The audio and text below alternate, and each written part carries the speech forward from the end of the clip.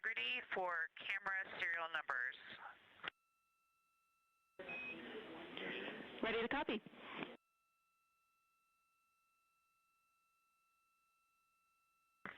Hey Jenny, these are card numbers for the various positions. For the long lens on the D5, we will have individual cards. Victor's 1008, Jeremy 1019, Reed 1012, myself 1015. For the Z9, we will have one card that is dedicated for today, serial number 1007. For the cabin camera D5, we will have one dedicated card for today, serial number 1022.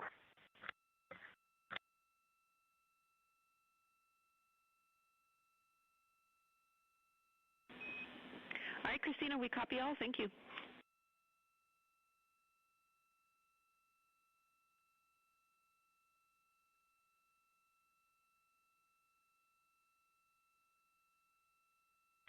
We just realized that we have Earth out window 1 and Moon out window 2, and Earth out window 4 and Moon out window 3, and it gives you the best idea of scale we have had yet. The Moon is about 3 to 4 times the size of the Earth, and it is almost full, and the Earth is just a small crescent out there.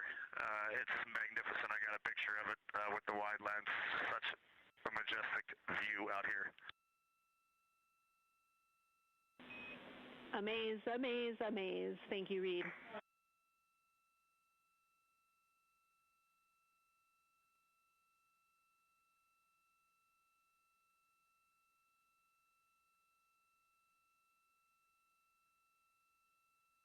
Those are some of the communications we're excited most about today. Commander Reed Wiseman calling down their view right now, obviously a little bit different than what we can see from the solar array camera. They are looking through the windows of the Orion spacecraft, able to see at the same time Earth and the Moon.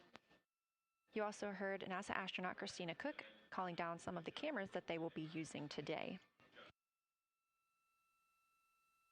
The crew is in that cabin configuration portion, and we expect the lunar flyby observation period to start just about 20 minutes.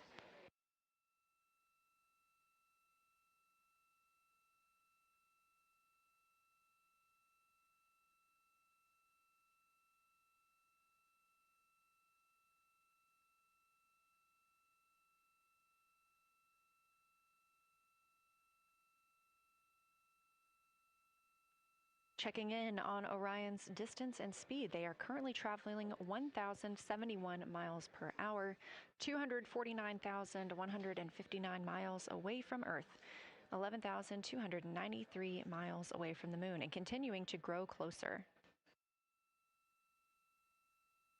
At closest approach to the Moon today, the spacecraft will be just about 4,070 miles away from the lunar surface.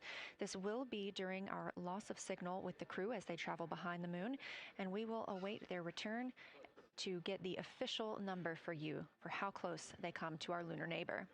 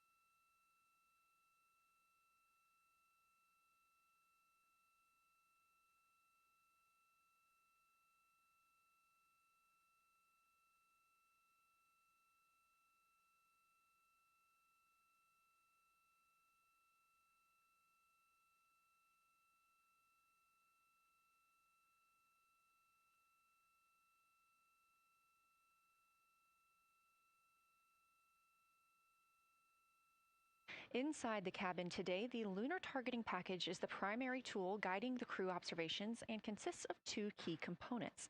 The Lunar Geography Review helped the astronauts study major lunar features in advance and help learn how to orient themselves during the flyby. Because, of course, the moon is not actually labeled like it appears here when we look at this map.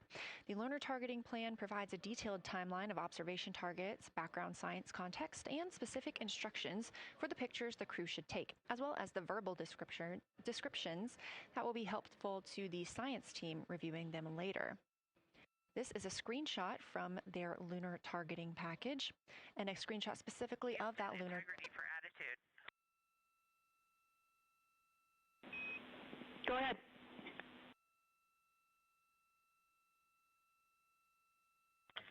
Hey, Jenny. Understanding we are in final attitude now for the lunar flyby, would it be possible to pitch the vehicle down 5 degrees? That would allow us to get the D5 long lens flush and have the least amount of window distortion. We're checking. That call from Christina Cook, NASA astronaut and mission specialist on Artemis II. Copy. The Orion spacecraft is positioned in a specific attitude to allow the crew to best see the moon outside of their windows today for this imaging opportunity. That call was a request for a potential attitude shift just slightly, another 5 degrees, to give them a better view and to give them a better opportunity to use their long lens camera.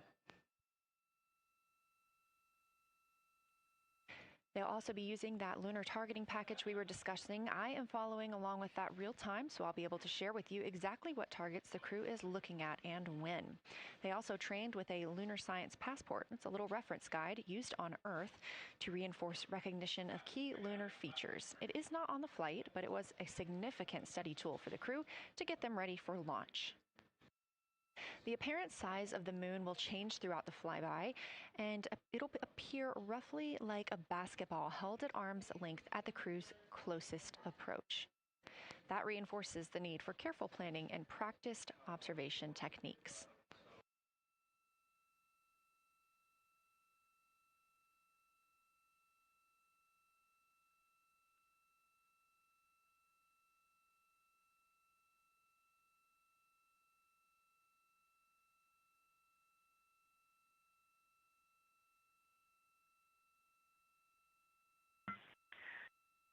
Houston, integrity for timeline. Go ahead.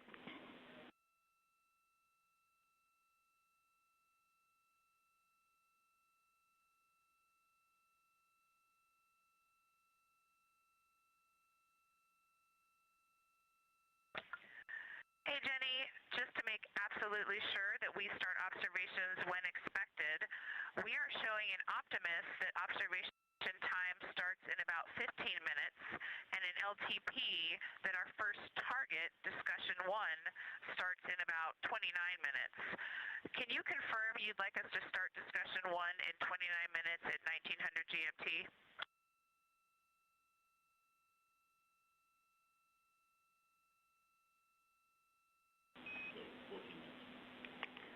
Christina, we are tracking that discussion 1 should start at 18:45. That's 15 minutes from now.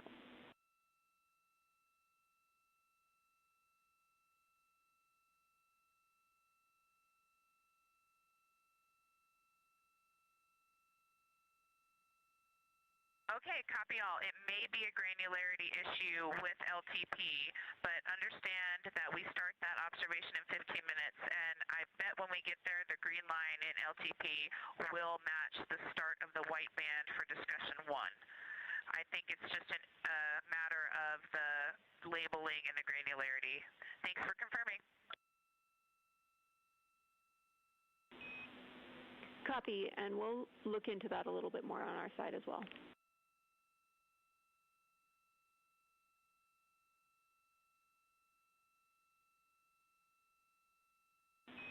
Christina, can you verify for us that your green line is moving on the timeline page of your LTP?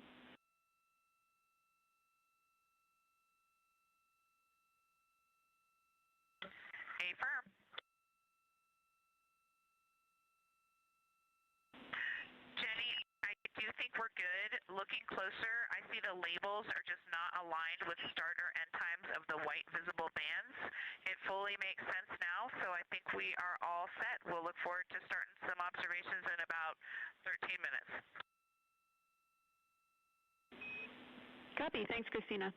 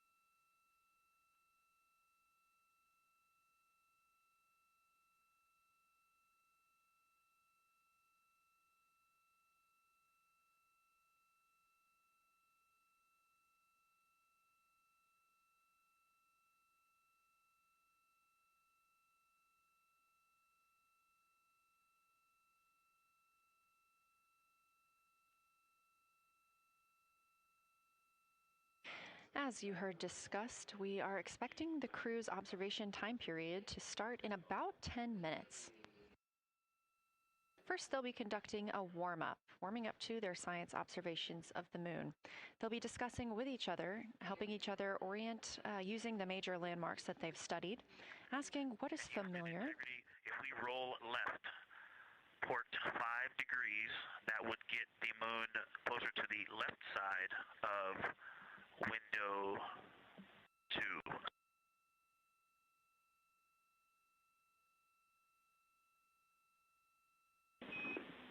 Copy, Victor. We'd like to know if it's pitch and roll or one or the other.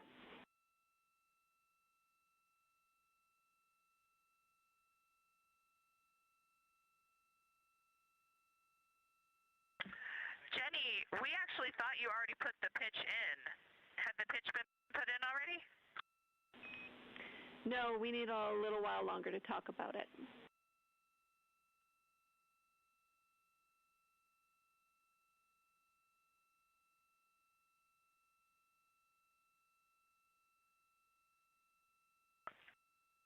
So, Jenny, I guess what's happening is just as our orbit's changing, where it is in the window is changing, so maybe these fancy little adjustments aren't worth it. It's going to continue to move in the window. Or is the spacecraft going to keep the moon at the same point of the window if we adjust the attitude? I assume the previous.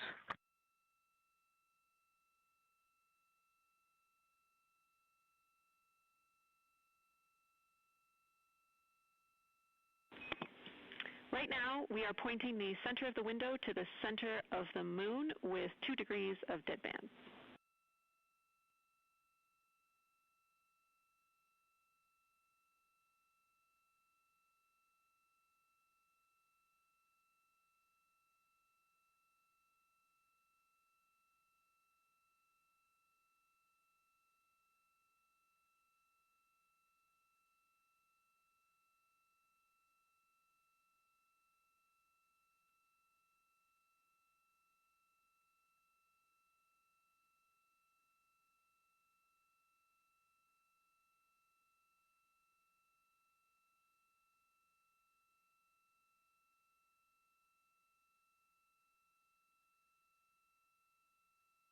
The conversation you hear happening now between the astronauts aboard Orion and Artemis Mission Control here at Johnson Space Center in Houston, Texas. They are in the center of your screen, seated at the CAPCOM, or Capsule Communicator Console.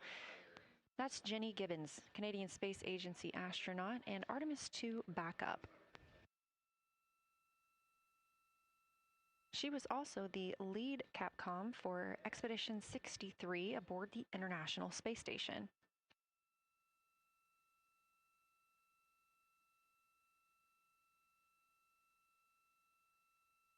The crew is requesting some attitude changes to the spacecraft to allow them to better image the moon, our priority for today. Of course, those have to be discussed on the ground before they are put into work aboard the spacecraft, so the team is taking some time to do so. You also heard Gibbons reference that we are into dead bands. Dead bands are essentially keeping us in the lane in which we're traveling. If you're familiar with lane assist in your car, very similar in this case.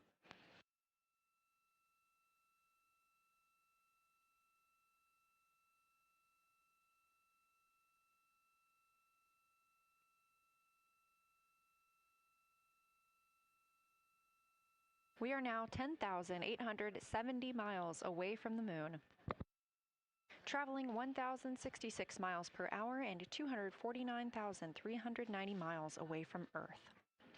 Again, we recently surpassed the Apollo 13 distance record of farthest humans have ever traveled.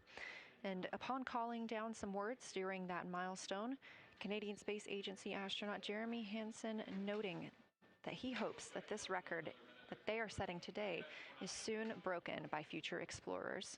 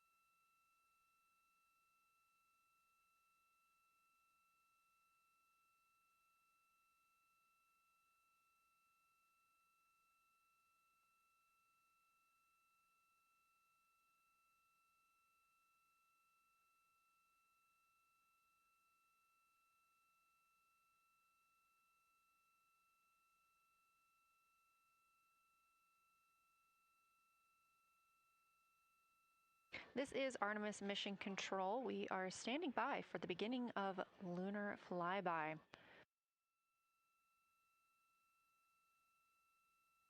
Expecting that to start in just a few minutes when the crew will begin a warm-up discussion preparing for the day. They will be capturing images along while discussing what they find familiar about the moon and what looks unexpected to them.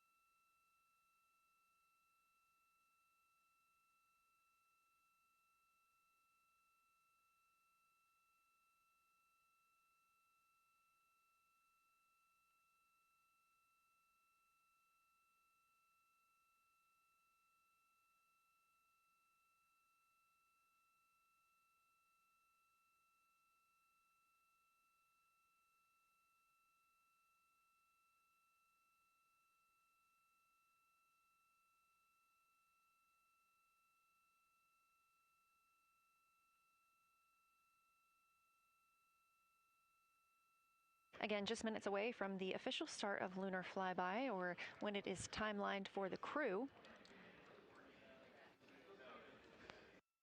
We are currently 10,726 miles away from the moon. This view on the left side of your screen coming from the camera on one of Orion's solar arrays.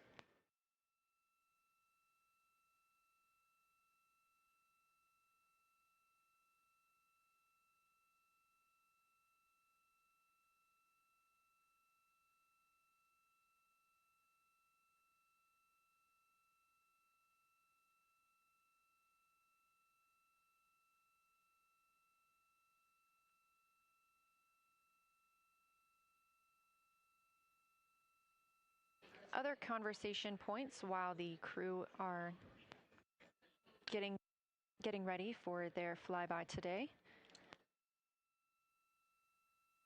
They'll be looking to orient themselves using major landmarks and annotating their observations along with their discussion. They'll have 10 minutes for that warm-up discussion.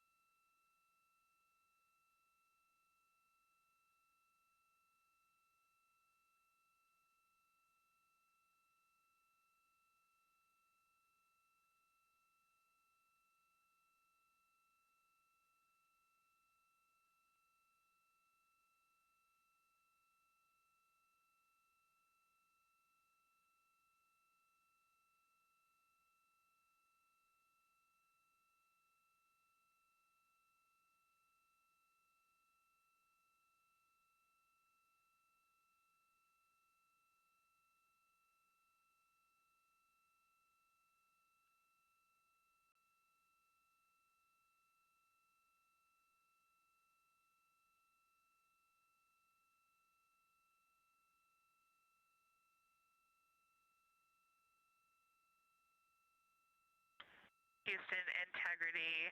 We have two folks at the window deep in discussion talking about all of the awesome features that they're seeing.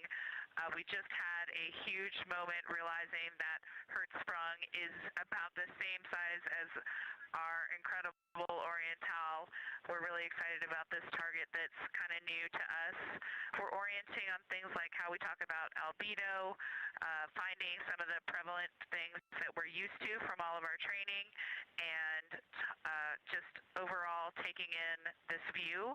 We also are noticing that the moon is still getting noticeably bigger as we go, even when you're watching it continuously. It's great to see these two guys get warmed up. We love the report, Christina, thanks. And you nailed it on why we added Hertzsprung. As you'll see in the prompts, we're looking for comparisons to the comparatively much older Hertzsprung compared to the younger Oriental. Great words.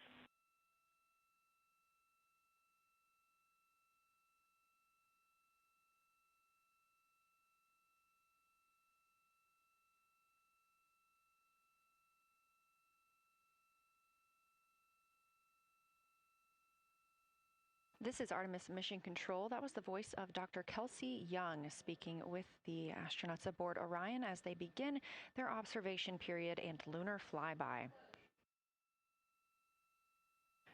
NASA astronaut Christina Cook reporting their view of Hertzsprung Basin. The team here is looking for centered images of the basin at a full zoom, and they're hoping that the astronauts can image and describe the inner and outer rings. This is considered a degraded basin with a floor, rings, and ejecta compared to a younger Oriental basin.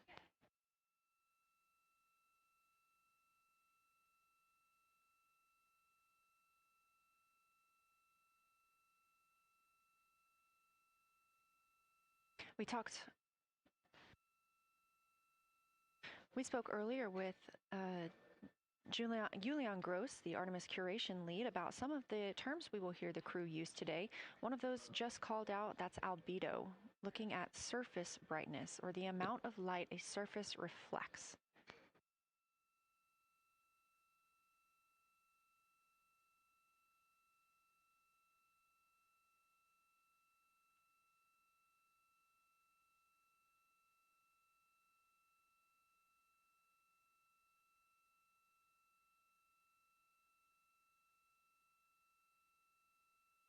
A few more terms that we hope to hear today during the crew's sit-reps or situation reports include embaying. This refers to one feature that surrounds another. That usually is a higher relief feature. Houston Integrity, one report from the crew at the windows. We can actually see the moon and Earth at the same time right now. It's interesting because the Earth looks way brighter, so the Earth itself seems to have a much higher albedo than the moon. We think this is independent of our eyes focusing because, of course, the Earth is much smaller than the moon in our view, so you could think that your eyes focus for the darker sky, and that it means that it only has apparent brightness more than the moon, but since we're seeing both in the same view, we do think that this can be inferred as the Earth as a whole has a higher albedo.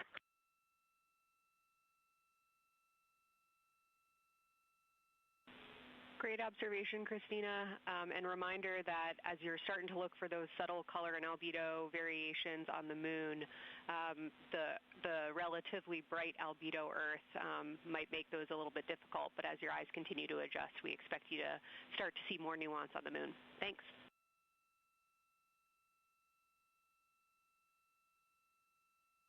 Great call. Thanks for the reminder.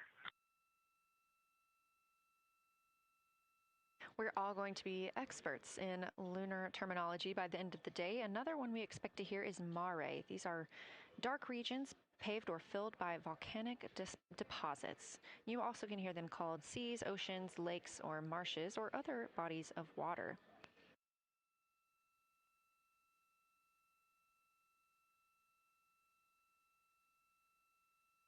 Again, we are live in Artemis Mission Control, but on the right side of your screen, that is the Science Evaluation Room, team members who have been preparing for this day for years. The crew has significantly darkened the cabin of Orion. This allows them better views outside the windows and fewer reflections from inside. They reported being able to see the moon and the Earth out the same window at this time. We are really hopeful to get those photos.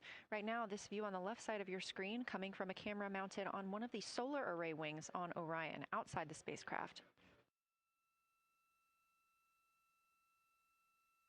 The crew is equipped with 80 to 400 millimeter zoom lenses.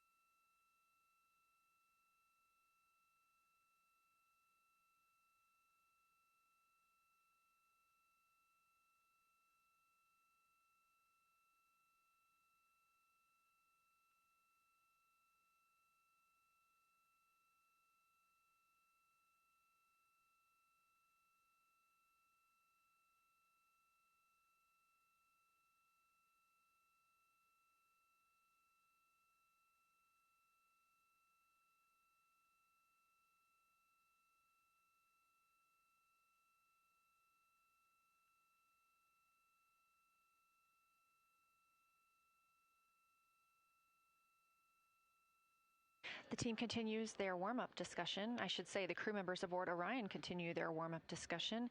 However, they are about to be prompted to move on to discussion number 2, which is near side and far side.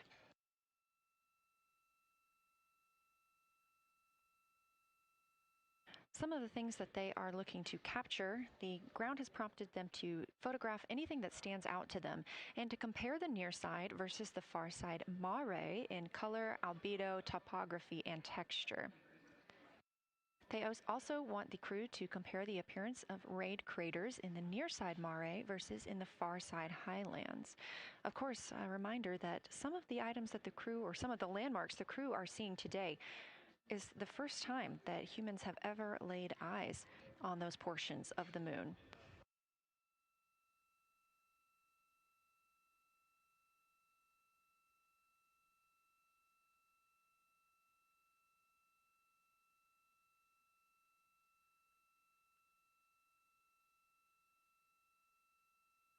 In the targeting package, there are a few reminders of the crew. For the crew, there are time-sensitive observation reminders and science sit-rep reminders. Integrity. We have sit-rep. The targets that are being discussed right now, it's the far side, near side comparison, and hearing some great discussion of browns and greens in the Aristarchus Plateau and how those disappear as you go toward the North Pole, and then over to the far side, you lose the color. You've got Jeremy in window 2, Reed in window 1, having a great discussion. Christina's under window, I'm sorry, Reed is in window 3. Christina's under window 1, documenting the discussion. And we've got the lights completely off in the cabin. There are some LEDs that we cannot put out that do provide some light scatter. But we have all of the internal lights off. And are letting our eyes adjust as best we can. The window 4 view, you only get about a third of the moon. Tycho is going to go over the horizon soon, and you can see Aristarchus, and then you start to lose the view as you go to the west in Oceanus and Procellarum. So far, the team is on the plan, and the long lens is being put to good use, and recordings are being made, and internal documentation of the configuration and the observations is ongoing. Science, do you have any questions for us at this time? Integrity Science. Victor, very glad that you provided the first formal science sit-rep, as these were indeed your idea. One follow-up question, any relationship between those browns and greens you described? Do you see them blending into one another, and do you see any topography associated with either color?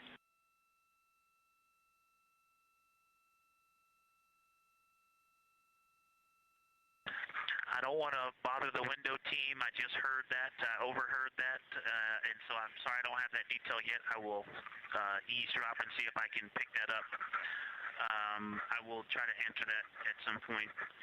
I also heard a comparison of the albedo in Aristarchus, that crater, the very high albedo spot you can see on the near side. There is a feature called, I believe, Burgess alpha that is equally or maybe higher albedo.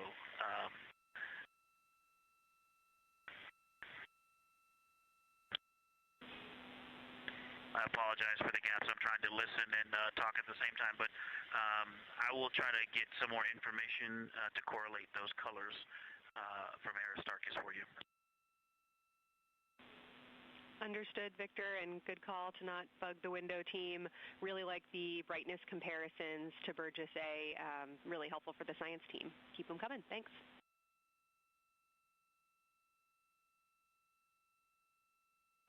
I also heard a discussion about the albedo of Grimaldi being a 10, and how many of us, when we were a little further away, saw that as the darkest albedo, and that the bigger mare off to the to the east was still dark, but maybe a 7-8. We still think that, but you are seeing color variation, albedo variation inside of Grimaldi as well, and that even on the west side there's still a very dark part of it. But it is still the darkest. It is just not as uniform as it looked when we were farther away. We're starting to differentiate the striations of albedo inside of Gribaldi. Copy all, Victor, and you read our mind. Superlatives like darkest, biggest are really, really helpful for us, so keep those coming.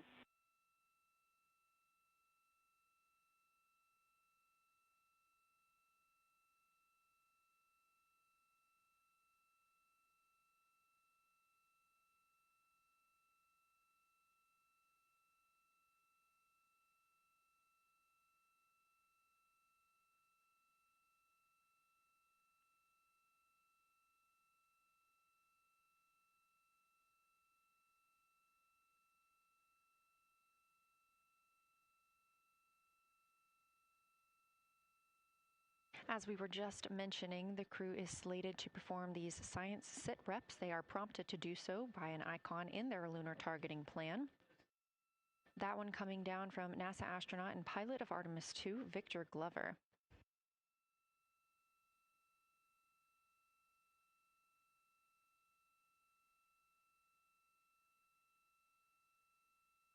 As we discussed, the Capcom is usually the only person in the room speaking with the crew, the capsule communicator. However, today, the science officer, Dr. Kelsey Young, she is the Artemis Science Flight Operations Lead, is speaking with the crew during the flyby to ask any questions that the team may have. To her right is Trevor Graff. He is one of 3 science officers. Those would be Kelsey Young, Trevor Graff, and Angela Garcia, who will also join us later for an interview.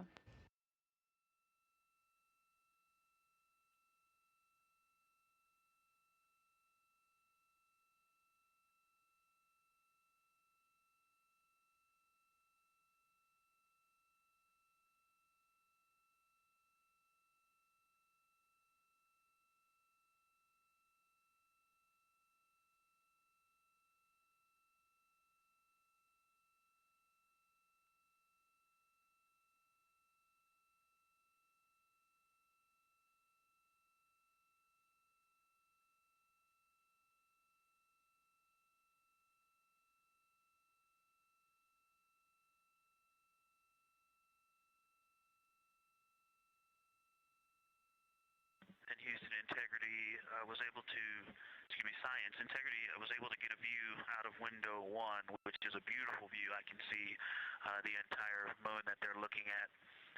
We left the T-shirt up there, so I was kind of peeking through the opening in the makeshift shroud there. And once I was able to get 2 eyes on it, what jumped out at me was Vavilov. It's just peeking out of the Terminator. It's clear of the Terminator now, but it just really jumps out because it's still got the low light, the low sun angle. And so where the, Vavilov has that impact over the top of another crater, where the 2 craters intersect on the eastern edge. So on the side closest to Orion, where the 2 crater rings intersect, the shadow there is the highest peak in the interior of Vavilov, and so you can see that terrain is, there's some real variation in the terrain there, that there's a nice peak where those peaks intersect, where those rings intersect, and we'll get a picture of that. Love the description, Victor, especially the comparison and relationships you just described about topography. And if it's easier for your observations, do feel free to remove the T-shirt shroud from window 1.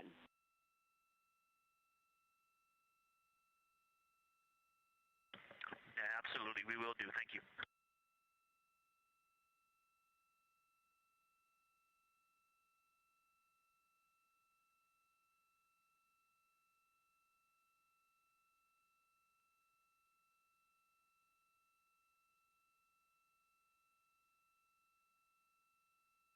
Those calls coming from NASA astronaut Victor Glover. As we discussed, the crew is working in pairs at the windows.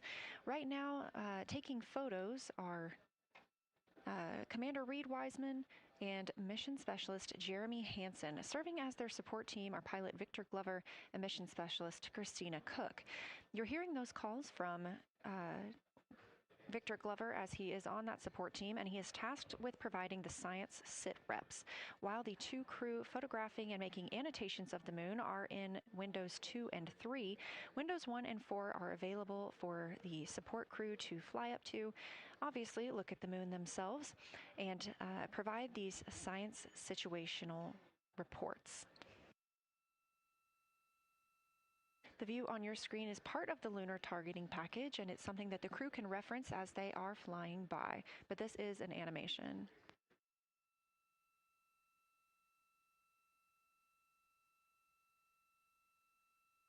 You also heard Glover mention Oriental. Oriental is a major feature that the team is interested in today, and it's known as the Grand Canyon of the Moon. Until this mission, the Oriental Basin had never been seen in sunlight by human eyes. Oriental Basin and its surrounding ejecta could fit within a straight line distance from NASA's Johnson Space Center, where we are at today, to Kennedy Space Center.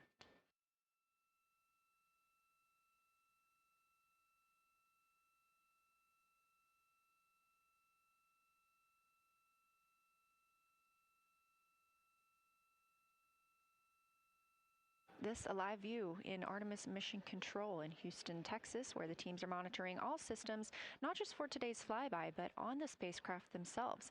Again, this is a test flight, our very first flight of humans on the Orion spacecraft.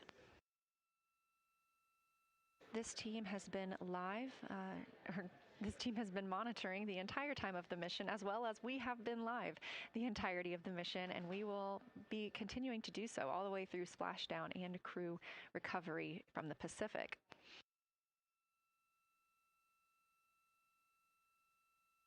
This is a visualization from Aero, the Artemis real-time orbit website that you can also access at any time by visiting nasa.gov/trackartemis, showing us that we are now under 10,000 miles from the moon, 9,948 to be specific, and continuing to count down.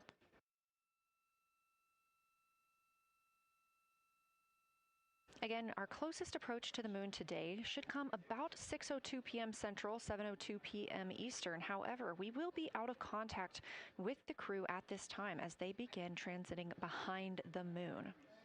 At that time of closest approach, the distance from Orion to the lunar surface will be about 4,070 miles.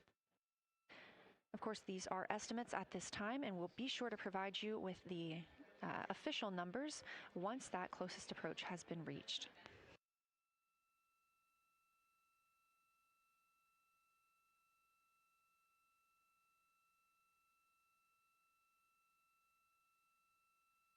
This shot live inside the Orion spacecraft, where our 4 crew members are continuing with their lunar flyby activities. They have just begun those activities really about 20 minutes ago, so we've got several hours of moon view opportunities. This is still a live view inside that capsule. However, you can see just how dark they have turned down the lights. Actually, they've turned them all the way off. There are a few LEDs that they cannot power off, but turning down these lights gives them better views outside of the spacecraft's windows while they photograph the moon. This also prevents any reflections from inside the spacecraft bouncing up on the windows and interfering with their photography.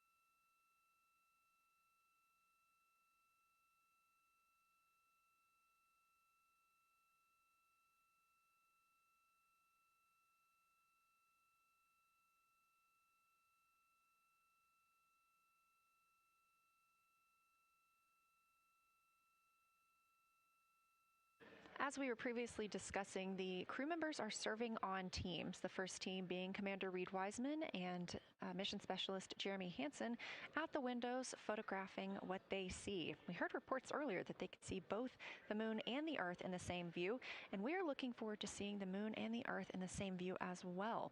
That Earth set coming up in just a few hours.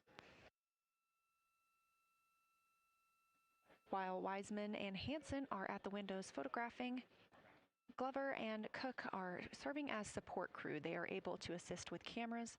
They are also providing those situation reports, letting us know how the team is working inside the spacecraft, what they're seeing, and how they're feeling about it.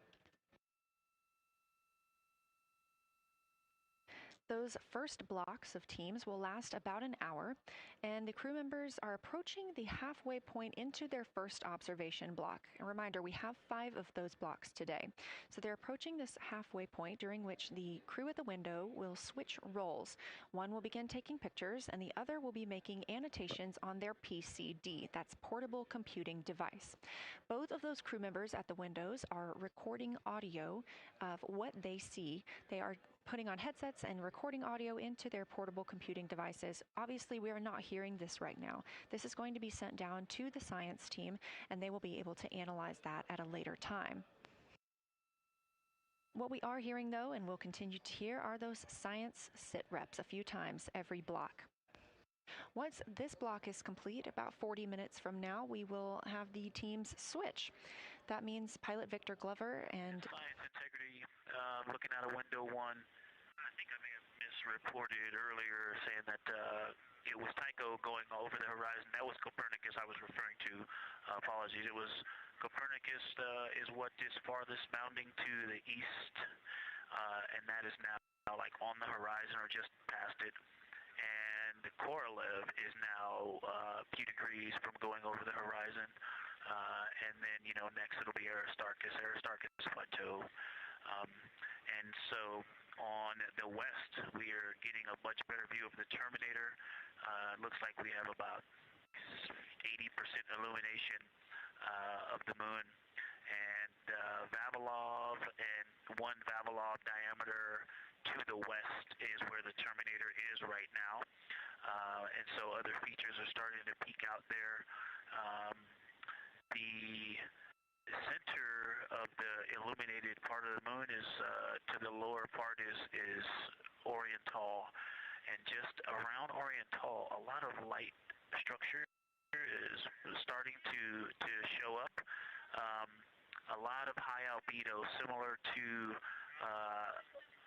the feature I cannot remember, Burgess Alpha and Aristarchus type high albedo in the ring. So when you look at the interior ring and the external ring, it's almost as if the edges are starting to dry up and turn white. If it was something that was wet and got dry, the edges would be the part to dry first.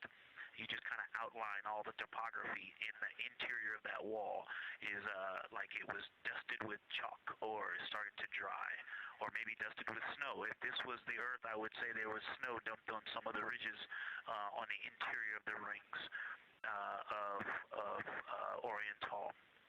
Also, an interesting part of the discussion that I heard between Reed and Jeremy is that from Glushko to Grimaldi, there are 2 dark features there that look like commas, but in the wrong direction. But there's also a lot of interestingness, just a lot of geometry and squiggles and dots and lines that are starting to stand out as more small features come into view. And there also is a lot of variation in albedo. In some of those, the 2 dark features, for example, have on the southern edge of the larger one, the one that's further to the south, there's a very dark, the 1 albedo, like the southern and western part of Grimaldi. And the one to the north, closer to Glushko, is also that same dark albedo. And then around them, there are some very high albedo spots just to the north of the southern one, and just to the west, the smaller one to the north. Very high albedo, almost approaching the 10, a 9 or a 10, like Aristarchus. and lots of little bright spots are just starting to pop up on in this view. To the north, as you look up at the North Pole, there is a very distinct crater with a lot of very defined central peak that is also 3 in albedo, and all of that area past it, going to the horizon, gets lighter and lighter, and is very, very high albedo. And I will go look and find the name of that feature if I can look that up.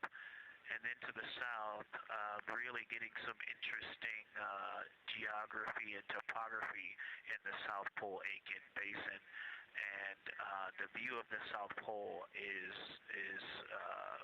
quite amazing. We've got some Terminator there, as well as the limb view, and there is a very distinct crater right at the South Pole. And I'm going to go look up, I don't believe that is Aiken, but I'm going to go look up the name of that one because it's also giving a lot of good topography due to the shadows that I'm seeing. But that's, I was trying to bound the view that I'm seeing for you, and I got distracted by all of these interesting albedo variations that are popping up in the interior. But that's the view that we see just a Vavilov diameter to the west beyond is where the Terminator is. Just beyond, I think Copernicus is the easternmost feature that we can see. A very nice ringed, very nice structure crater to the north with a great high albedo central uplift to the north, and the south is dotted by a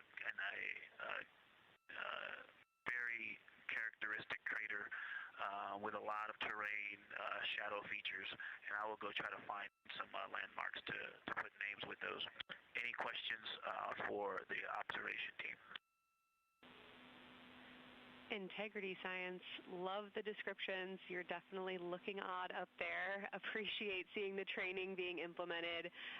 Especially interested in your descriptions of the dark patches. You compared the comma-looking features to the albedo you see in Grimaldi and notice that you're starting to see those color differences popping out.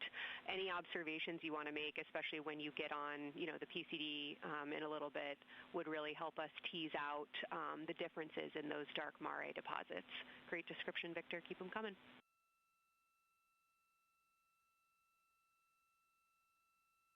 Absolutely will do, and I know you've got descriptions on both of the window observers right now as well. Keep them coming.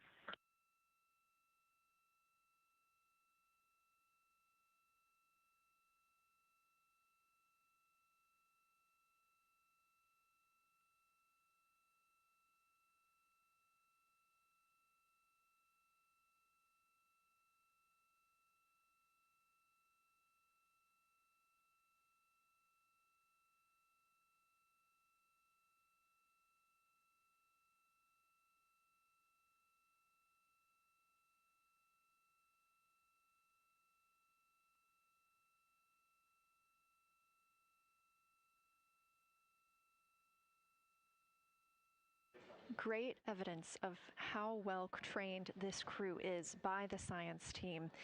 NASA astronaut and pilot of the Artemis II mission, Victor Glover, calling down a situation report, noting several different features on the moon and such descriptions, even saying that it looks like snow on some of the peaks. Obviously, we do not expect that to be snow, but referencing that as some of the lighting on how it looks to the Artemis II crew from their current position.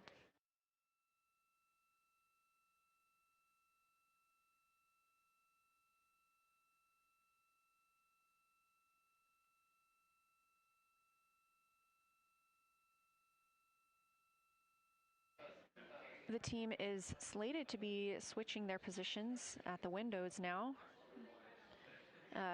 Both Reed Wiseman and Jeremy Hansen have been at windows 2 and 3, one taking photos, one making observations and annotations on their portable computing device. At this time, we also anticipate that they are looking at a crater duo. One of those is Glushko, and the other is Ohm. The team is looking to know the extent of Glushko's ray system and how its rays differ in the mare versus the highlands. They also want the team to compare the ray systems of Glushko to Ohm.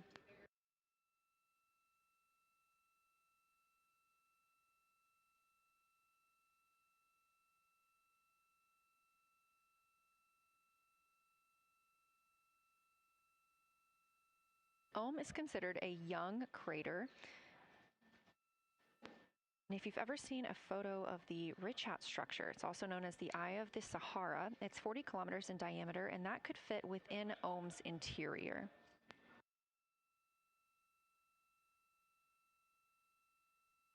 The team is specifically interested in descriptions of that ray visibility, including the color, albedo. Remember, albedo is the brightness or the surface reflection, and the reach.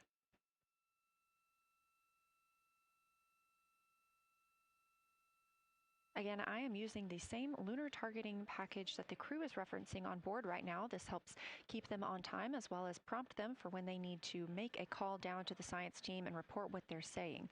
It also gives them reminders of when they need to swap positions at the windows. Additionally, I'm using the Artemis II Lunar Science Passport developed by Amber Turner and the Artemis II Lunar Science team. Now, this passport did not fly with the crew, but they used it extensively as a study guide here on Earth. So a lot of the descriptions and comparisons you hear today are developed directly by the science team.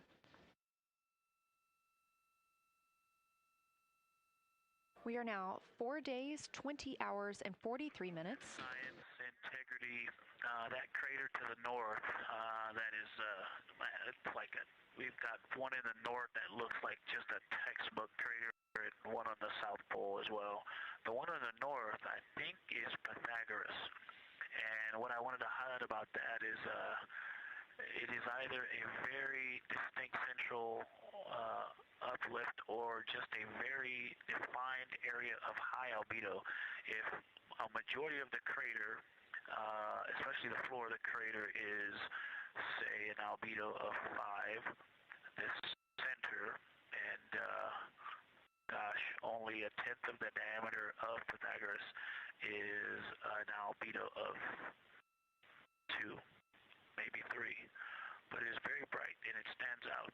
And then between that crater and the actual, what is the horizon from here, there seems to be another crater right on the horizon, and right on the edge of that is another patch of that albedo. It seems to be between the two craters. It's hard to tell from this grazing angle, but there is another spot just further north beyond Pythagoras.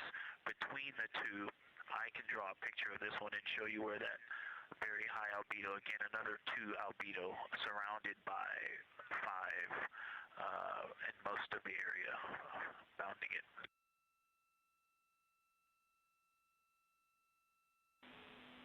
Integrity science, thanks for that. We agree with the Pythagoras assessment. And as a follow-up to your previous report, the SIR had questions about topography comparisons between the North Pole and the South Pole of the Moon, if you're willing to provide words on that.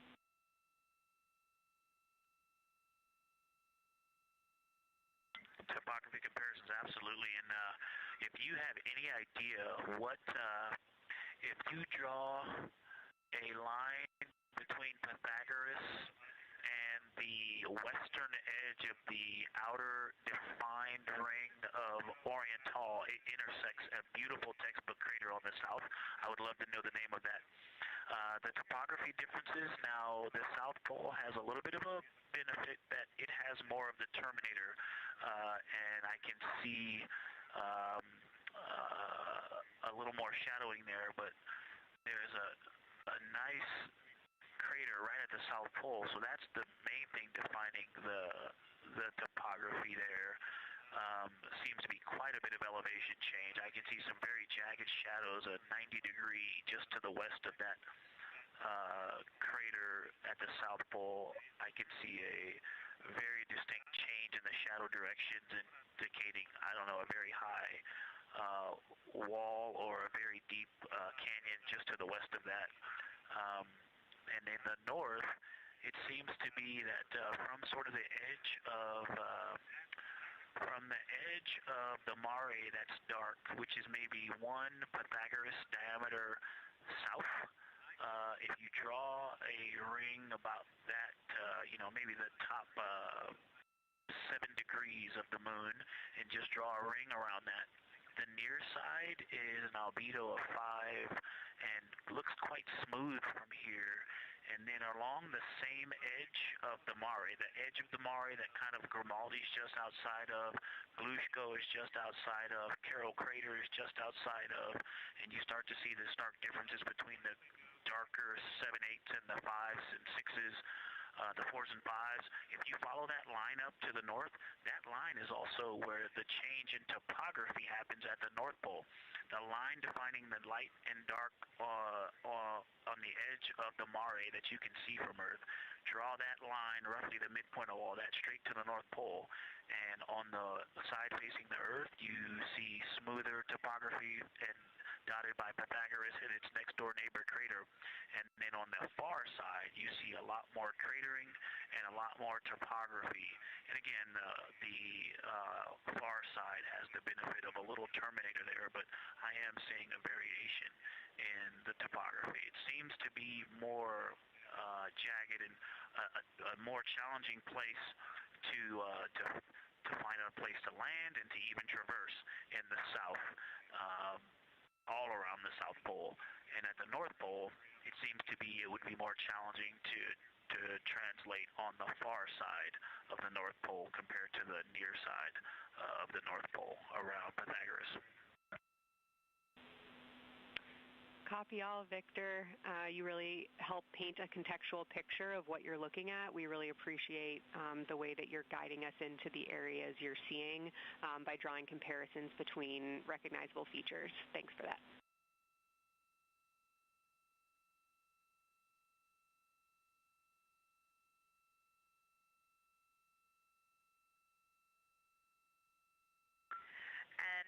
Kelsey, another little science sit-rep moment, something I just heard from the window team is the more I look at the moon, the browner and browner it looks. I thought that was an interesting observation. The 2 observers have been on timeline, no hardware issues. They did start to talk a little bit about another feature that you'll hear more about on the recordings that they call the handprint. That was at the end of their Glushko and before they moved into their current target. They thought that was worth chatting a little bit more about. And they're preparing to switch after this. Houston copies and concurs.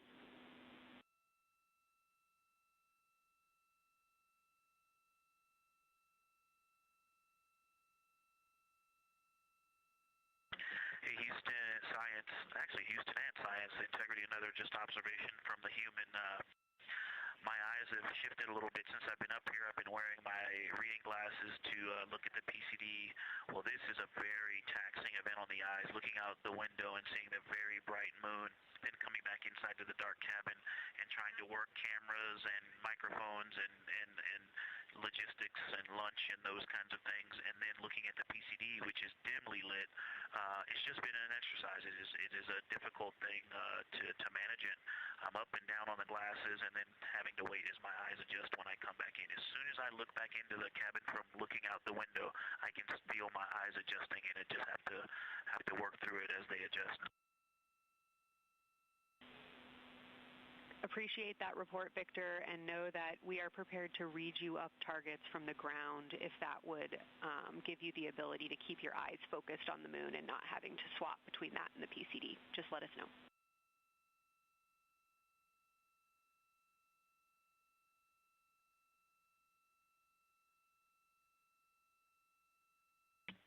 Yeah, we appreciate that, Science, and we will also do that for the window teams, and we'll back each other up that way as well. But we appreciate that. We may take you up on that. Thanks.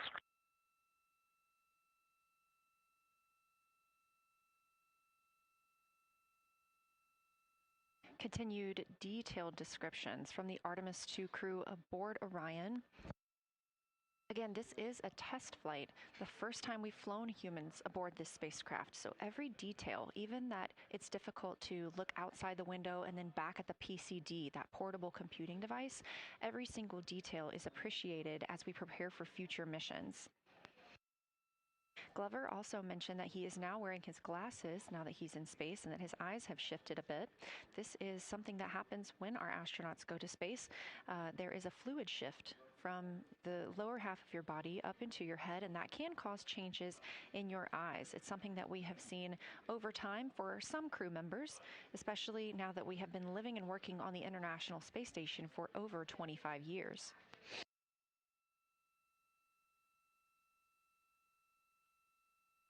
Again, it's clear that these Artemis II astronauts have undergone extensive lunar science training, including classroom instruction, fieldwork, and high-fidelity simulations. Training expeditions even took place in analog environments like the Icelandic Highlands and the Kemasasin impact crater in Labrador, where crews practiced identifying and describing geologic features under varying conditions.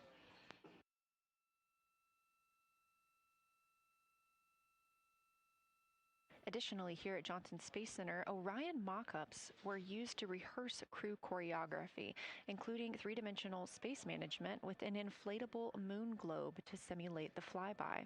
And while on Earth, the crew also used that small lunar passport that I mentioned with descriptions, photos, and prompts to help them study the features we hope they'll see. Now, this is a view from their lunar targeting package at this time, helping them determine what they're seeing on the moon, as well as on the left, keep up with what their next target will be. As you can see, we have got a long list and an exciting day ahead of us.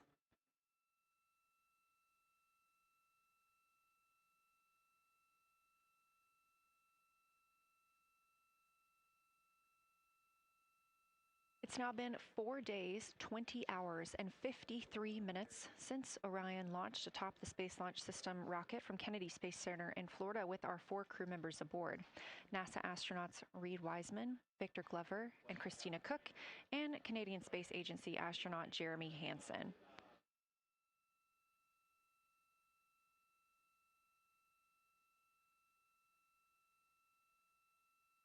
The Artemis II crew passed a major milestone today when they passed the Apollo 13 distance record at 12:57 p.m. Central, 1:57 p.m. Eastern. That Apollo 13 distance record was 248,655 statute miles from Earth. And Houston, another observation, whole moon. When you look at the moon, something I've never seen in photographs before but is very apparent, all the really bright new craters. Some of them are super tiny. Most of them are pretty small. There's a couple that really stand out, obviously. And what it really looks like is like a lampshade with tiny pinprick holes and the light shining through. They are so bright compared to the rest of the moon. We copy, Christina. Thank you. Looks like you guys might be doing it, but remind you to swap positions at the window and take your SD cards with you. We're loving everything that you're calling down, so keep it up.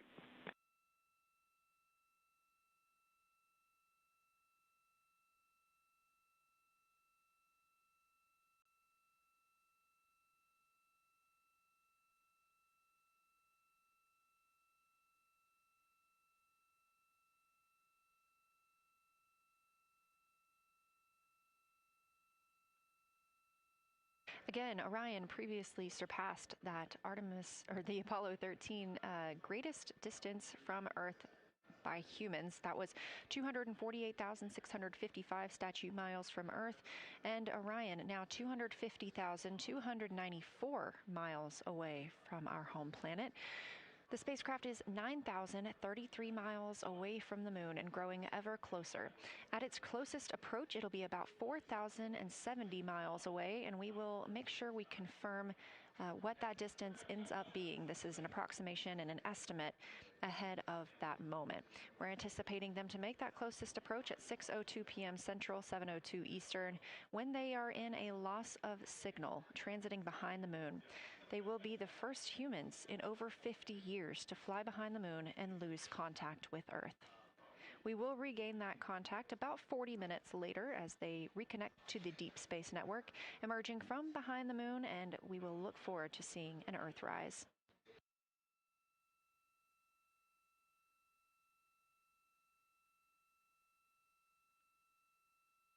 Again, the crew is currently in their position swap portion on their timeline.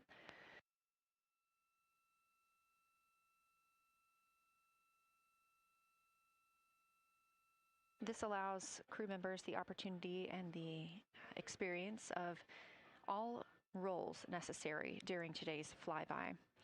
Right now, those two crew members at the window have swap positions.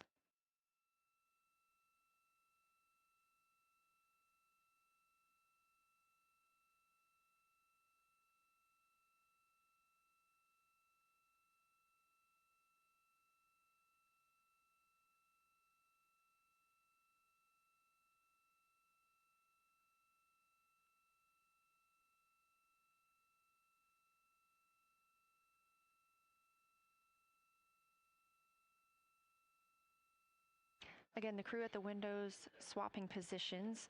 Right now, that crew is Commander Reed Wiseman and Mission Specialist Jeremy Hansen, while Victor Glover and Christina Cook serve as their support flyby crew members. That's why you are hearing Victor and Christina during those science situation reports. Those voices will change in about 30 minutes when they take a turn, taking photos and making annotations while at the window.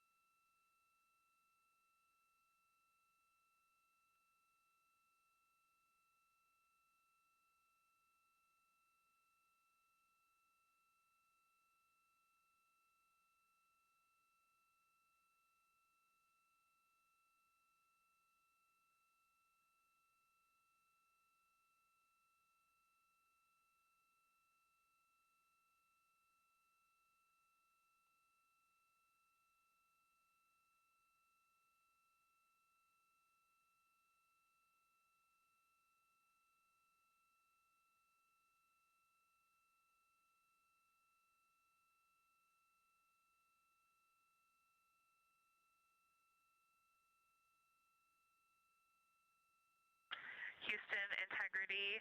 I wanted to provide an observation or a little bit of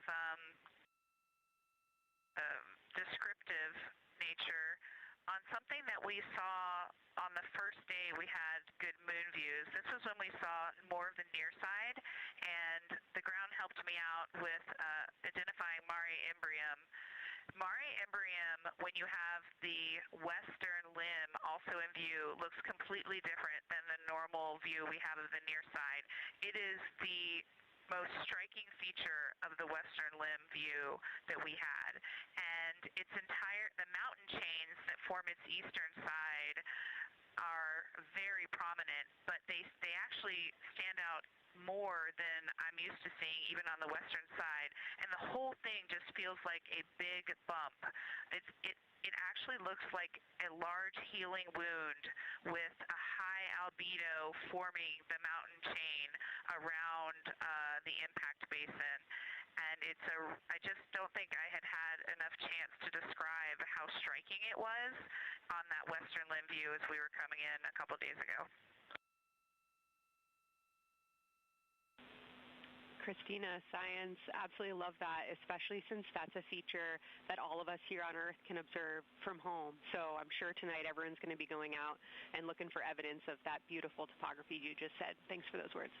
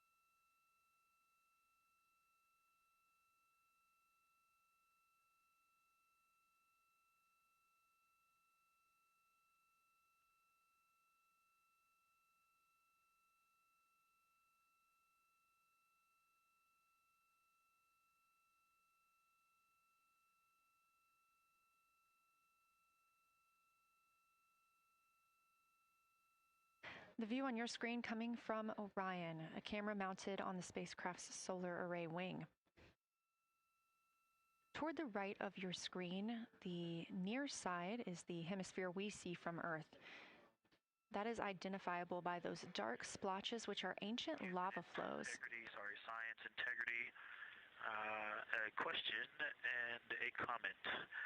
Question is it possible that we're seeing a Schrodinger basin from this vantage point in the Terminator at the South Pole? And the comment is the rays coming out of are less distinct. We are not seeing the bright rays coming out of it, but the sort of 9 o'clock wedge that is formed by the change in albedo from the interior portion that is to the northeast to the surrounding lighter mare that's 270 degrees to the west.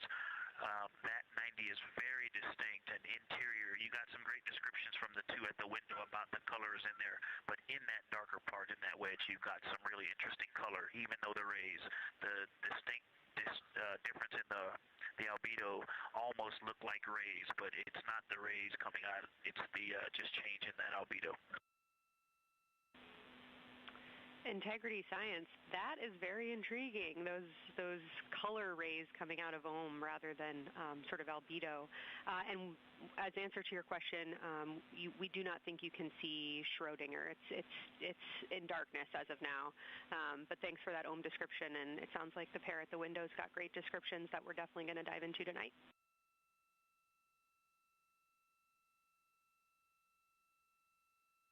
Okay. If you could help me, I would still love to know what it is. There's a very nice crater. You're going to likely have a lot of pictures of it. What would be right in the Terminator at the South Pole or close to the South Pole where it's intersecting the Terminator right now? Yeah, Victor, we're assuming you're talking about, kind of if you're looking at the Terminator, it's basically like 70% down from the North Pole. Is that where you're looking?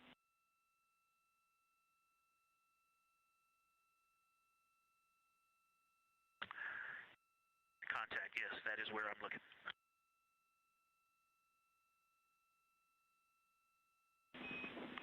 Integrity Houston, that is an enabled caution for wastewater dump required. We have hit our limit. As expected, no crew action.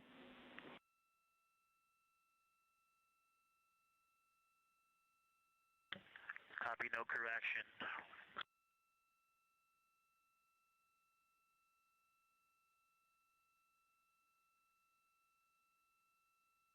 You are. And integrity science, we're trying to figure out what you're looking at there. Is it like right on the Terminator, or is it in the eliminated portion next to the Terminator?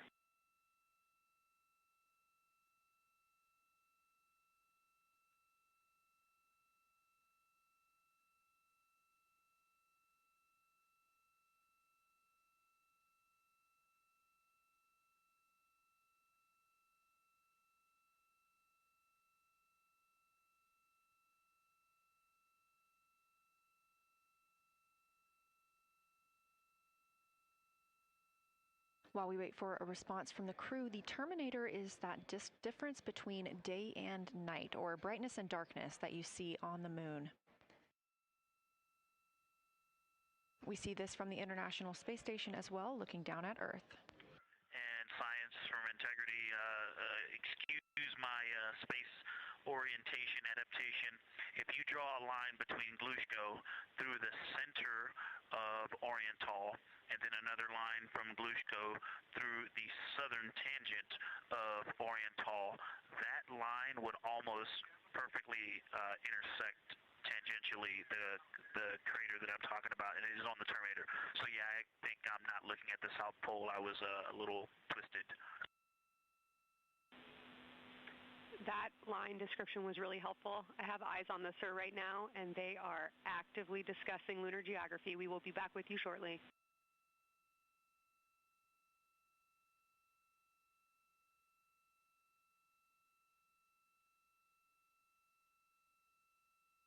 You're hearing a couple of voices today in Mission Control Houston. One of those is Dr. Kelsey Young. Integrity science, we believe that's Zeeman Crater.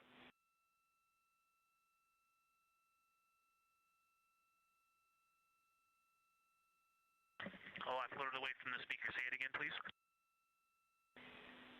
We believe that that is Zeeman crater.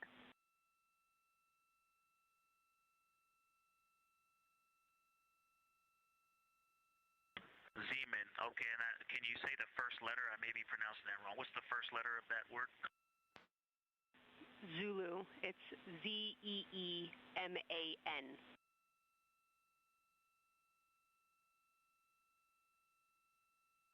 Copy. Thank you for that. Yes, we've got a great view of that. And when I went back to the window just now, the view has completely changed. Our trajectory is taking us to a new view, and I'm looking more into Vavilov. I've got a nice, great view into Vavilov. I'm actually away from the window right now, so I'm going to go try to give you some bounding words on the view that we're seeing. But I've got to get back to a window in a minute. Understood, Victor. You're defining new views of the moon in more ways than one.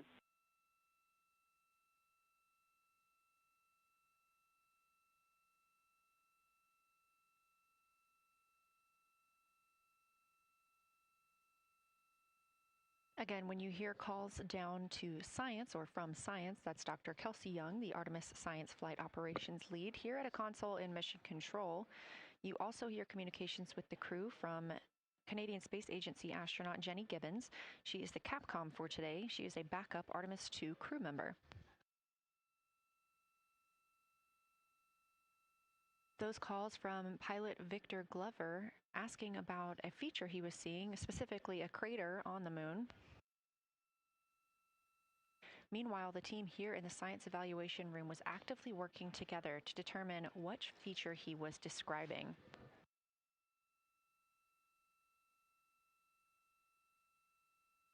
The teams at the window have continued to move through their targets, including Aristarchus Plateau, Reiner Gamma, and we are preparing for the cabin and window teams to swap.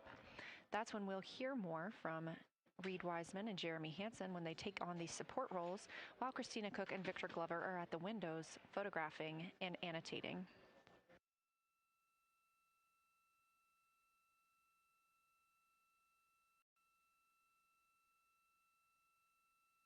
As we briefly mentioned, if you look towards the right side of the moon, essentially,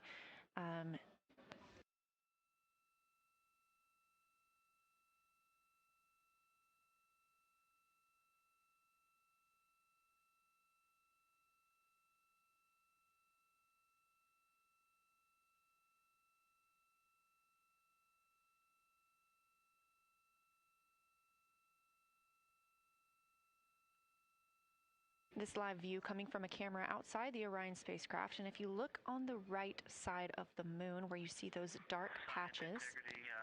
Wow, yeah, I wish I had some more time to just sit here and describe what I'm seeing, but the Terminator right now is just fantastic. It is the most rugged that I've seen it. From a lighting perspective, there are little islands. There are islands of terrain out there that are completely surrounded by darkness, which indicates some real variation in terrain. Up to the north, there is a very nice double crater. It looks like a snowman sitting there, in the 5-10 degrees below the pole in the Terminator. And then on the southern edge, there's almost like a hole. Looks like a hole, and it's the diameter of Vavilov size, just blackness, and then a wall of bright, and then it goes back to the black beyond the Terminator. So there's it looks like there's just a gigantic hole right there, 1 Vavilov diameter east of the Terminator. And as you go south, the Terminator is not a nice smooth arc. It's just jagged. There's almost a 110-degree turn in the shadow as opposed to the nice smooth arc, again indicating some really interesting variations. And I'm sure we'll get some photos of that. And then one of the craters further to the south of Vavilov, maybe halfway down to the South Pole, is not only looks like just a deep hole, and then there's like 2 island rays pointing off to the west and north that indicate very high ridges and very deep canyons coming up out of that crater. So again, just some really interesting visual illusions going on with the shadows there. Like I said, there look to be islands out beyond the terminator because some of the things, maybe even a Vavilov diameter into the terminator are catching sunlight on the peaks up to the north and to the south. It's very, very interesting to see. Integrity science, oh my gosh, that was an amazing picture you just painted. I glanced over at the SIR video and I literally saw fist pumps in the air. Those types of observations are things that humans are uniquely able to contribute, and you just really brought us along with you, so thanks for that.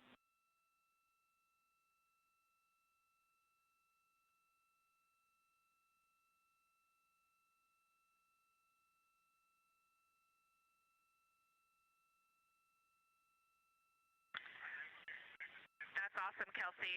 Did you get a sit rep updating you on a slight change in logistics for PCD use?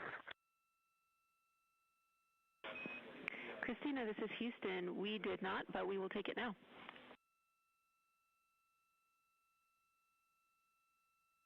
We slightly changed the PCD plan for the window observers. The two window observers kept their PCD. So in other words, the one that window 2 went to window 3 and the one at window 3 went to window 2 when they swapped rather than staying at the window. We'll plan on all observers keeping the same PCD for all observations. Copy, Christina. That makes sense to us, and good plan. We are coming up here on a cabin and window team swap. Let me know when you're ready for a quick vehicle status.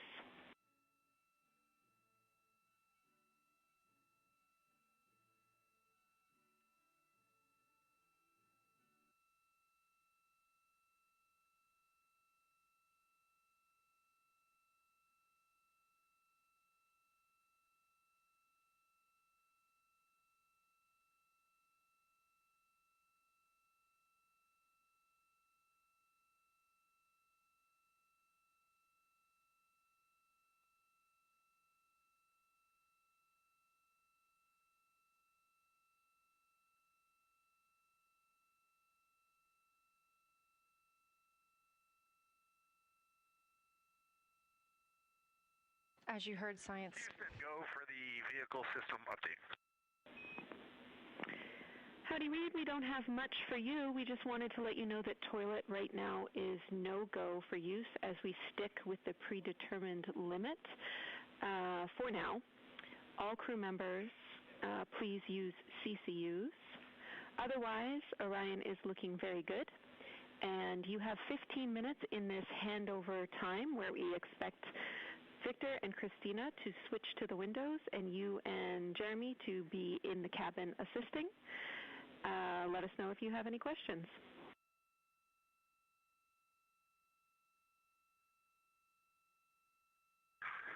No questions at all, and they're in the swap right now. The first thing I'll tell you, I floated up to the docking hatch window and just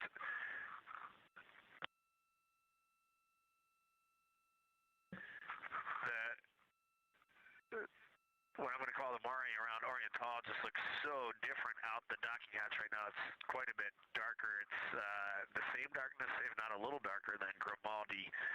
But it's cool after just being in the 400 mil for the last half hour, looking up close. I got pictures of everything Ike was just describing on the Terminator. It really is a fascinating Terminator. And then Oriental just looks so dynamic right now. It's very three-dimensional out the docking hatch compared to what I was just looking at through the 400 mil. We love it. We are getting a sneak preview from one of our SAW cameras at what you're looking at, and we see some of what you're describing. We cannot wait to see your photos. Thanks.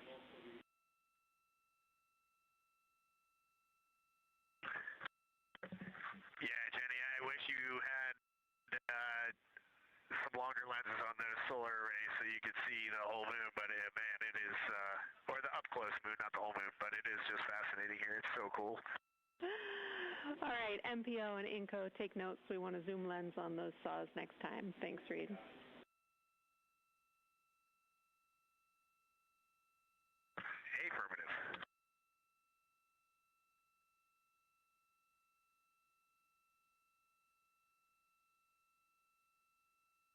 As the crew gets ready to switch positions from the window crew going back to the support crew and the support crew flying up to the windows, this view inside the room, Capcom Jenny Gibbons speaking with the crew, Canadian Space Agency astronaut.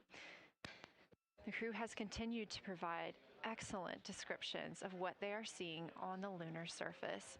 In this picture, or in this live view actually, from Orion and a camera mounted on its solar array wing, if you look at the dark portion on the right side of the screen, those are visible from Earth. That's considered the near side. Those are ancient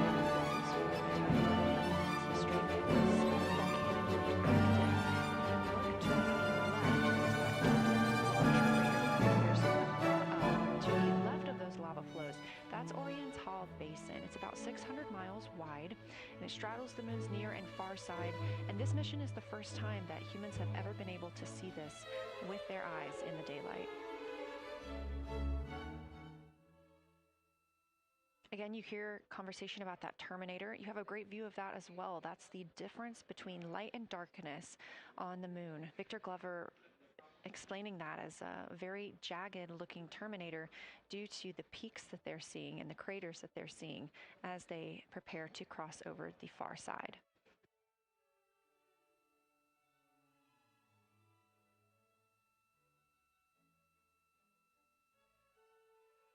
You also heard science officer, the Dr. Kelsey Young, Artemis Science Flight Operations lead, sharing with Victor Glover that his responses are truly something that only human eyes can discern or provide. So we've previously discussed how having humans observing the moon on this mission is being combined with lunar robotic data to help us maximize what we know about the moon. So part of that data comes from the Lunar Reconnaissance Orbiter, or LRO. This orbiter provides the robotic foundation that makes Artemis II lunar science possible. LRO has been orbiting the moon for 17 years, which makes it the longest operated lunar orbiter in history. And it's also the only American spacecraft dedicated specifically to lunar science and exploration. Artemis II lunar observations are designed to complement data like the detailed surface images from LRO. So while LRO provides those detailed high-resolution maps of the moon's surface, the Artemis II crew adds human observations that focus on regional context and relationships between features, giving scientists a larger geologic picture. Now, this combination of robotic and human observations strengthens lunar science. LRO delivers precise and repeatable measurements over long periods of time, while the Artemis II crew contributes real-time visual descriptions and context that robotic instruments alone cannot provide. The best description I've heard while preparing for this mission is to compare the difference in looking at the moon with your own eyes on Earth and trying to take a picture with a camera. The camera truly never does it justice, and it's much easier to describe and perceive what you're seeing with your own eyes than to take a photo. These Artemis II astronauts can rapidly scan wide areas and adjust their focus in real time, as well as describe relationships between features. The crew will also observe the same regions multiple times under changing lighting conditions during the flyby and provide perspectives that would take robotic missions years to accumulate. During the Artemis II mission, LRO is also attempting to observe some of the same lunar features that the astronauts are studying. Collecting this data simultaneously highlights how different instruments and human eyes provide complementary information about the moon. This LRO data plays a direct role in preparing for future Artemis missions. Its measurements of topography, surface temperature, composition, radiation, and lighting conditions are used to assess hazards, identify safe landing sites, and locate potential resources such as water ice near the lunar South Pole. This mission, Artemis II, represents the point where years of robotic preparation are paired with human exploration for the first time in the Artemis era. So together, LRO, the Lunar Reconnaissance Orbiter, and Artemis II are demonstrating how NASA moved from mapping the moon robotically to exploring it with humans. We are laying the groundwork for future Artemis missions and sustained lunar operations. A check-in with Orion. We are now 4 days, 21 hours, and 22 minutes into the flight of Artemis II, our crew aboard the Orion spacecraft. We are now 8,153 miles away from the moon, 250,742 miles away from Earth. The spacecraft is traveling at 1,030 miles per hour.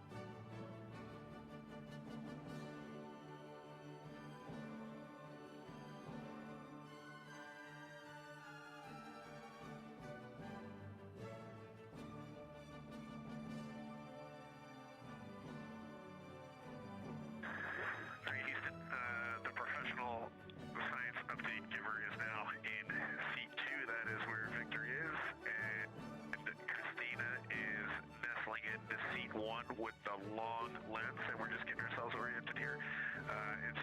It's a cool view in the cabin. It's actually a cool view to be off the camera now and looking at my crewmates getting up to their observation posts and looking in. It's super fun.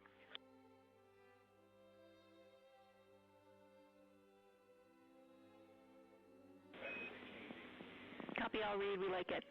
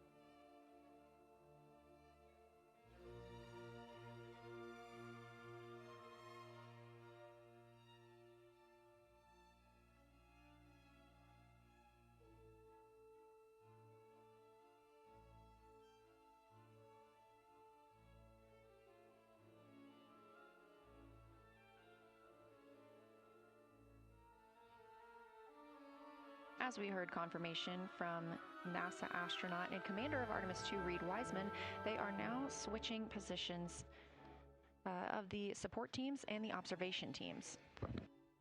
So initially, Reid Wiseman and Jeremy Hansen were at windows 2 and 3 in the Orion spacecraft, taking photos and making annotations in their PCDs, portable computing devices.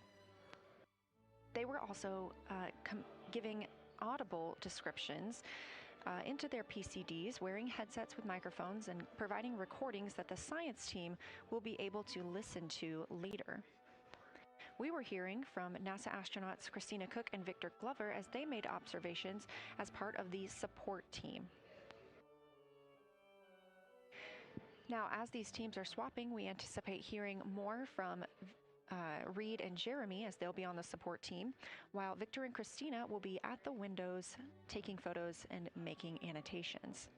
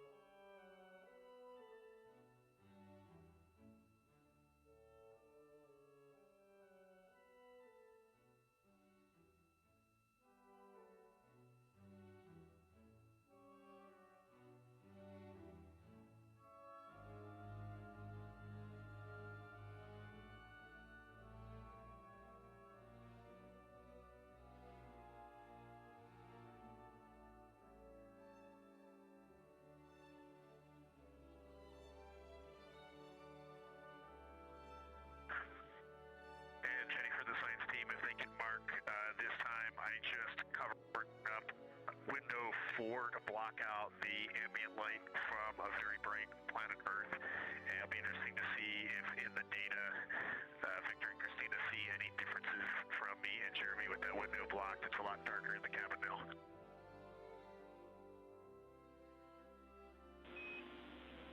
Copy, Reed. We're taking note, and we'd be curious too.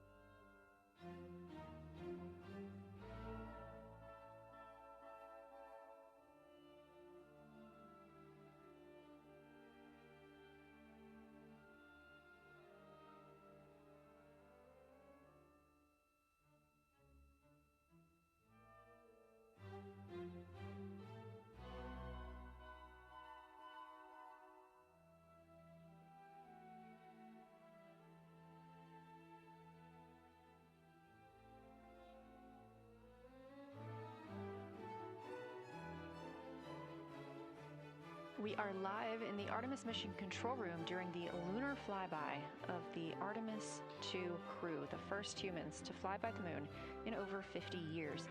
Orion launched 4 days, 21 hours, and 30 minutes ago atop the SLS rocket, Space Launch System rocket from Kennedy Space Center in Florida.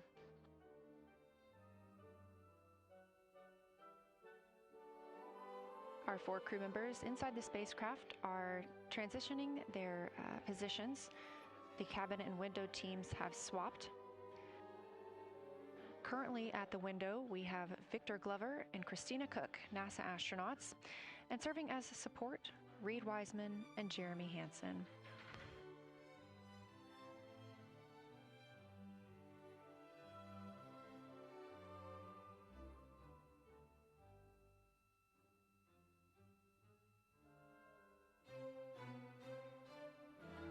For our crews at the window, they are using handheld Nikons with an 80 to 400 millimeter zoom lens.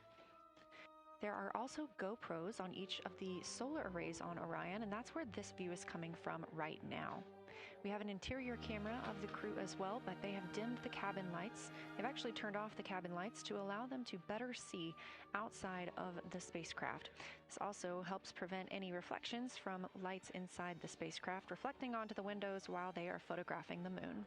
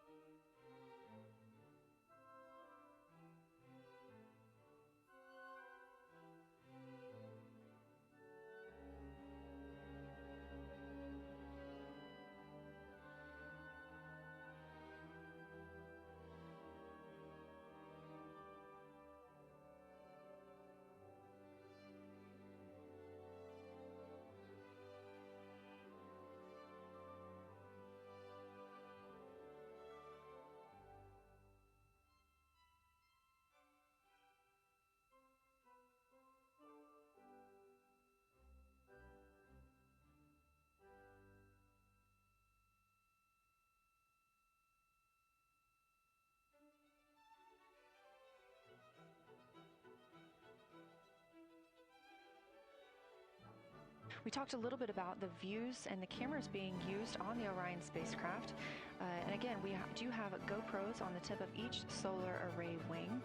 Now, the bandwidth is a little bit limited because having a crew on board, we do have to downlink a lot more data. That includes their environmental control and life support system.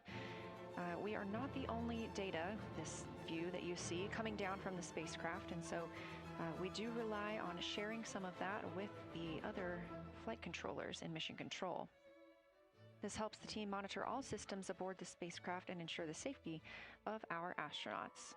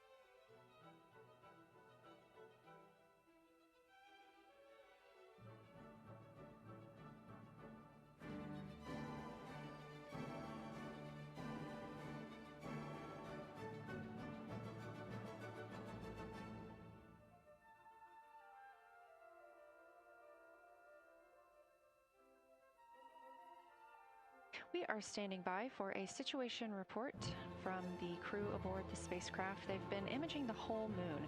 There is now a new crew at the window. That would be Victor Glover and Christina Cook, and so being it's their first time since they have moved up to the window positions, they have a chance to orient themselves and describe and take pictures of any color or albedo variations across the surface. Reminder, albedo is the brightness or reflectiveness. Integrity science for a science sitrep when you're ready.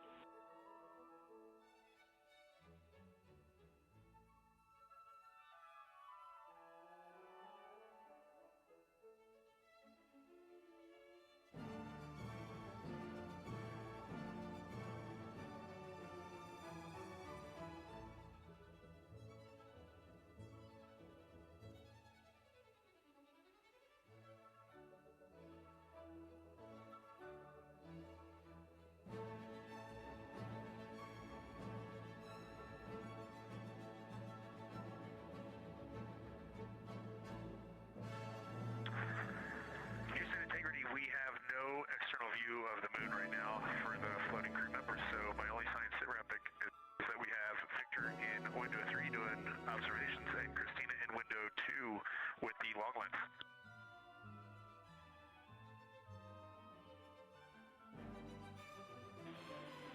Integrity, we copy. Are the shrouds still on windows 1 and 4? And if so, would you consider trying to get a view through one of those windows?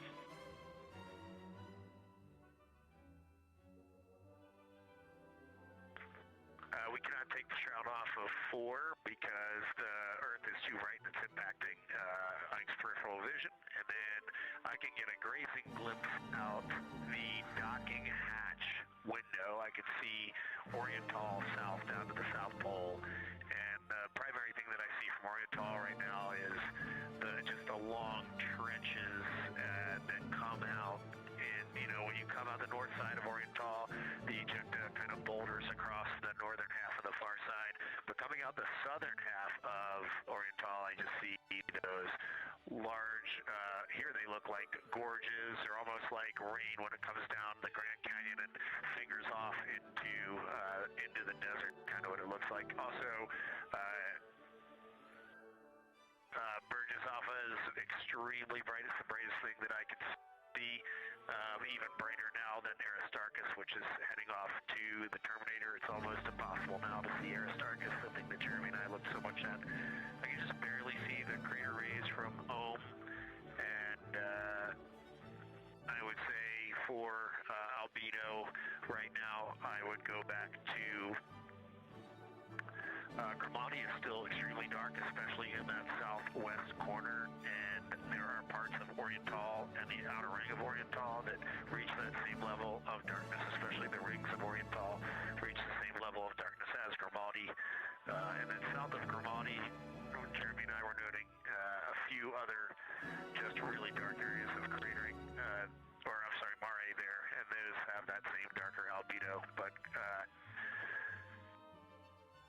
off is the brightest, and Gravity is the darkest. Integrity Science, that was a great description. Thank you, and thanks for the docking window geometry to give us that description. Any comments before you go on the annular ring in Oriental?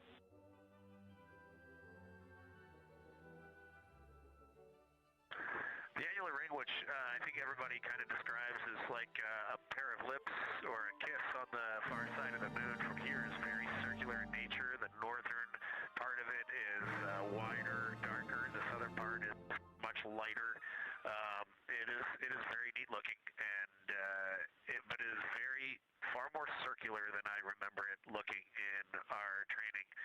The darkness of the northern side of the annular ring is the same darkness from here out this docking hatch window as the center mare in Oriental.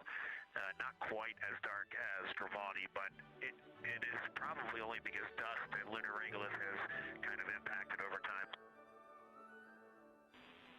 Reed, that's exactly what we were looking for. Thanks so much. You have heart hands coming out of the SIR.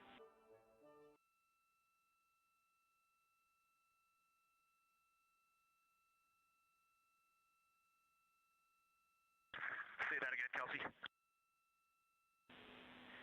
Just saying that the SIR was really excited about that. That annular ring was something we were really eager to hear about, so thanks. Final whole point, which is T-minus 10 minutes for us. And so yep, you bet. And now Victor and Christina are moving on to Oriental. I got them situated over there a little bit late. And you're ready to go. That's also another one of those visible points of launch, because you can be working items. And in Artemis I, we certainly had a number of challenges that we worked through, different problems and different countdowns. But when you get to T-minus 10 minutes and the problems are getting resolved, and the NASA test director comes to the launch director. That was NASA astronaut Reed Wiseman, now providing a science sit rep as he is away from the windows most of the time. He is working as the support person along with Jeremy Hansen in the spacecraft, as Victor Glover and Christina Cook are now at windows 2 and 3, able to photograph the moon.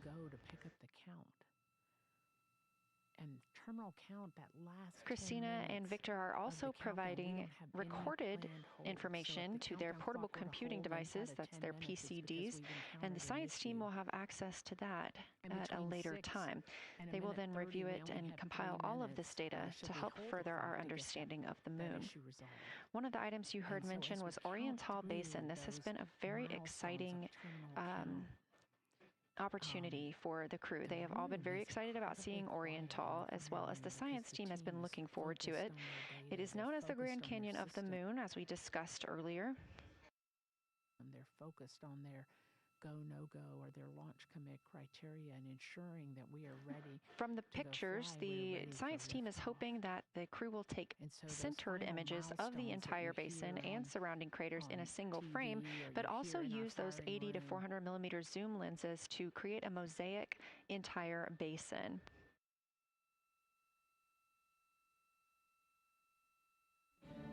With their unaided eyes, the science team is hoping the crew will describe southern dark annular ring, which you heard Reed just describing, as well as any color, albedo, texture, or topography across the mare patches and ring mountains.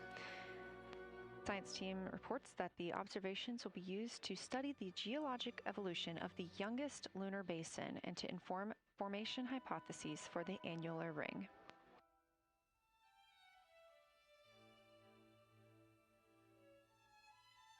And again, another fun fact about Oriental is the diameter is the same distance between Johnson Space Center, where we are today, and Kennedy Space Center, where the crew launched on April 1st.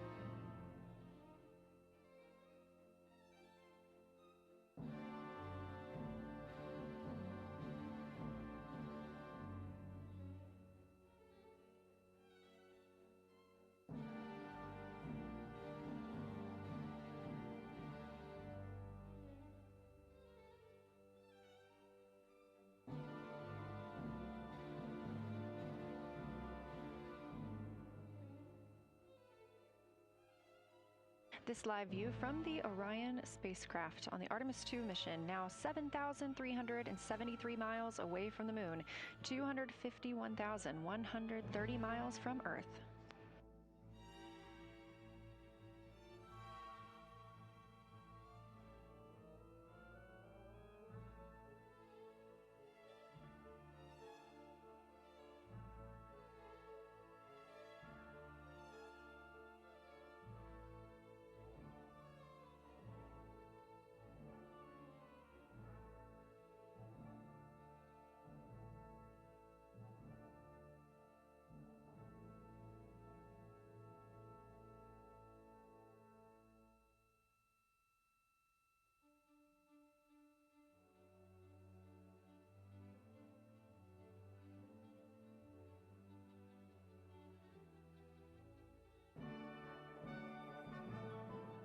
Again, the Artemis II crew passed the Apollo 13 record of the humans farthest from the Earth today at 12:57 p.m. Central Time, 1:57 p.m. Eastern Time.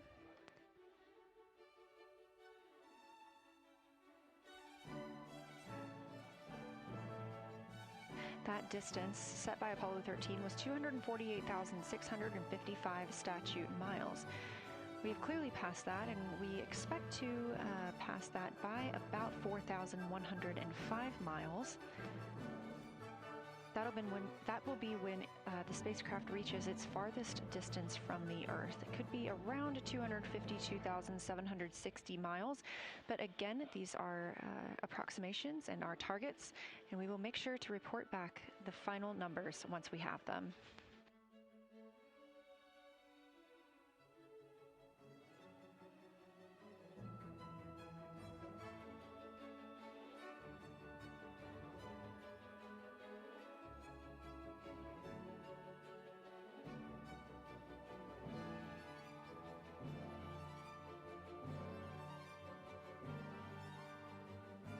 We have some refined times of when we expect to have Earth set of Earth behind the moon while Orion flies behind the moon. That would be about 5:41 p.m. Central, 6:41 Eastern. The spacecraft would make its closest approach to the moon at 6 o'clock Central, 7 Eastern, and that would be about 4,066 miles. And then at 6:02 p.m. Central, and the spacecraft will reach its farthest distance from the Earth. We anticipate that'll be about 252,755 miles, which would be 4,111 miles farther than Apollo 13. We would see Earthrise again at 6:21 p.m. Central Time, and a few minutes later, regain communications with the crew.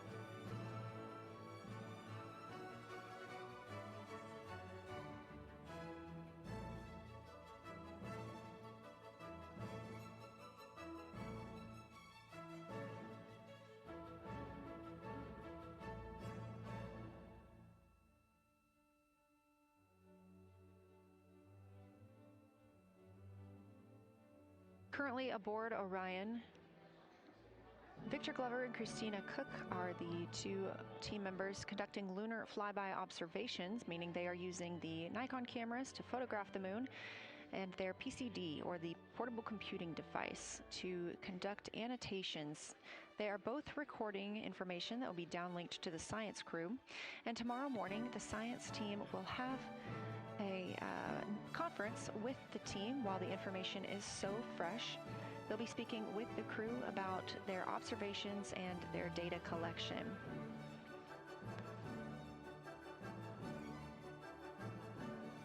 Otherwise, most of tomorrow, Flight Day 7, is considered an off day.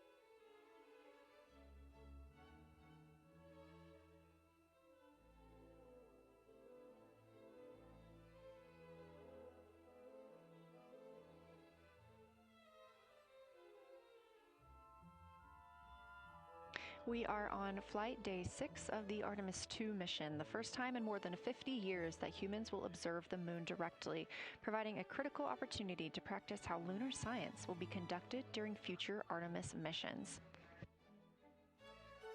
If you're just joining us, the crew is well into their lunar flyby observations, and we anticipate that we will hear from them soon.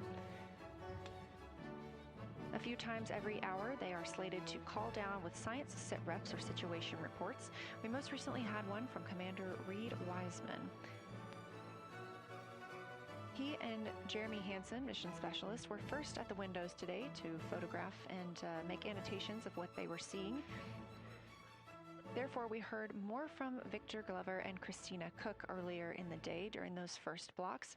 But now that Reed Wiseman and Jeremy Hansen are on the support side, they are the ones calling down what they are seeing from windows 1 and 4. Earlier, we heard that the Earth is so bright in window 4, they have had to temporarily cover it with a t-shirt.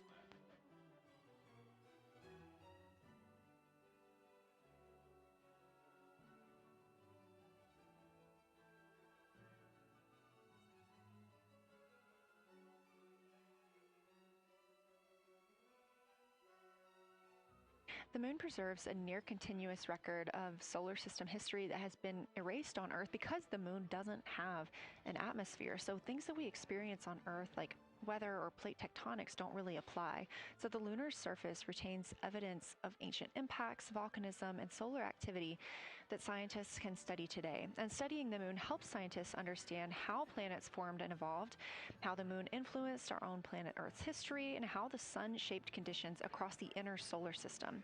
The moon also serves as a unique platform for studying the broader universe. Artemis science is designed around questions best answered by humans, working alongside robotic systems, combining decades of robotic lunar data with real-time judgment, context, and adaptability that only humans can provide. This mission, Artemis II, is serving as a proving ground for lunar science operations, which allows NASA to test how science is planned, executed, and supported during a crewed deep space mission ahead of our future Artemis flights.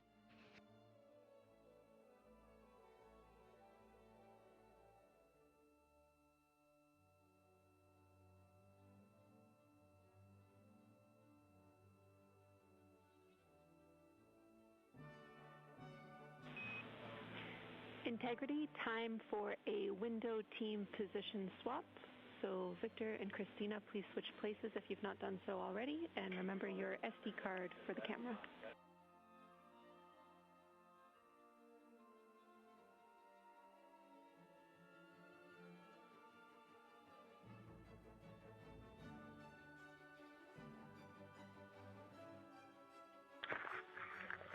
We're in the swap right now. They're wrapping up their last comments, and they'll switch over and change cards from the long lens.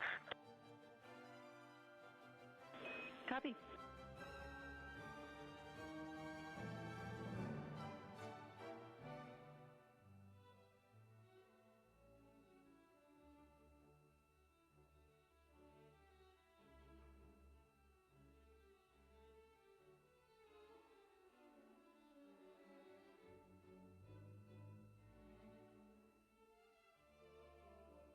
As you heard in that call, it is now time for the team members at the window to swap positions. That means Victor Glover and Christina Cook will be switching roles. One of them has been photographing the moon with a Nikon with an 80 to 400 millimeter zoom lens, while the other was making annotations on their portable computing device. And both are recording audio that the science team will be able to listen to.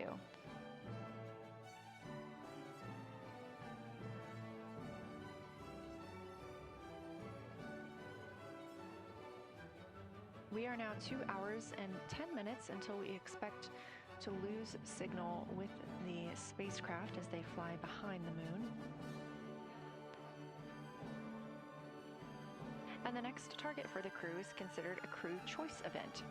They have the option to focus on any regions or patterns or features that interest them. The science team has asked the crew to capture pictures that illustrate their choice, as well as at different zoom levels, and to describe why those certain features or regions caught their eye.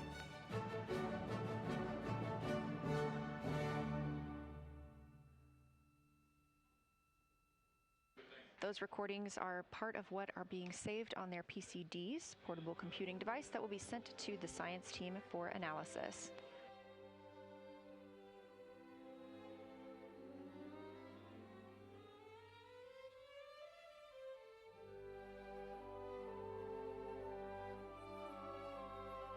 The crew has been allotted 8 minutes for this crew choice event, and it's also a time for a scheduled sit rep or situation report. So we expect to hear them calling down what they are seeing soon.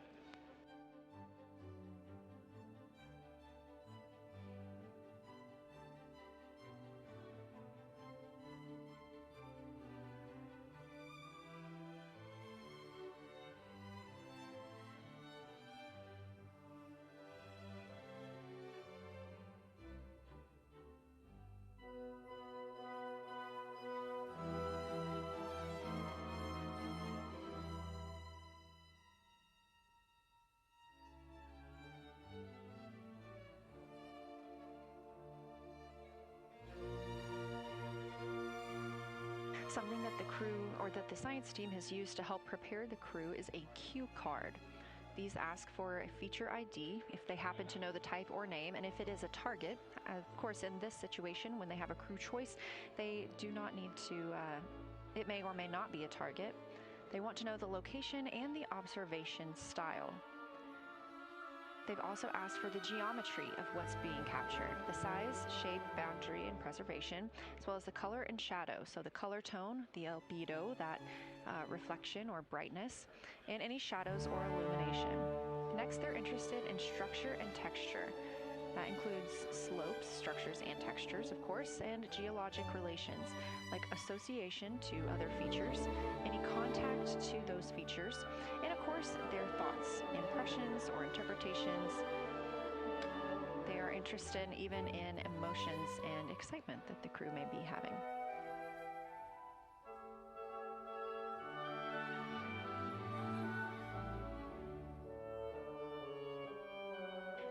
This flyby day has been practiced in many ways, even in Sims here in Mission Control, Houston.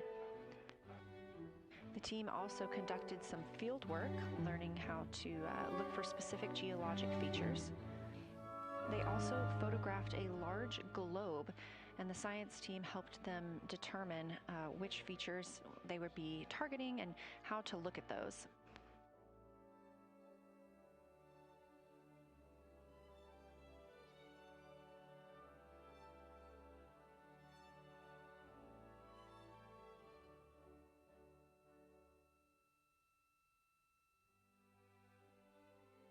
We have a few more minutes that the crew would be photographing their crew choice. Again, this is NASA astronauts Victor Glover and Christina Cook at the windows. They will then move on to another discussion portion. This is for the far side albedo, that reflectiveness, and color that they are seeing.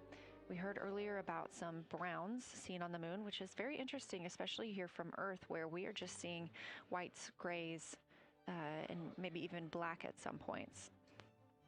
When they get into that discussion for far side albedo in a few minutes, the theme is looking to know how that color and albedo is, what those variations look like across the far side.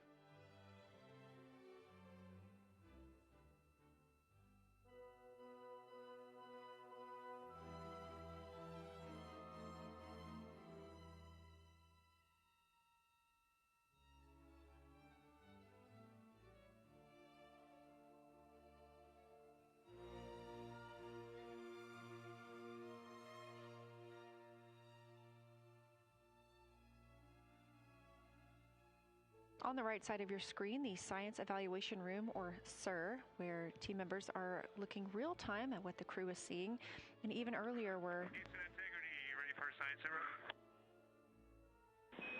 We'll take it.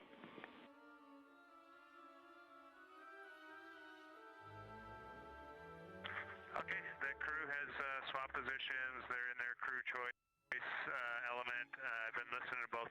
little bit, and they're really enjoying, they both decided to pick the Terminator, and they're spending a lot of time looking at the Terminator, just talking about the resolution that they can see, the depth of the craters, and the various interesting and unique excavations that they can see. So Victor is on the long lens, and Christina is just looking out the window, and I'm sneaking a peek in T-shirt window. It looks like, I don't have the best angle here, but it looks like Aristarchus is on the limb of the moon now.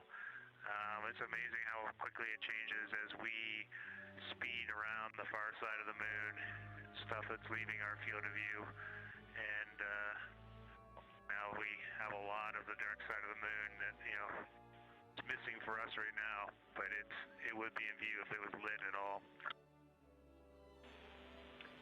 Jeremy, Science, thanks for that sit rep. Do have a question. A few times we've heard you and the other crew describe change during the course of your flyby. Would be interested in future descriptions of more verbosity about how it's changing. Thanks for the great sit rep.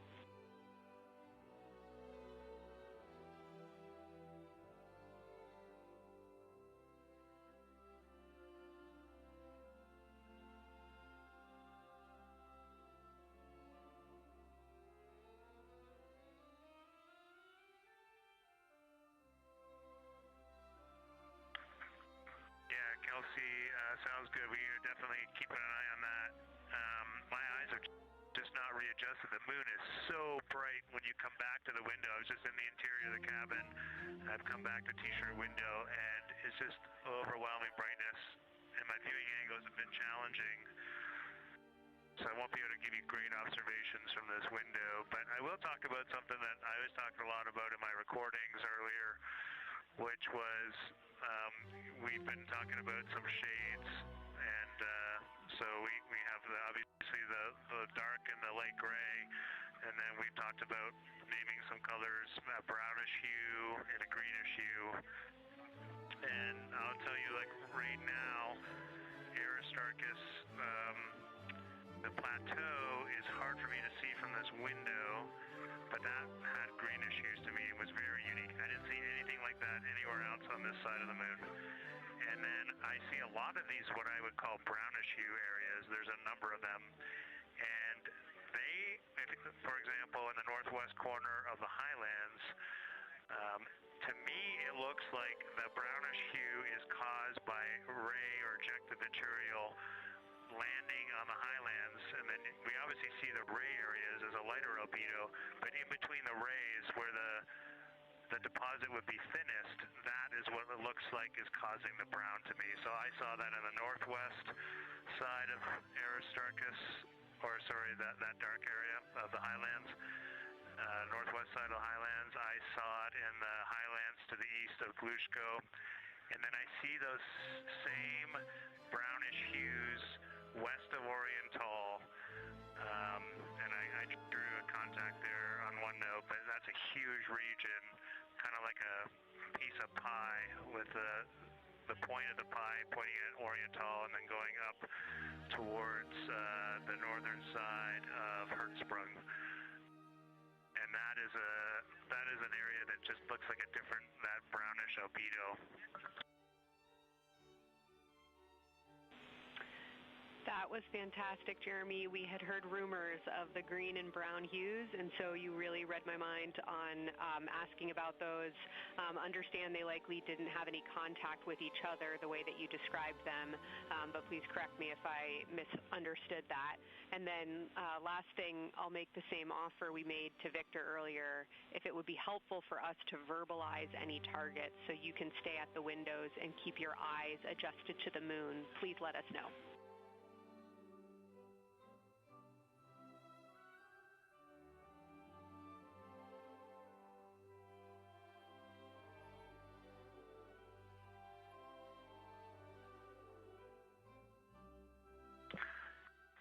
If you got something you want us to look at, Kelsey, you can send it on up.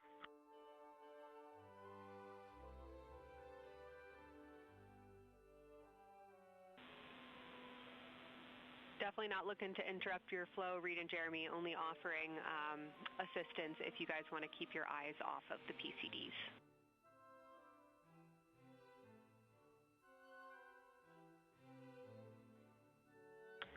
Oh, I see what you're saying. Okay.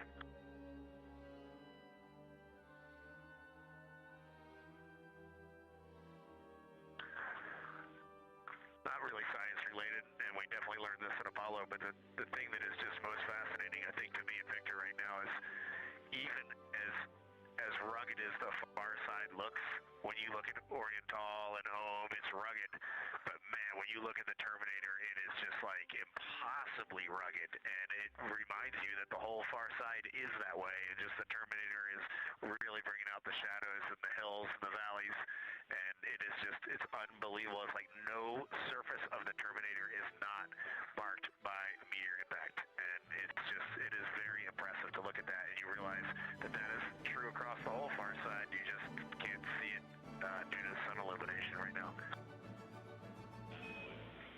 Reed, Houston copies, and we were commenting on the same thing. Even from our view, the Terminator looks absolutely alien because there's just so much texture in there that we're just not used to seeing. So thanks for sharing that with us.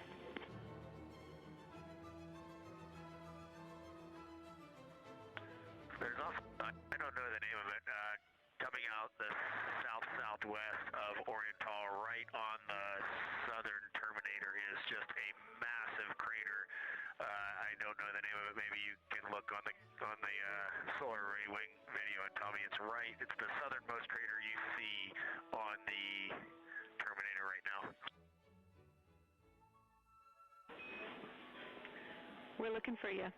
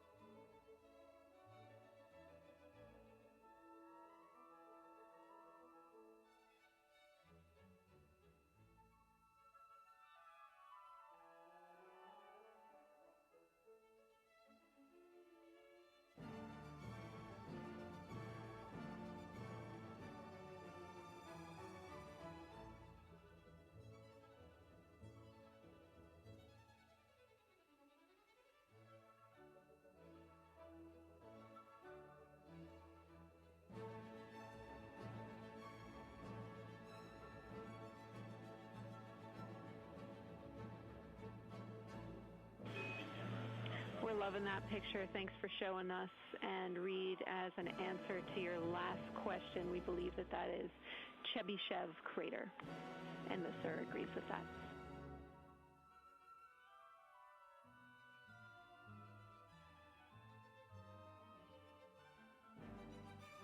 Okay, that picture I was just showing you is an 8X iPhone out the docking hatch for the high grazing angle. It's just amazing.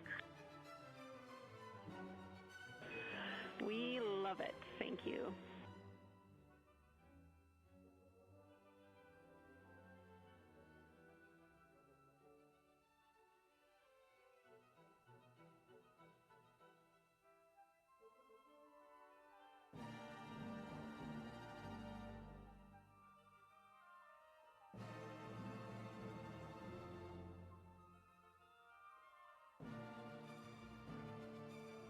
This is Artemis Mission Control in Houston, Texas.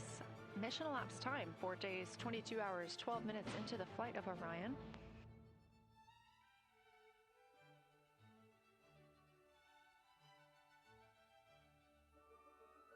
This is Lunar Flyby Day for the crew aboard the spacecraft. Reed Wiseman, Victor Glover, Christina Cook, and Jeremy Hansen are now the farthest people to have ever traveled from Earth.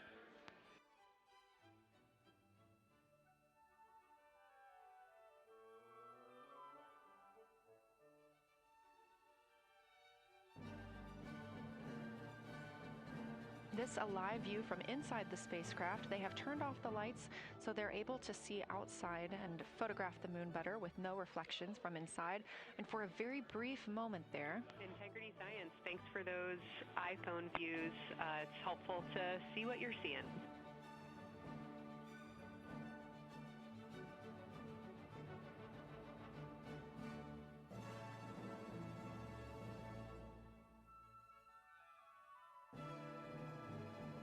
We very briefly saw NASA astronaut Reed Wiseman showing a picture he took on his phone of the moon. We do expect to get all of the photos that the crew is taking today, and we cannot wait to share some of those with you. But pretty cool in the meantime, just to see one quick shot from what the crew is seeing. And this view from outside the spacecraft on Orion's solar array wing. Orion is now 6,643 miles away from the moon and continuing to grow closer. Again, their closest approach will be about 4,066 miles. The best comparison is if you held a basketball at arm's length. That's about what it would look like to the Artemis II crew at their closest approach.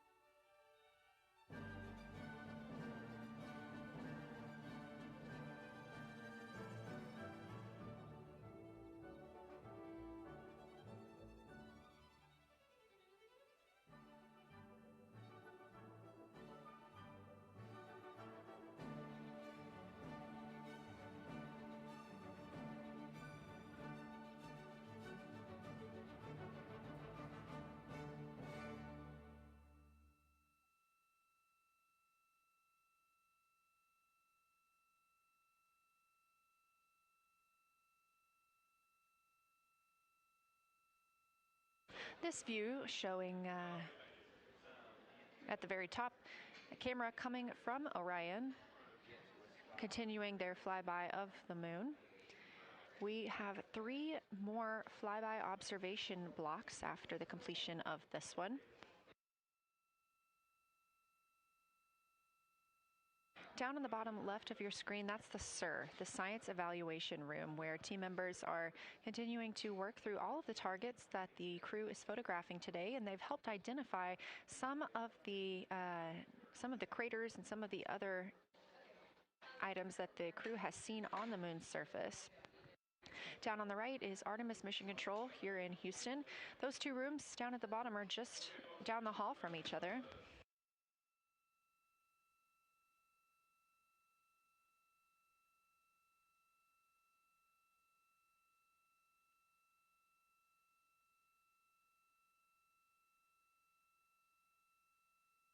And we are just a few minutes away from the next cabin and window team swap. That means Victor and Christina, who have been at the windows, will fly to the cabin, the background essentially, and be their support crew for Reed and Jeremy. Reed and Jeremy will move back up to the windows.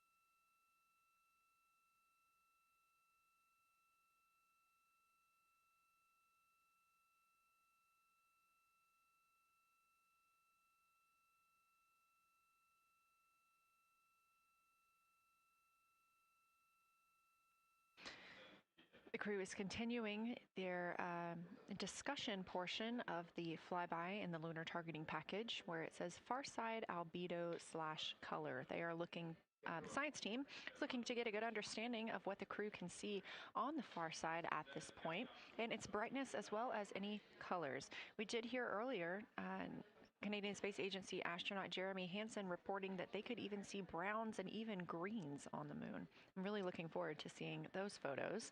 And in just a couple of minutes, the teams will swap from the cabin to the window.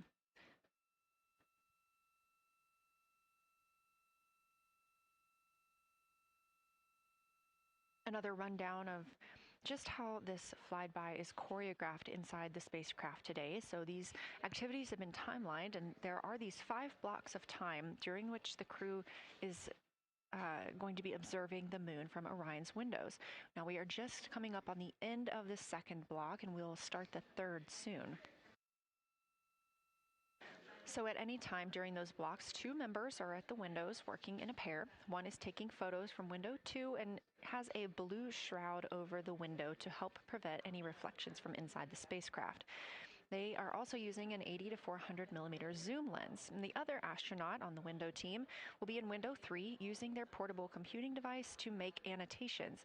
Now, again, both of those crew members are making audio recordings of what they are seeing, and we are not hearing that right now. Those are going to be downlinked later to the science team, who will evaluate them and use that data to inform our understanding of the moon. Those 2 crew members at the windows swap roles. Integrity Houston, it is time for another swap between the cabin and the window teams. So we have 15 minutes of handover time, and then we will expect Jeremy and Reed at the windows and Christina and Victor at the cabin. I have no new vehicle updates for you, but I do have a photo location for some photos on Ike's PCD, and I want to let you know that Jeremy's family have arrived in the viewing gallery.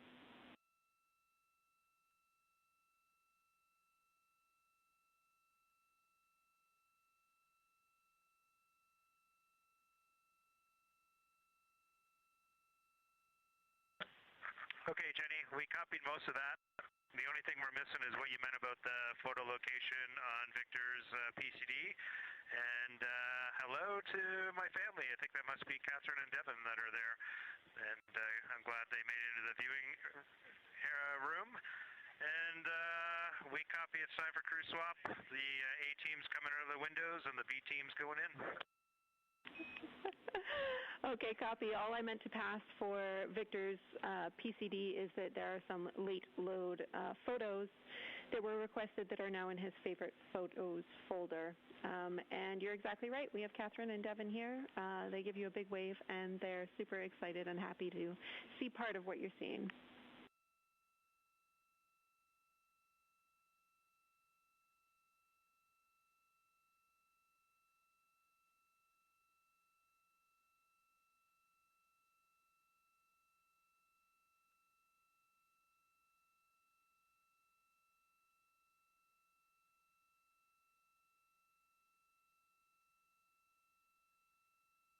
Okay, copy, Jenny. We're not sure what we're looking for in the PCD, but we're going to poke around, and we may be calling you back about that one. All right, that's no problem, and it's unrelated to flyby.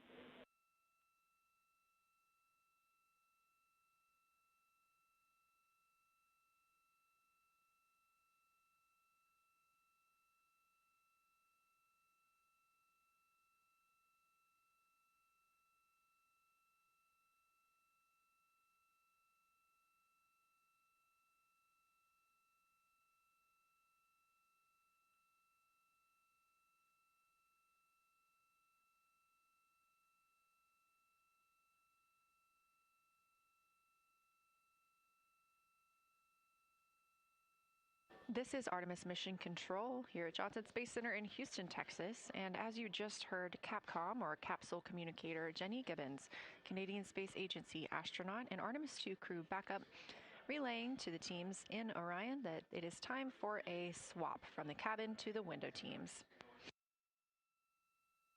We're now at the tail end of the second lunar flyby observation block. Again, we have 5 of these today. Most recently, Victor Glover and Christina Cook were at the windows photographing and making annotations, while Reed Wiseman and Jeremy Hansen were in the cabin providing support, whether that is SD card help, but also science sit reps, calling down any situation reports for what they are seeing on the moon or anything about the vehicle status. With that call to make a swap, Reed and Jeremy will be back at the windows, making observations for what they see at the moon and taking photos.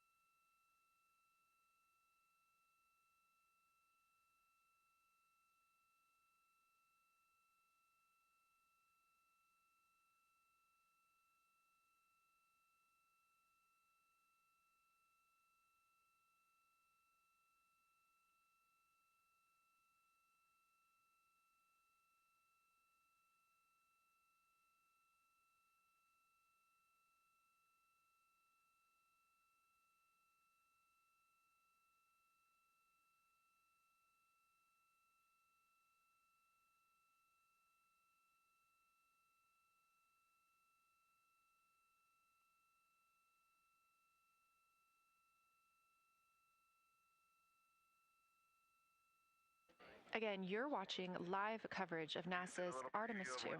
But something that's really awesome up here is we now have the moon and the Earth in window 3 simultaneously, and the moon is a gibbous, and the Earth is a crescent.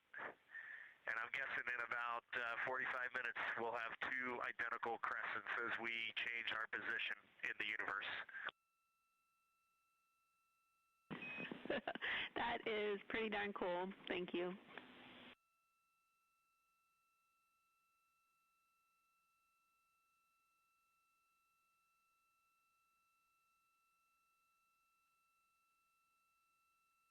That's the Artemis II crew, the first astronauts to fly by the moon in more than 50 years, reporting that when they look out of window 3, one window, they're able to see both the Earth and the moon at the same time now. Now, obviously, our view is from a camera on the solar array wing pointed at the moon, and we hope to see that view of both the Earth and the moon soon.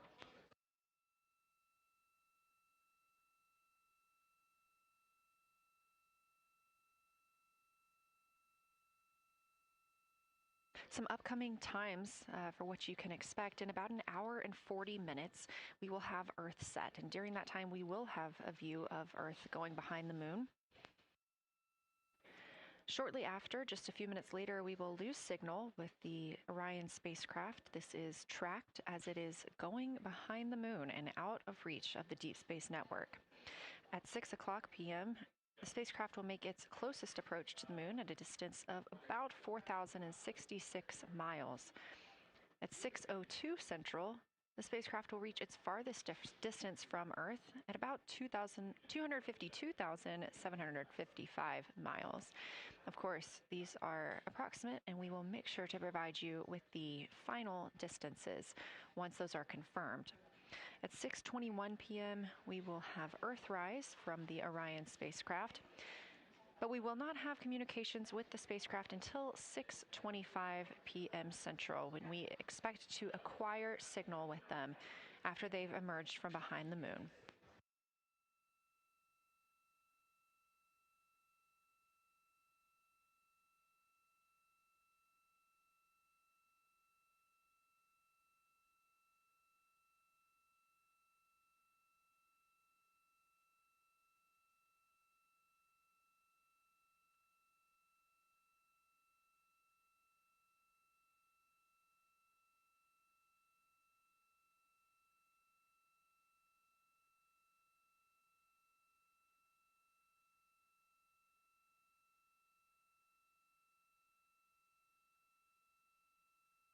Again, you're watching live coverage of NASA's lunar flyby for the Artemis II mission, the first crew to fly beyond the moon in over 50 years. The astronauts inside the spacecraft are switching positions, 2 at the windows and 2 serving in support roles, before they start their third timelined flyby observation for today.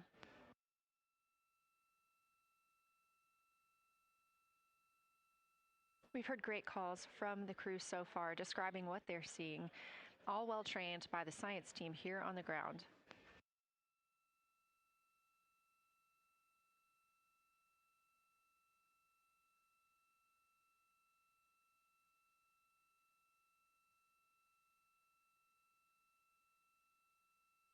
Another major milestone for the crew today will be to experience a solar eclipse from their capsule. No one on Earth will experience this solar eclipse. To the astronauts, this will look a lot like a total solar eclipse on Earth, except the moon will be huge compared to the sun. Whereas if you're standing on Earth and looking at a solar eclipse, the moon and the sun appear to be about the same size in the sky.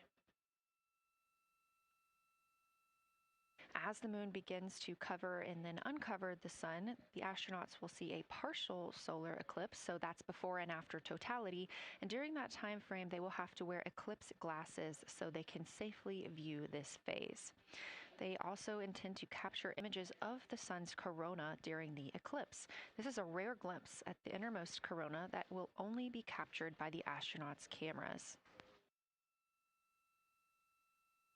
During the eclipse, we also look forward to the crew members describing what they will see, which includes unique light features like the shape and size of the corona and potentially even lunar dust.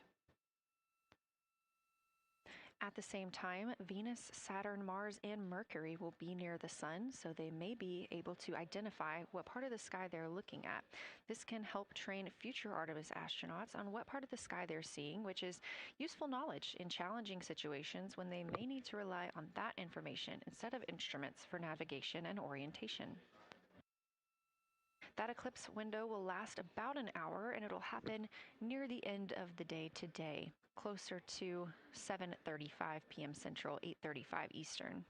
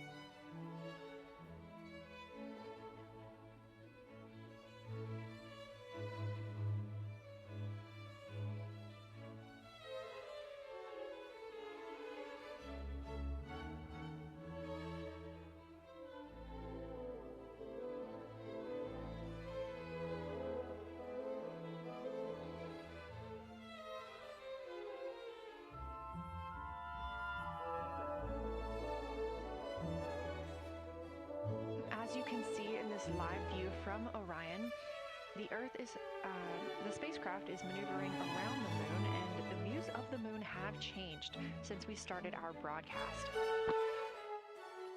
The near side is now very far to the right side of your screen.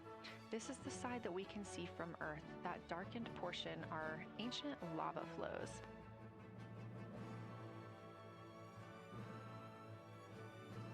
The crater down towards the bottom of the moon is Orion, and this is a crater that was previously never seen before by human eyes until this mission.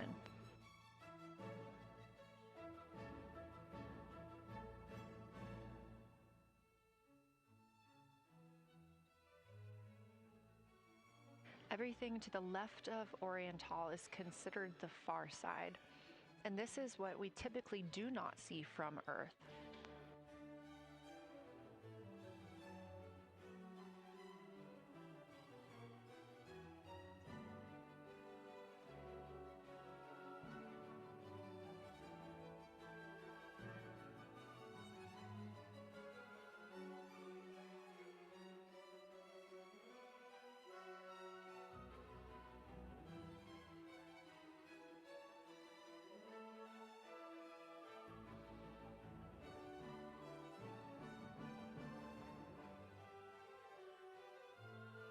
Just a reminder about this view, this is coming from a GoPro camera mounted on the tip of one of Orion's 4 solar arrays. Each solar array has a camera mounted on it, and the bandwidth is limited due to we have a crew on board, and this is our first flight of crew aboard the Orion spacecraft. So having a crew means we have to have an environmental control and life support system. There's a lot of data around, a lot of data to bring down for the crew members to keep us up to date on everything happening aboard the spacecraft. So we have to share our bandwidth when it comes to imagery and data.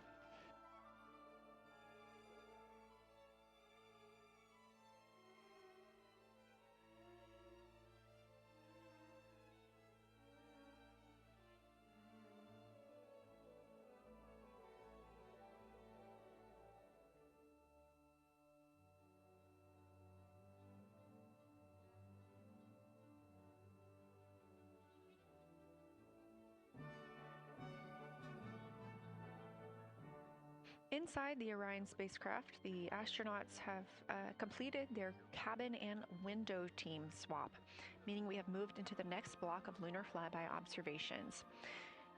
Jeremy Hansen and Reed Wiseman are now back at the windows, taking photos and making annotations. About halfway through this block, they will switch positions at the windows and will be prompted by the ground to do so.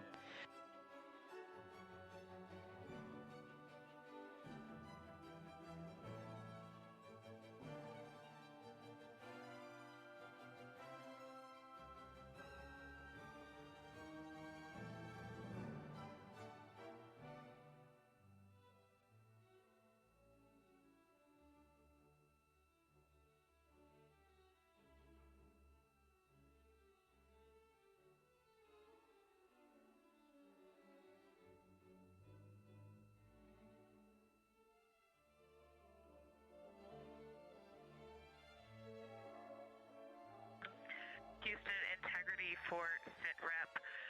First of all, I'll just talk about the experience that I had during Victor and my observation time. It was an incredible experience. We definitely noted how much more you can see with the zoom lens. Even though we have a great visible eye image, there's just a lot of texture that just pops right out at you when you can zoom in. So almost just using it like a telescope, the camera lens. We really enjoyed our discussion time. That was a great innovation on the lunar targeting plan. We were both able to describe a lot more kind of with flow, I would say, when we were talking to each other. And it was also, we sort of were able to bounce ideas off of each other and come to new conclusions. We had, I think, a very successful talking through of some contacts between different color areas, both in the mare and in the highlands. And we identified some really unique texture areas as well. At one point, towards the end of the images of my time in window 3, I just had an overwhelming sense of being moved by looking at the moon. It lasted just a second or two, and I actually couldn't even make it happen again. But something just drew me in suddenly to the lunar landscape, and it became real. And the truth is, the moon really is its own body in the universe. It's not just a poster in the sky that goes by. It is a real place. And when we have that perspective and we compare it to our home of the Earth, it just reminds us how much we have in common. Everything we need, the Earth provides, and that in and of itself is somewhat of a miracle, and one that you can't truly know until you've had the perspective of the other. I'll switch into some logistics stuff. The Peltors, both, their batteries stopped providing the active listening, but we have verified they're still recording, and so we are able to have discussion time and hear outside our recordings by just moving the ear cup off of the ear. Other than that, everything's working well technically, and we've been able to find all our targets, and we're having a really great time. Thanks, Christina. We copy those logistics for the Peltors, and also thanks for bringing us into the cabin with you with that description.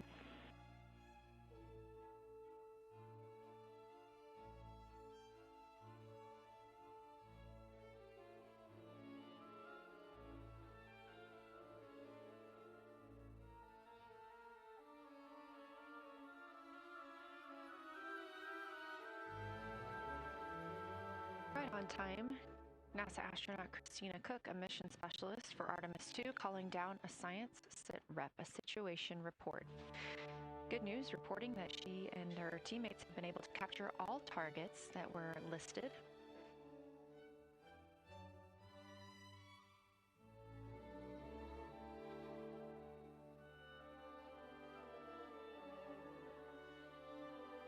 Christina also gave a vibrant description of just how it feels to be there and to see the moon up close and not just something passing in our night sky.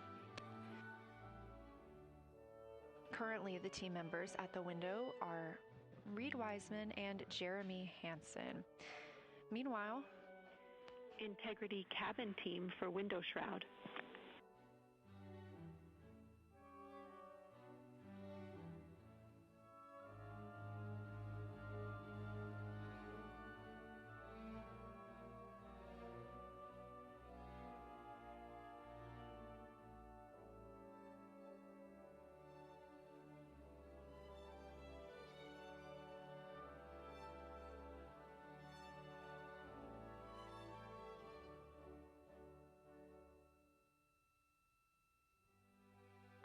We're listening. Go ahead, Jenny.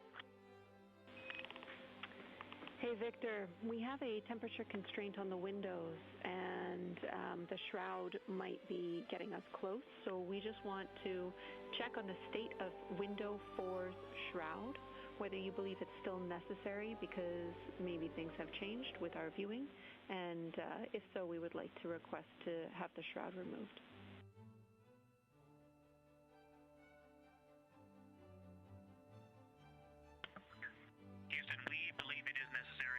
Pulled it off just as a corner. It is very bright. It definitely would affect our night vision and maybe comfort. But is there a time? Can you tell us when we would have to take it off by?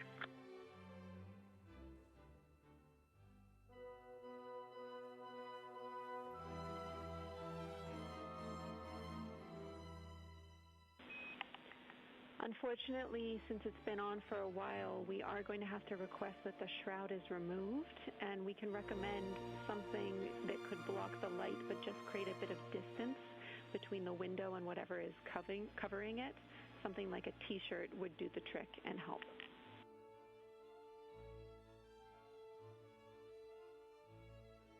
Okay, we're removing the shroud, and we'll make it work. Thanks.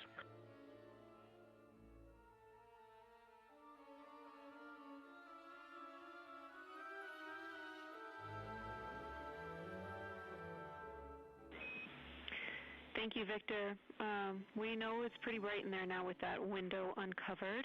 We will also offer that airflow on the window would be helpful, so if you want, you can also retrieve the condensation hose, which should be friction fit onto one of the diffusers, and that on the window would also help.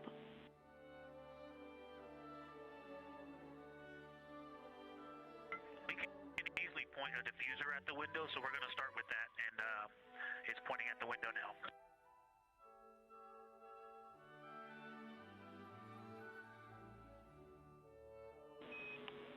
Okay, we'll take that, Victor. Thank you.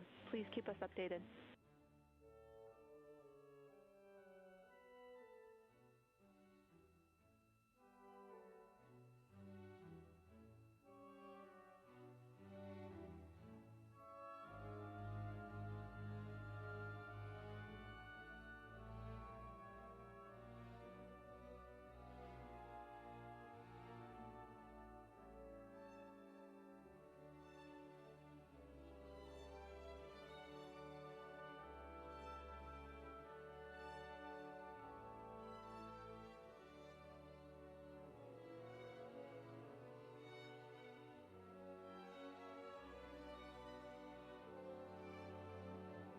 That call from Capcom, Jenny Gibbons, CSA astronaut and Artemis II crew backup to the crew aboard Orion, letting them know that they will need to remove the window shroud they had placed on window 4. They initially placed that shroud there to block out some of the light from the Earth. It was extremely bright coming in the cabin and interfering with some of their viewing opportunities out at the moon.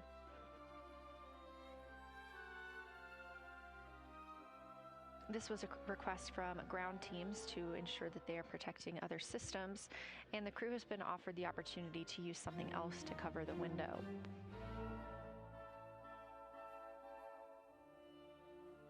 Meanwhile, Reed Wiseman and Jeremy Hansen continue with their lunar flyby observations. They have just looked at Glushko crater. That's about when we heard that call down from Christina Cook with that description of everything she had been seeing during her observation period and what she was seeing at that time. The science team asked this crew to take centered images of the entire crater and their ray system in one frame. They're also interested in knowing the brightness, texture, and extent of Glushko's rays and how they differ in the mare, or that sea area, versus the highlands. Glushko is considered a young lunar crater, and these observations can help understand material properties of those craters.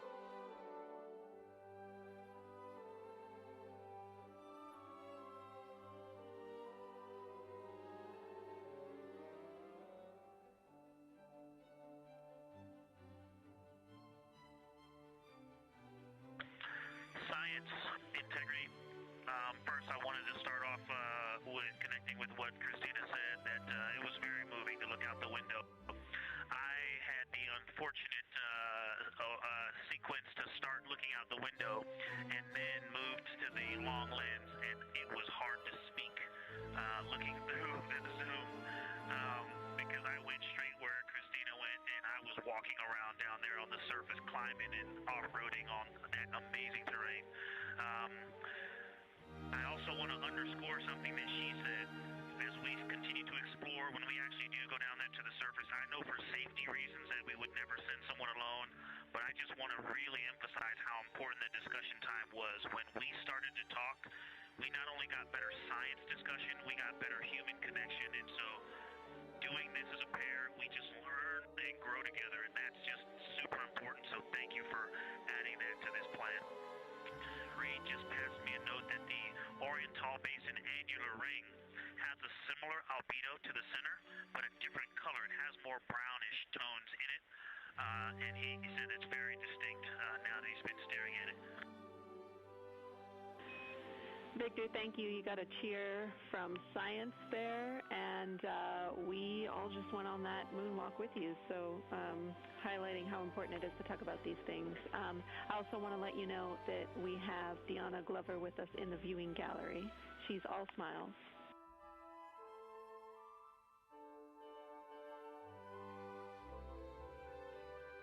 Well, you just got a bunch of cheers up here. Hey, babe. I love you from the moon. We love that we got a hey babe too, and we also have one of your lovely daughters here watching you guys work.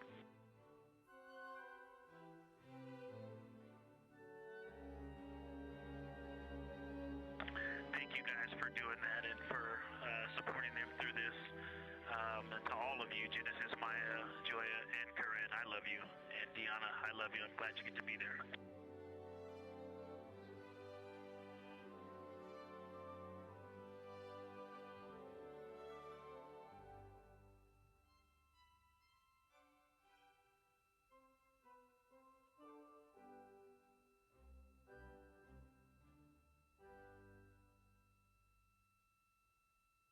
We've had some really sweet words from the crew members aboard Orion today, as their families have been able to filter in and out of the viewing room here at Artemis Mission Control at Johnson Space Center in Houston.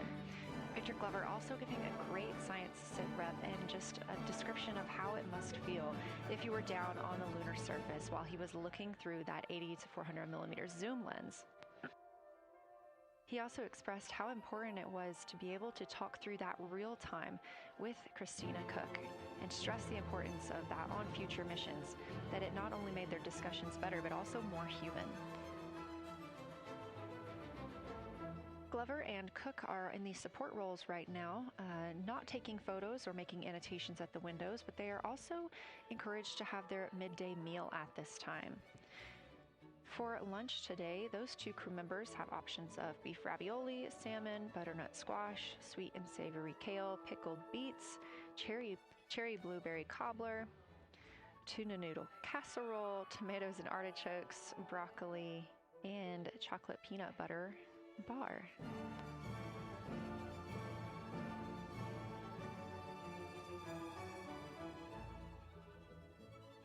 Once Glover and Cook return to the window portion of their flyby today, Reed Wiseman and Jeremy Hansen will get into their midday meal.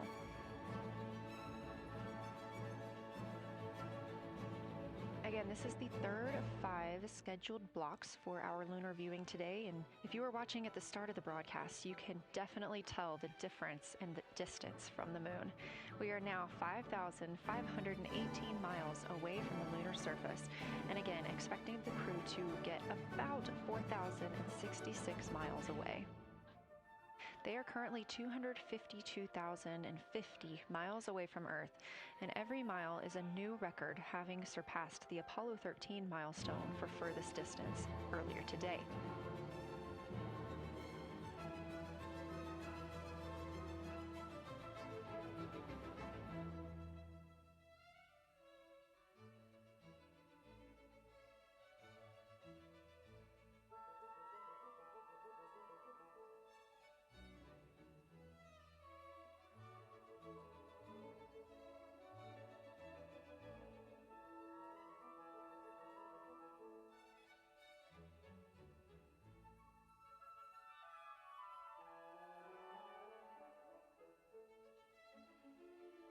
If you look down to the bottom right of the moon in that darker looking area, that is Orion Basin.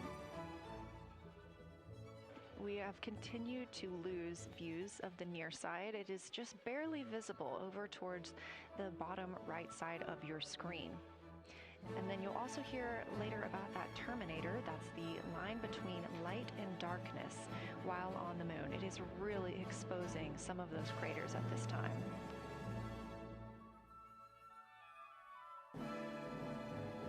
A couple of the other features in view right now are Hertzsprung Basin and Vavilov Crater.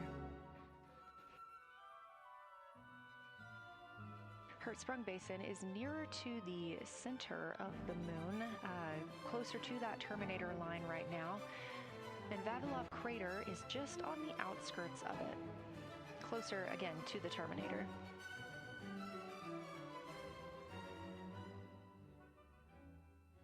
Towards the bottom of the moon and to the left of the terminator line, or currently shadowed in darkness, is Apollo Basin.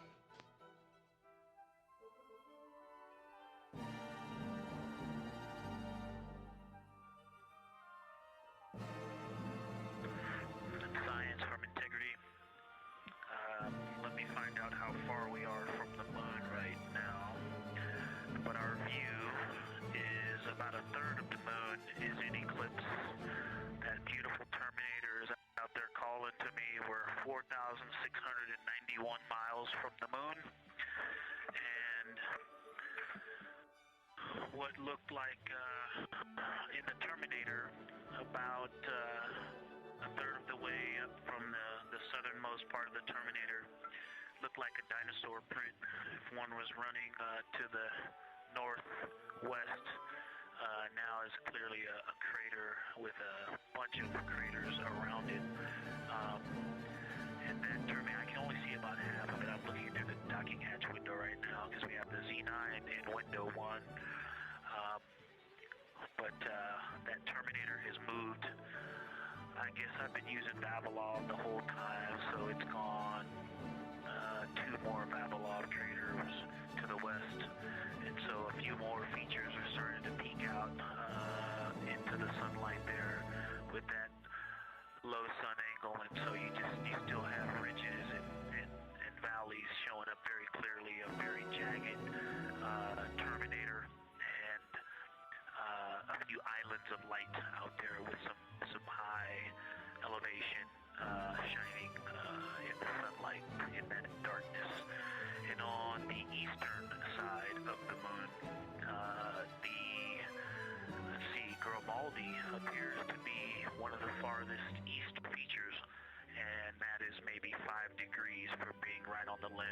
going off over the horizon. It is interesting, just looking at Oriental, that my first impression of it is all of the dark areas appear lighter, which I think makes sense because it is now facing, well, it's still relatively the same to the sun, but my angle to it is different. So I'm looking at it from a little more, even further to the side as we pass it. But all the darker features appear to be just a little bit lighter from this vantage point. The darker ring structure in the outer and inner ring and the interior, as well as the annular ring portion, everything seems to be just a smidge lighter at this point. Thanks for that description, Ike. Any additional words you can provide on Oriental would be wonderful, as that is such a high priority target for us. And while I have you, as we get closer to target 15, which is the Terminator target, if you can find Zeeman crater again that you were looking at earlier, everything to your left of Zeeman would be getting into the South Polagan area to help you orient yourself.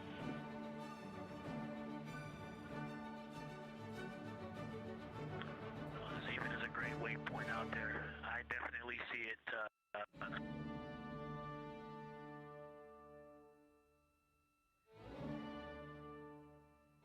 Yeah, Zeeman is very easy to find, and that is awesome. Thank you for pointing that out. Feel free to do that as often as you think of things. Let's see, looking back at Oriental. Okay, another thing, after looking through the zoom camera, man, you guys are smart. You probably did this on purpose, but after looking with my plain eyes and then going to the 400 millimeter zoom, now looking at it, I see the cliff face as if you were standing in the center. That inner and outer ring have definitely some real terrain to them, and now I can see that as terrain. Now that I look at it even with my naked eye, I can tell that there's a lot of elevation and that, like I said, a cliff face on that eastern edge where all the darker deposits are, and it's just the scale now. Looking at it from far away before, it seemed like flat with color painted on it, but now that I look at it, I can definitely see that there is, different depositional characteristics. So the darker is some other material, but there's also some shadowing going on because of the cliff face that is a part of that crater wall. Great description, Victor. Thanks, and really interesting to hear now the distinction between shadow and color. Before I let you go back to other observations, you mentioned that Reed saw a browner hue to the annular ring than the rest of Oriental. Are you seeing that from your vantage point?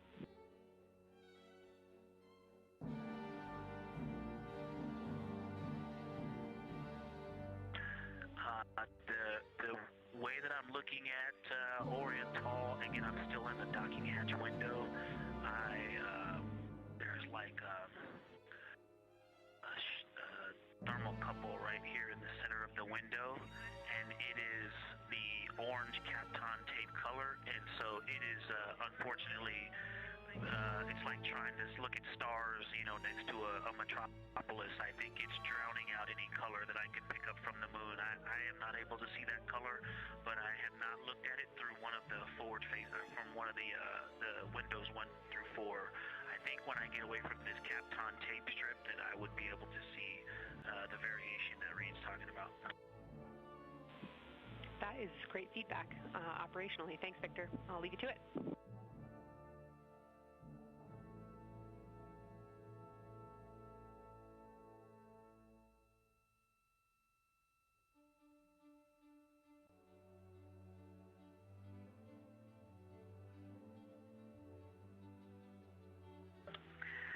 Science integrity with a question from the window team.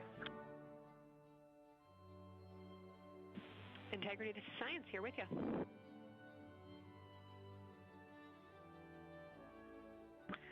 Yes, they have a question to help inform a theory that they're sort of tossing back and forth. What is older, the Mare Seas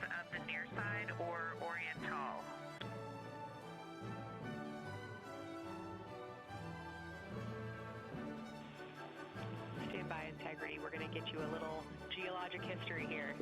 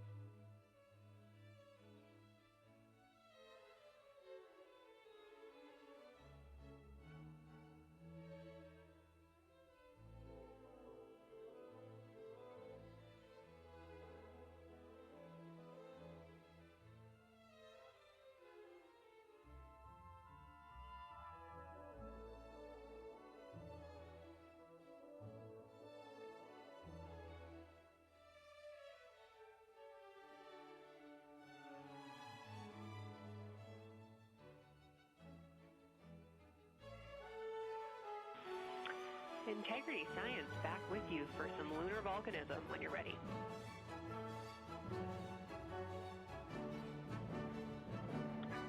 Go ahead. You're making our day down here getting to talk about lunar volcanoes. Oriental, as far as mare go, is younger than almost all of the mare on the near side. The exception are features like Aristarchus, which really pop out to you guys and really pop out to us here on Earth.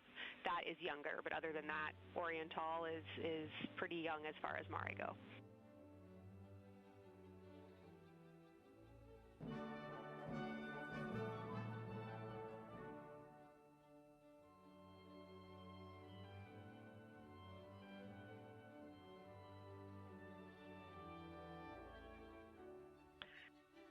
Kelsey, thanks for that. We love lunar volcanism too. How about when the actual crater was formed?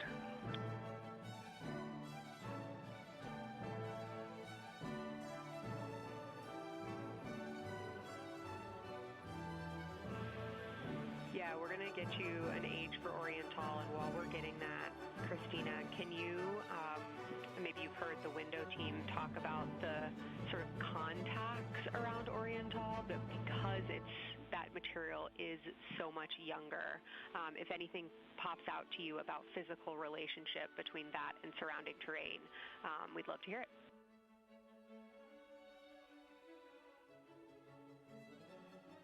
Yeah, definitely. They are discussing a contact relationship that could explain some of the color that they're seeing in certain areas. And so it was really about the ejecta of the creation of the basin and understanding the superposition of its ejecta and mare on the near side or other features. So thank you. We'll take the insight when you have it.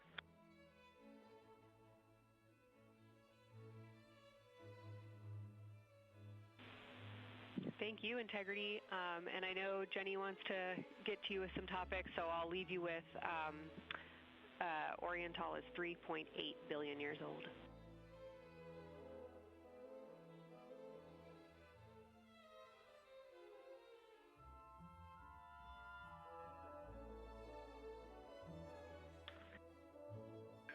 Copy that. So that's on the older side. The actual basin is very old.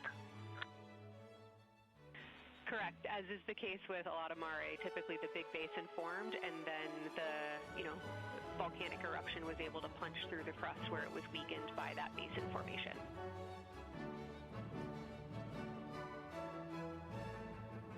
Perfect. Tracking. Thank you.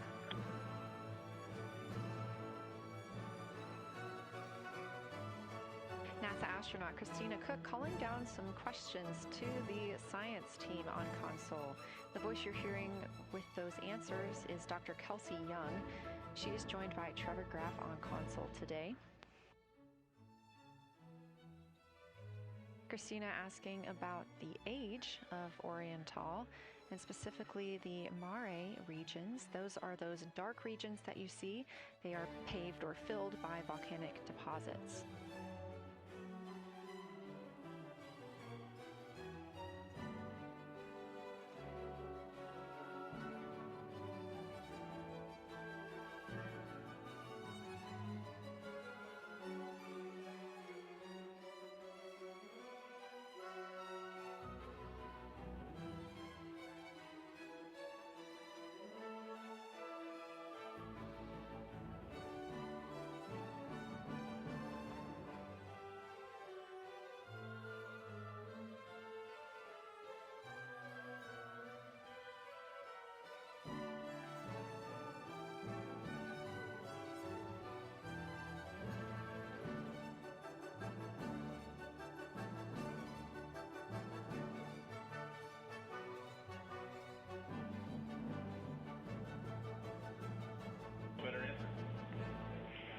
Integrity, it's about time for a position swap at the window.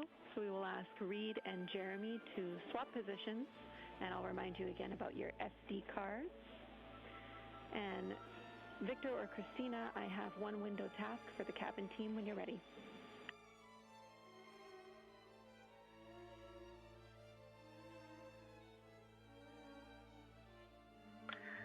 They are swapping, and I'm ready. All right, Tina, we found a way that we can reinstall the shroud on the window. We understand it's pretty darn bright compared to everything that you're looking at. So in order to reinstall it, we will ask that you retrieve the condensation hose and you install it on a friction fit on the cabin air outlet port. That's right by one of your diffusers. You're going to point that little condensation hose such that the air is flowing over the window pane. Let me know when you're ready for the stowage location.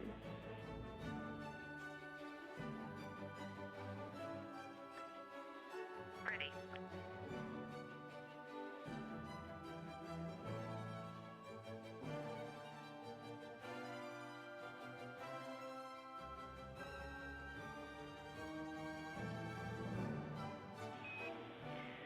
Christina, the hose is in locker A1.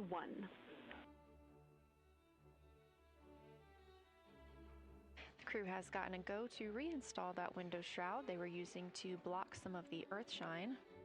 Copy. This view coming from inside the Orion spacecraft as the crew members are swapping windows, specifically Reed Wiseman and Jeremy Hansen. They've been our crew members at the windows taking photos, making annotations, and making recordings that'll be downlinked later to the science team for review.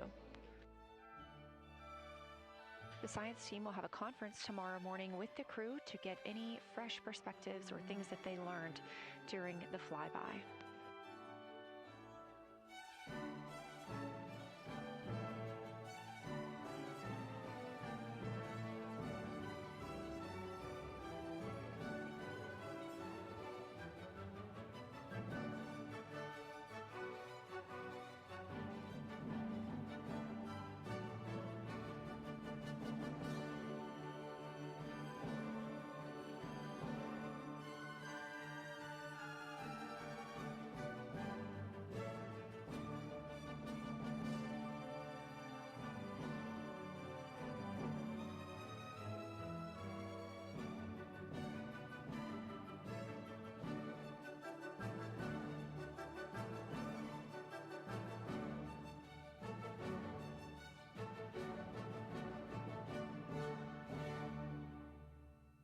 Again, we are now in the third of 5 observation blocks for the crew scheduled for today. During this flyby, Orion is passing around between 4,000 and 6,000 miles from the moon and providing the crew with a full view of the lunar surface. It's a higher vantage point and much farther than Apollo's lunar orbits on average. So from this view, astronauts can observe both the North and South Pole and large-scale geologic features in one single view.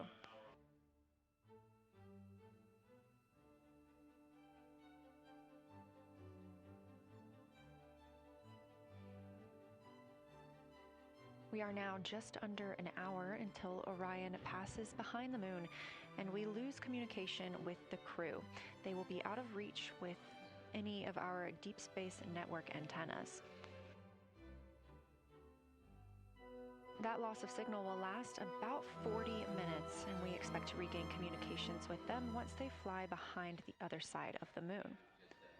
While they are behind the moon, they will also reach their max Earth altitude as well as their closest approach to the lunar surface.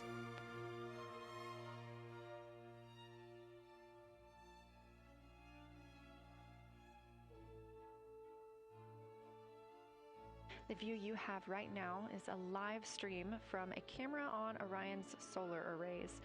You are looking at a live view of the moon, and 4 people are inside that spacecraft taking pictures of it, telling us everything that they are seeing. The first humans to do so in over 50 years. They'll be sending those pictures down for all of us to enjoy, and of course, especially the science team, who are very excited for what they are learning today.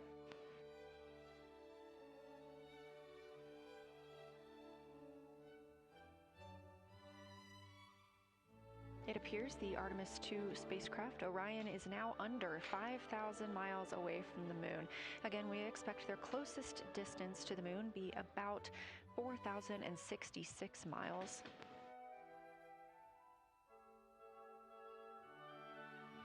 That is an estimate at this point, and we will make sure to share that closest approach distance once we receive it.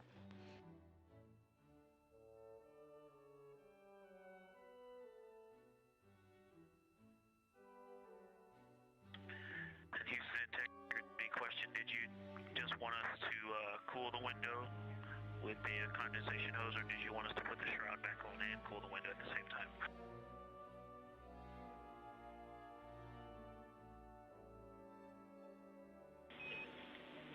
Victor, we definitely want you to cool down the window with the condensation hose. It's crew preference whether you put the shroud back on. The hose will allow you to do that if it helps with your lunar flyby.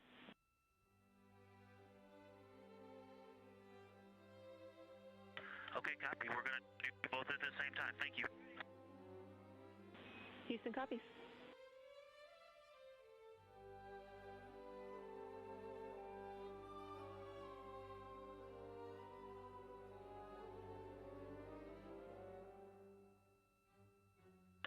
Houston, thank you for that suggestion. The cabin is darkened again, and that makes a big difference for the imagery. And for science, we are now seeing a half moon.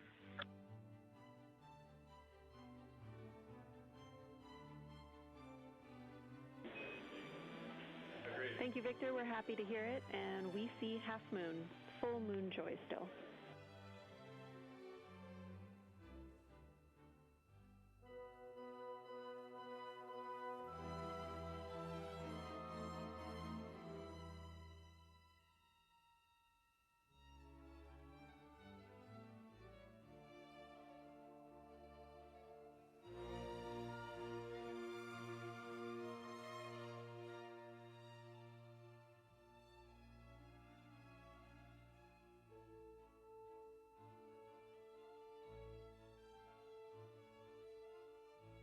Crew reporting from Orion that they are seeing half the moon, which is about what it looks like here from this view from the spacecraft.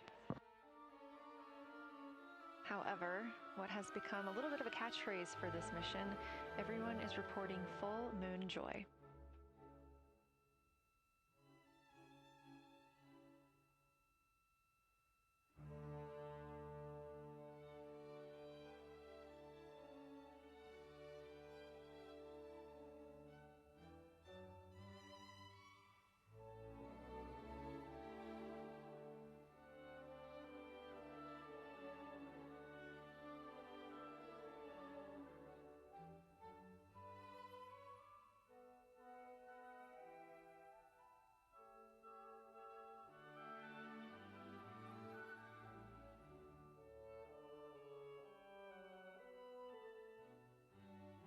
We are keeping up with which targets the crew is tracking through their lunar targeting package. They are just wrapping up their second. Science integrity, another observation. The window team commented on, and Christine and I discussed a bit, is in Hertzsprung. The solid and intact crater is very smooth. If it were a dirt road, it's very hard packed, and then you go outside of it, and that outer crater, that's the one that is older. It is a little rougher and more jagged, and starts to get into more loose-looking terrain. And the smooth interior also causes the craters that are inside of the larger crater, the smaller craters, to have really sharp edges, sharp, distinct edges. And just a general comment on that area, Hertzsprung, that whole area, the average albedo there is darker. That is, I would say, 3. And the average albedo around Oriental and between Oriental and Ohm, excluding the wedge, the darker wedge, is more on the 6-7. And that they also seem to be different texturally. Christina described it earlier around Hertzsprung, and then from Hertzsprung toward Oriental, there appears to be a frozen, a rippling pond, but frozen, or like choppy waves when it's windy out, choppy water, and then it freezes instantly. That's the texture. If you walk down there barefoot, it looks like it would be hard on your feet, like lava. After it's cooled, it would be pokey. Except for right there in the center of Hertzsprung, it looks paved, like a paved road, nice and smooth.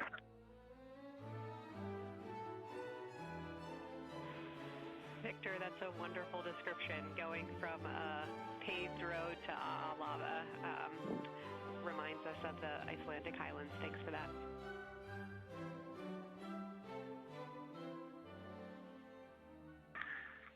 In science, another in the interior of the very intact, the interior of the intact crater at Hertzsprung is albedo variation. I think I heard one of the window crew maybe say color variation, but definitely albedo variation. There's lighter patches and slightly darker patches. It's not swirling, it's just patchy. It just has spots that are lighter, and I would say a predominantly darker average area. Great descriptions, Victor. Thanks.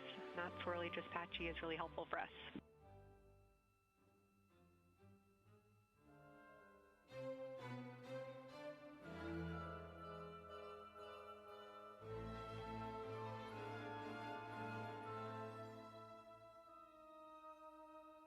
Really great descriptions coming from Science, the window team is hitting all the targets. They are on the plan and starting the discussion of the Terminator. And boy, I'm loving the Terminator. I think I know it's not purely a moon feature, but what it does to the features of the moon, to the terrain, I've probably spent the most time describing into my recordings and thinking about and looking at the Terminator. There's just so much magic in the Terminator. The islands of light, the valleys that would look like black holes, you'd fall straight to the center of the moon. If you stepped in some of those, it's just so visually captivating that the Terminator is the most striking thing that I've seen so far. We've been loving your evocative descriptions, Victor. You really are bringing us along with you, and we're following along with visualizations that pale in comparison to your descriptions. Thanks.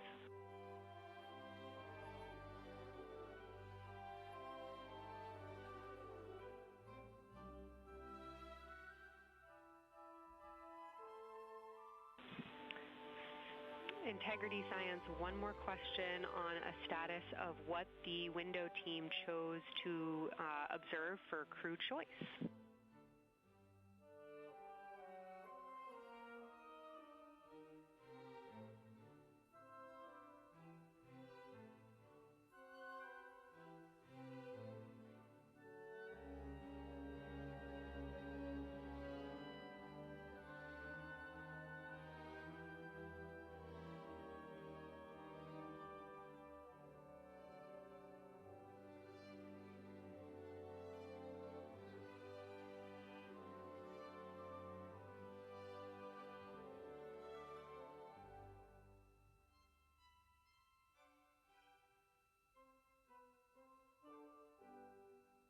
Window 2 talked about Vavilov, look for suspended dust, and the Terminator. And window 3 about the experience and about the three-dimensionality of the moon this close. Wonderful. And another observation about Oriental, I would say, is the features going off to the southwest, the two large, almost look like scratches in the surface. I don't know if they're rays or canyons or collapsed lava tubes, but two distinct features that are almost parallel going off southwest from Oriental Basin. They are the first things that made me notice parallax of our trajectory looking out at Oriental. That and in the inner walls of the east side of the crater rings, you really get a sense that we're flying over something with elevation and terrain, and they look different from this orientation. Love to hear it, Victor, and you had it that those chains are actually crater rays, secondary craters formed from the formation of Oriental.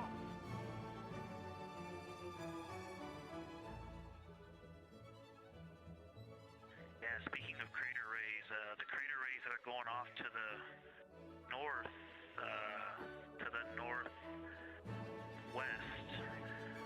that run off toward Hertzsprung and I believe toward Vavilov. I'm not looking at it right now, but those crater rays are very interesting. They're all very small. I know you've imaged this, but they're all small and they look like, a big impact launched rocks and things that made smaller impacts down the way.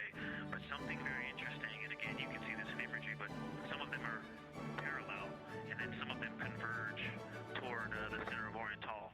And then I think I even saw some that maybe diverge, not diverge, but that are convergent, which indicate multiple large impacts that created a lot of secondary impact crater rays. Fantastic, Victor, and I'll note that we can infer that you're looking down at your freshly named Integrity crater, which is near the end of one of those beautiful crater rays from Oriental. Thanks for the description.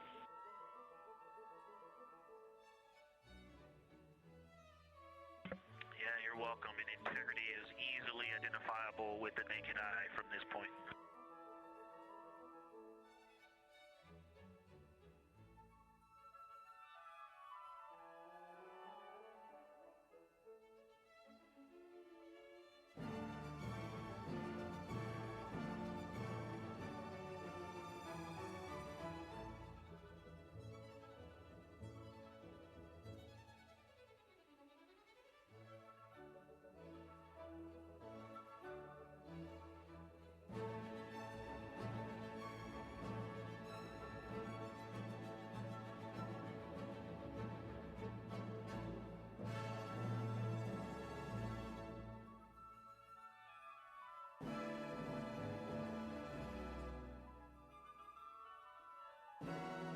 We've been hearing some great situation reports from Victor Glover, the pilot of the Artemis II mission, calling down to the science team, letting them know what he is seeing. And one of those things is Hertzsprung Basin. If you look just to the right of the Terminator, that is the difference between light and darkness on the moon. You can see what he's describing when he says Hertzsprung Basin and how it looks a little bit paved in the middle there. It's almost in the very center of the moon in this view, coming from the Orion spacecraft and a camera mounted on its solar array.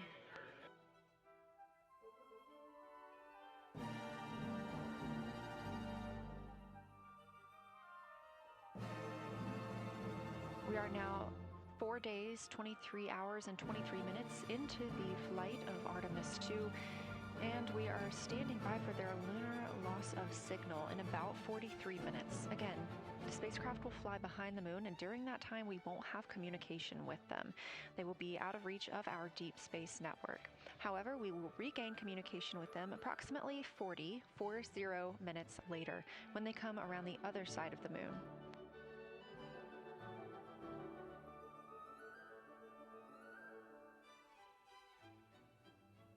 The crew aboard the spacecraft are currently discussing the Terminator, that difference between day and night. The science team is interested in learning about the topography and the color of the lunar surface, and it's already been very interesting to hear that they have seen colors like greens and browns while looking at the moon.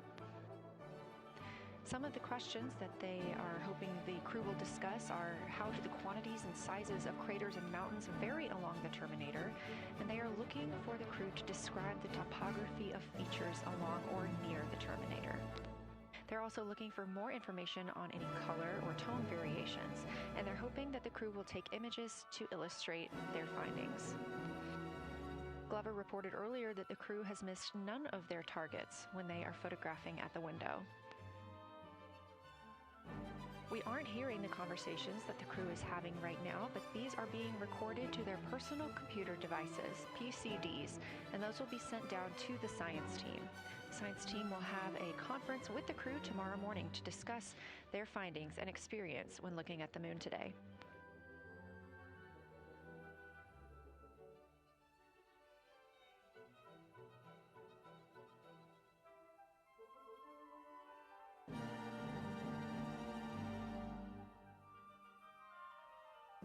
We have a few minutes left while the crew is discussing the terminator, and if you're just joining us, you're looking at a live view of the moon, our moon, from the Orion spacecraft and a camera on its solar array. Inside that spacecraft, 4 astronauts, Reed Wiseman, Victor Glover, Christina Cook, and Jeremy Hansen, the first 4 people to fly around the moon in over 50 years.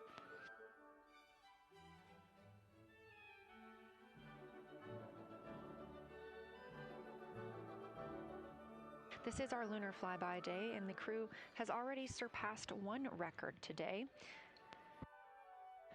The crew passed the Apollo 13 distance record at 12:57 p.m. Central, 1:57 p.m. Eastern. Canadian Space Agency astronaut Jeremy Hansen calling down that he hopes it's a record soon broken by other explorers.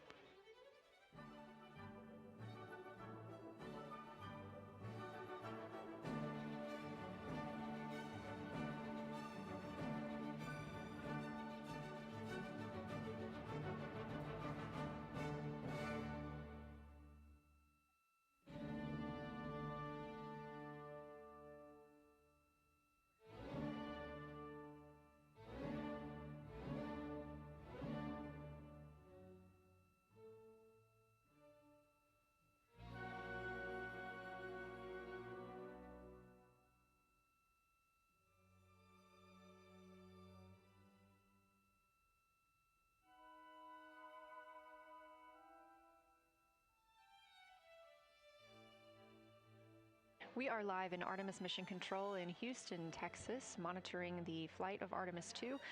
All of the flight controllers here, each monitoring a different system aboard the Orion spacecraft. Integrity Houston, we are ready for our cabin and window teams to swap again. We have a 15-minute handover time here, and I have a couple of items I want to read up to you. They'll require you to write something down on your knee boards, so let me know when you're ready.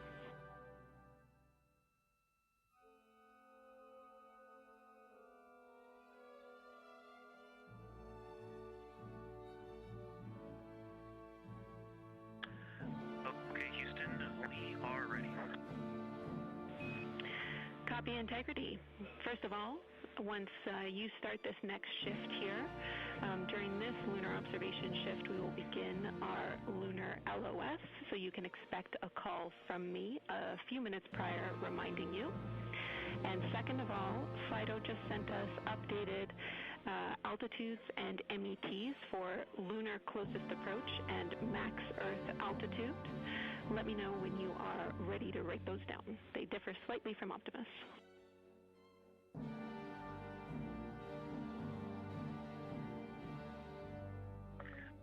Thanks, Jenny. We are ready to copy. Lunar closest approach will be at MET 5 days, 0 hours, 25 minutes, 34 seconds, and the altitude will be 4,067 statute miles. Maximum Earth altitude will be at MET 5 days, 0 hours, 27 minutes, 39 seconds, with an altitude of 252,756 statute miles.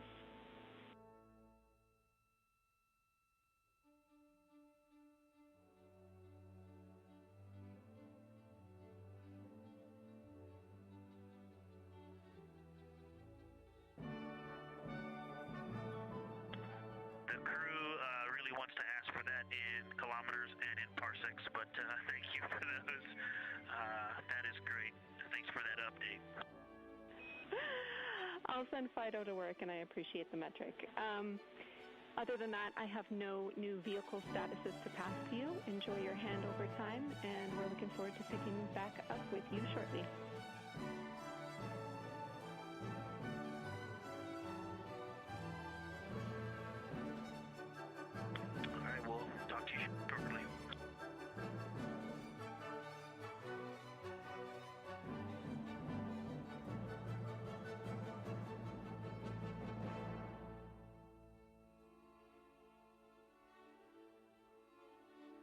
Those words called from Capcom Jenny Gibbons, CSA astronaut and Artemis II backup crew member, to the crew working aboard the Orion spacecraft. Had a little bit of a view inside the cabin. As you can see, it is very dark. The crew has turned off the lights, and the light that you were able to see is coming through the window, a reflection of Earthshine and from the moon.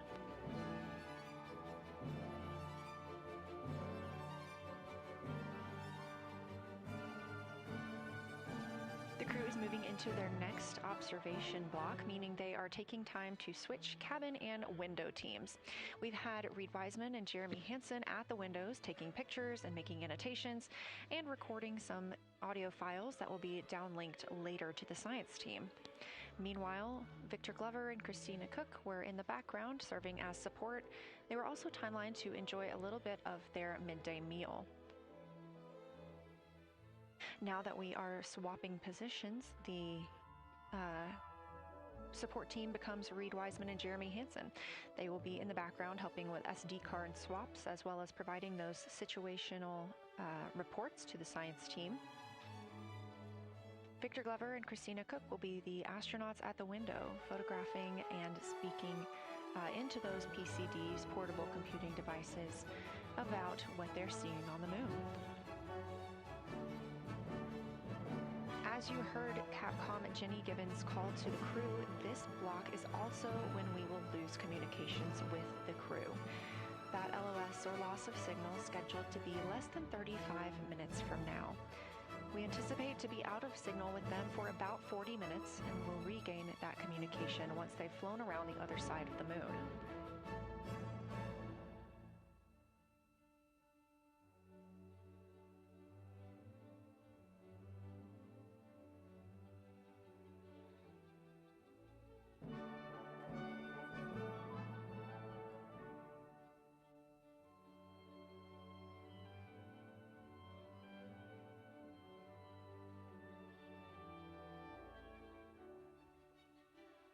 Now, even though the crew will be flying behind the moon, their observation period does not stop. They will still be taking pictures and making annotations of what they are seeing. They'll be looking for the limb of the moon, Earth set, and then a Vavilov crater, which we have previously seen. They'll swap positions at the window before moving into a crew choice option. They will get to pick things that are interesting to them on the surface, take pictures, and explain why they find them that way. They'll also be looking for any impact flashes. These are short-lived flashes on the lunar surface caused by impact bombardment.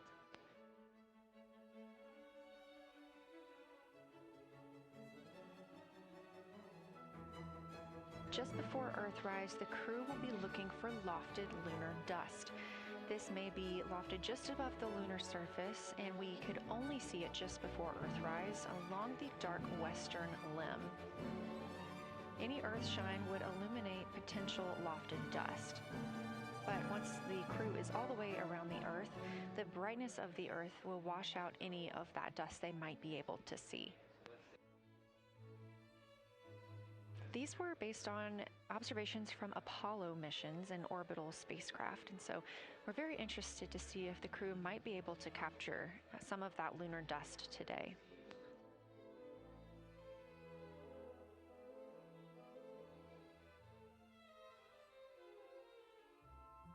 Following that lofted lunar dust target, the next will be Earthrise. We will regain communications with the crew shortly after Earthrise.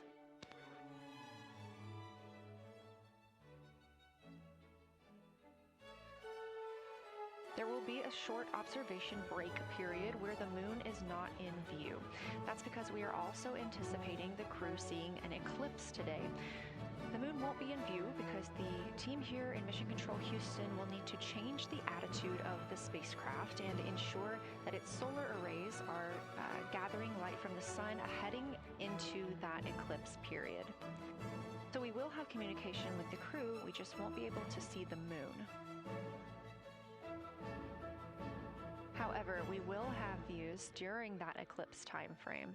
During that time, the science team is looking to know it will only be illuminated by Earthshine at that point, so they want to know what the whole moon looks like overall, but they also want the crew to look into deep space and potentially see if they can spot any planets.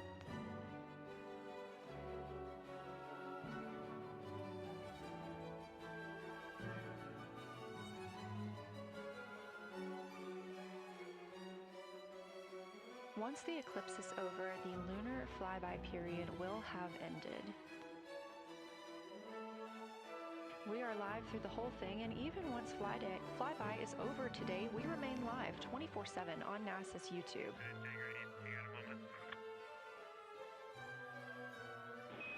Go ahead.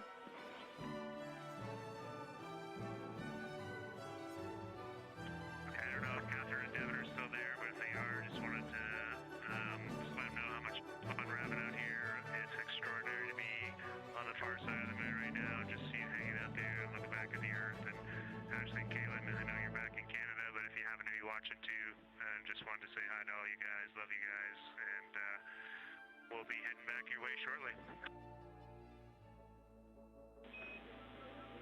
Thanks, Jeremy. I hear they are watching, and your family is still here. So thanks for passing that along.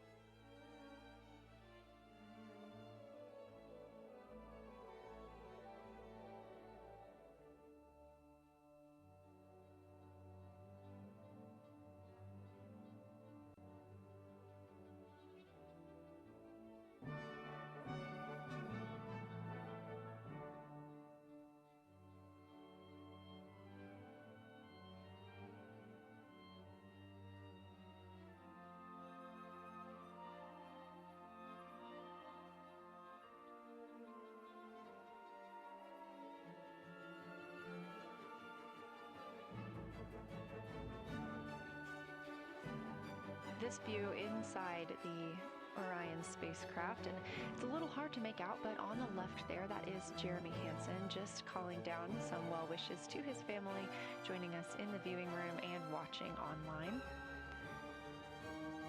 Currently in the window are Victor Glover and Christina Cook. They are taking pictures outside of the window as they are now in their flyby observation block. At this time, Reed Wiseman and Jeremy Hansen are serving as support crew members, and they are also going to have an opportunity to enjoy their midday meal at this time.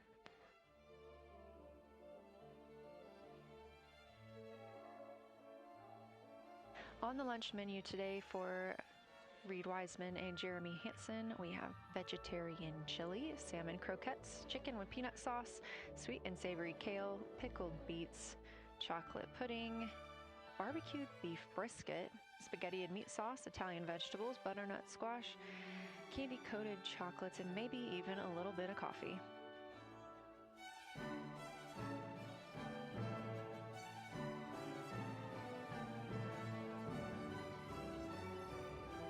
And if if you look closely, you can see it looks like they are getting into some of their food for the midday meal. All of the food on the spacecraft is rehydratable. We don't have an option for fresh food as there's not a refrigerated section of the Orion spacecraft. So all of this food can either be rehydrated or eaten straight from the package, just depends on what the food actually is. And for food that needs to be rehydrated, there is information on each package of how much water needs to fill that bag and what temperature it needs to be.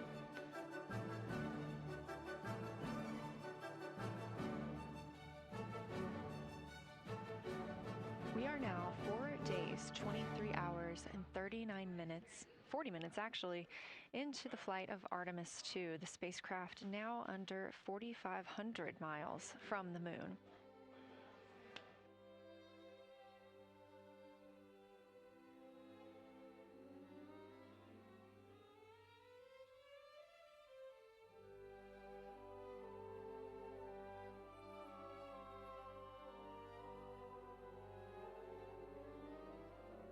We are now also under 30 minutes away from loss of signal with the astronauts. We will regain that communication about 40 minutes later. They will still be photographing the moon and documenting what they're seeing while they're behind the moon. And we especially look forward to potential Earthset and Earthrise views.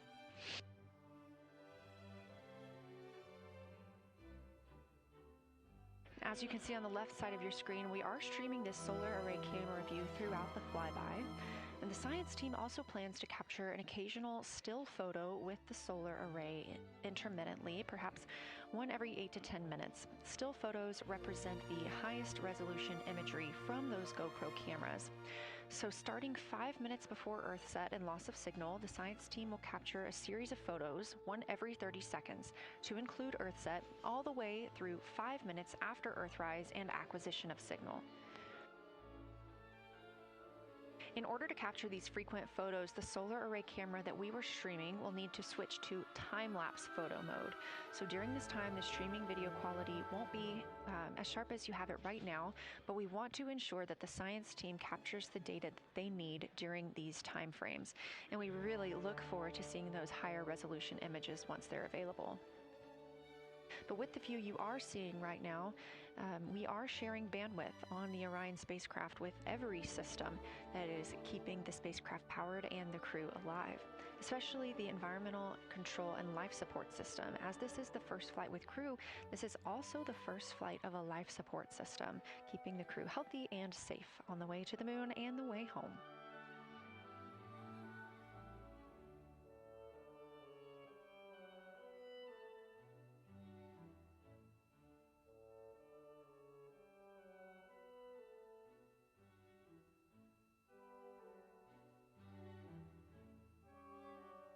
On the timeline, we're getting towards the end of the cabin and window team swap period, but it looks like our astronauts, Victor Glover and Christina Cook, are already photographing the moon outside of those windows. The next target is Ohm Crater, and this is something that they have photographed previously during the flyby. This is a small, complex crater with a prominent ray system, and as referenced earlier, it's the size of the Eye of the Sahara. That Eye of the Sahara is a feature in Mauritania. Seeing this crater more than once throughout the flyby allows the crew to photograph it at different lighting conditions.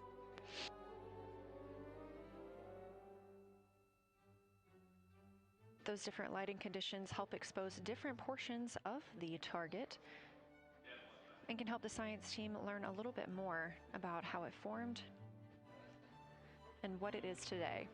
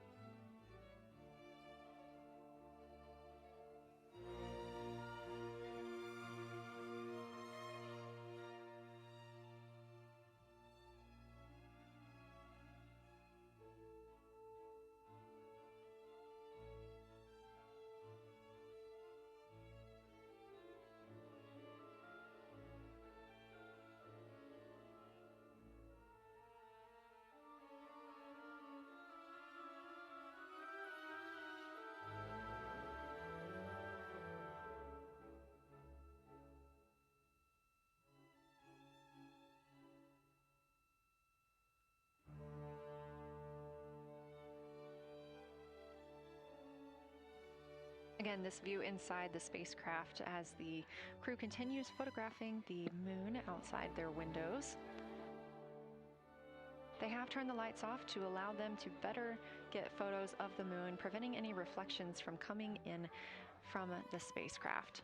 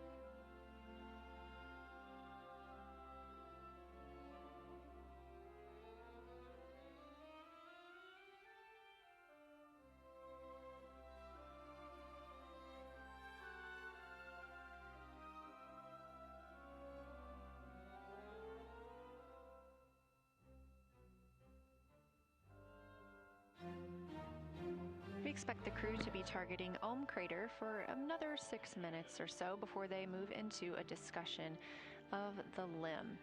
Now, the science team has asked for a science sit rep or situation report during that time, so we hope to hear calls from the crew on what they are observing.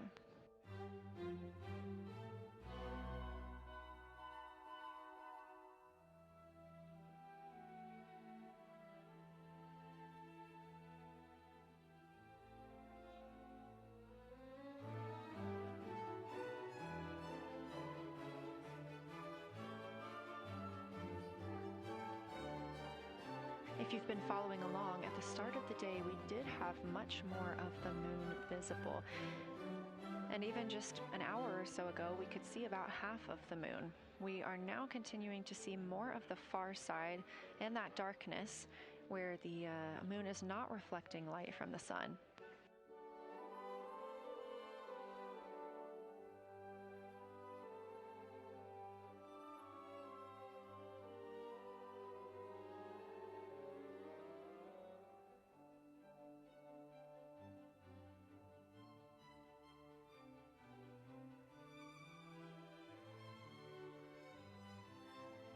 Earlier, we were also able to see some of those darker portions, that old lava flow that we often see on the near side of the moon and that we can all see from Earth. That has mostly gone away. We are now just seeing very little of Oriental. That's down to the bottom right of the moon. You can see just a small dark portion near the limb.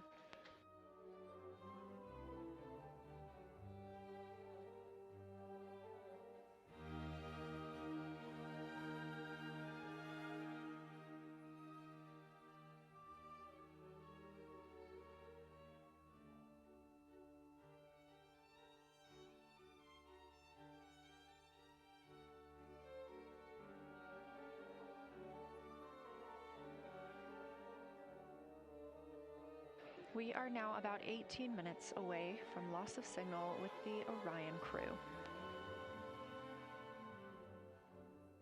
Again, we use the Deep Space Network to communicate with the crew members when they are this far from Earth. This is the first mission since Apollo when we have had humans on the Deep Space Network.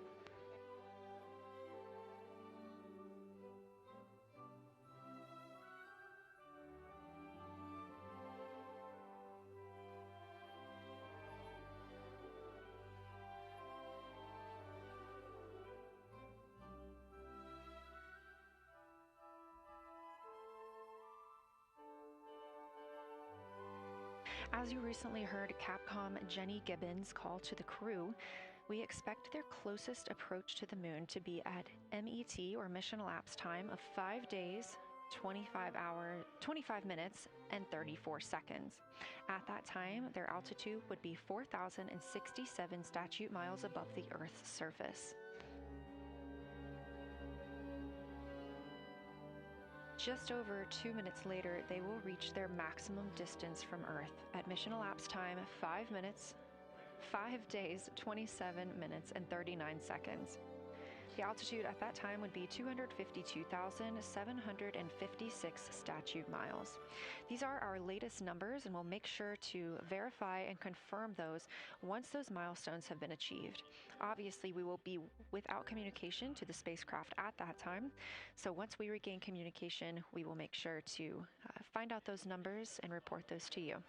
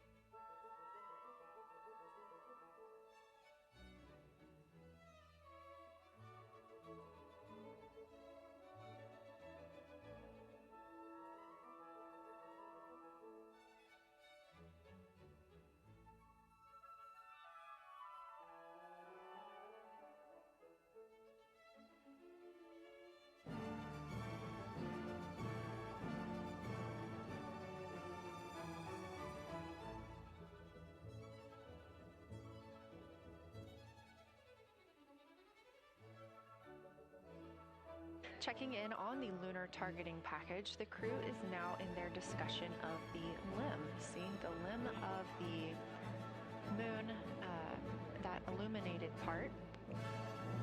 Currently at the windows taking photos and making annotations are Victor Glover and Christina Cook. We are expecting loss of signal in about 13 minutes. We will regain that signal with the crew about 40 minutes later.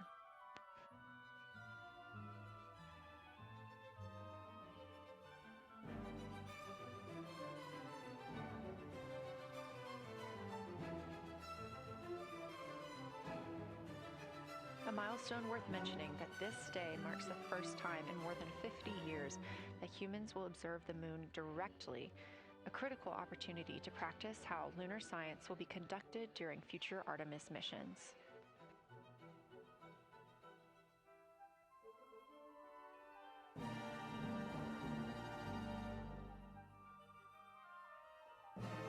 continue to reference the lunar targeting package throughout this broadcast, which is the primary tool guiding the crew observations, and that consists of two key components.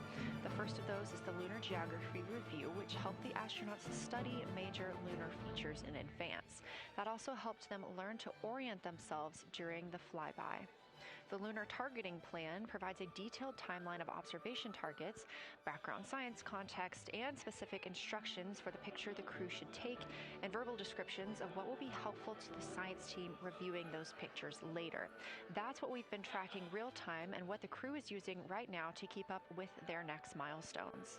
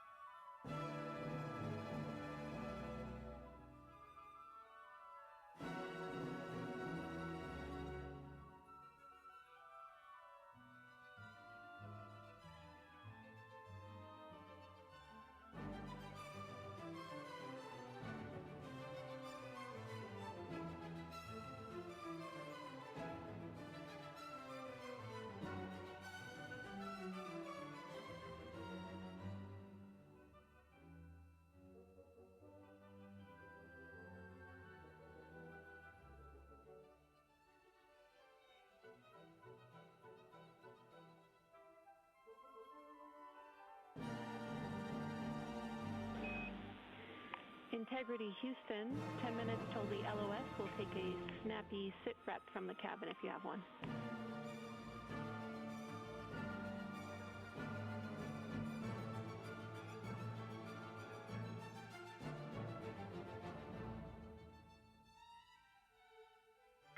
Okay, Jenny, that came, we missed most of that, but just a 10-minute warning, is that what you're saying? 10-minute warning for the LOS, and I'll take a quick sit rep from the cabin, please.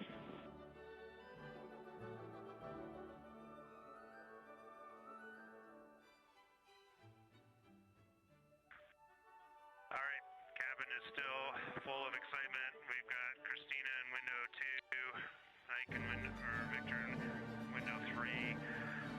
Reed's actually been trying to get some images out of the docking tunnel. We can see the Earth and the Moon and part of the Moon out of the docking tunnel, which is pretty good. And I'm just grabbing some footage right now with our interior cameras.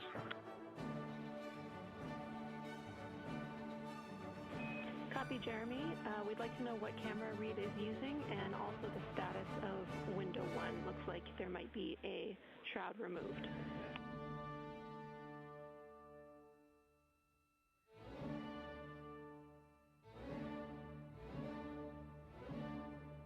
Okay. Reed was using the Z9, and the T-shirt shroud is still on window 1, but we took the camera out of it. So maybe that's what you're noticing. But when I looked in there, I saw a lot of sunlight reflecting around. Copy. That makes a lot of sense to us, Jeremy. I want to remind you, coming up on this LOS, that we'll take sit reps in the blind. And as more and more of the moon is in darkness, we will take any report you have on impact flashes.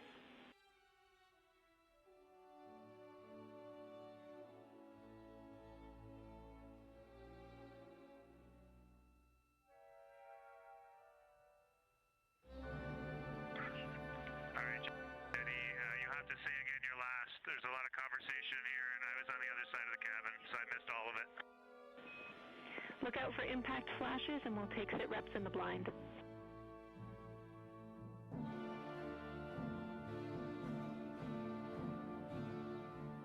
Okay, impact flashes, sit reps in the blind. We got it. And yeah, just so you understand what's going on with window 1, there is light coming through the outer hall from window 2 into the inside of window 1, if that makes sense. Like I can see the inside of the vehicle when I look between the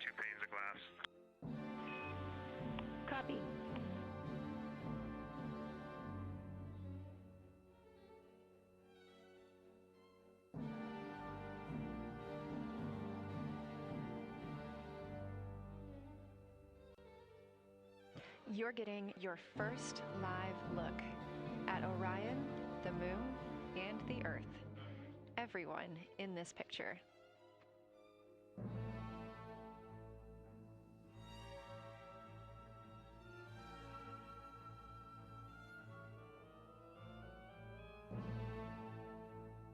This is a live view from the Orion spacecraft.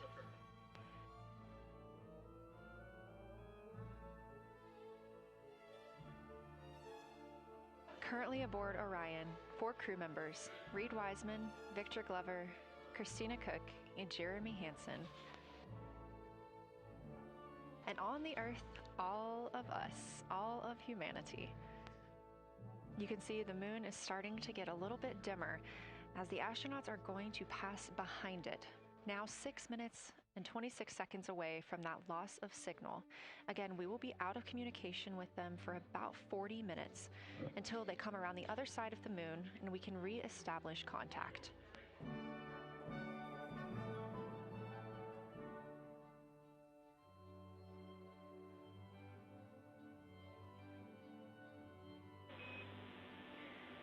Integrity Houston, you are 6 minutes from your 40-minute lunar flyby LOS.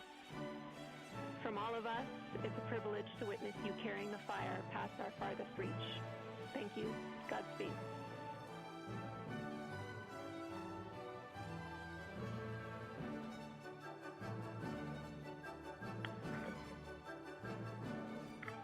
Thank you for that, Jenny. And thank you to all of you for allowing us the immense privilege to be on this journey together. It's quite amazing. And as we go on this journey, thinking about the NASA mission to explore the unknown in air and space, to innovate for the benefit of humanity, and to inspire the world through discovery. And as you've gone along on this journey with us, hopefully we're doing just those things. And as we get close to the nearest point to the moon and farthest point from Earth, as we continue to unlock the mysteries of the cosmos, I would like to remind you of one of the most important mysteries there on Earth, and that's love. Christ said in response to what was the greatest command, that it was to love God with all that you are. And he also, being a great teacher, said the second is equal to it, and that is to love your neighbor as yourself. And so, as we prepare to go out of radio communication, we're still to feel your love from Earth, and to all of you down there on Earth and around Earth, we love you from the moon.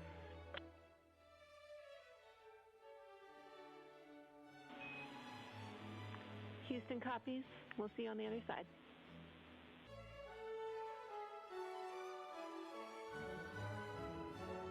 We will see you on the other side.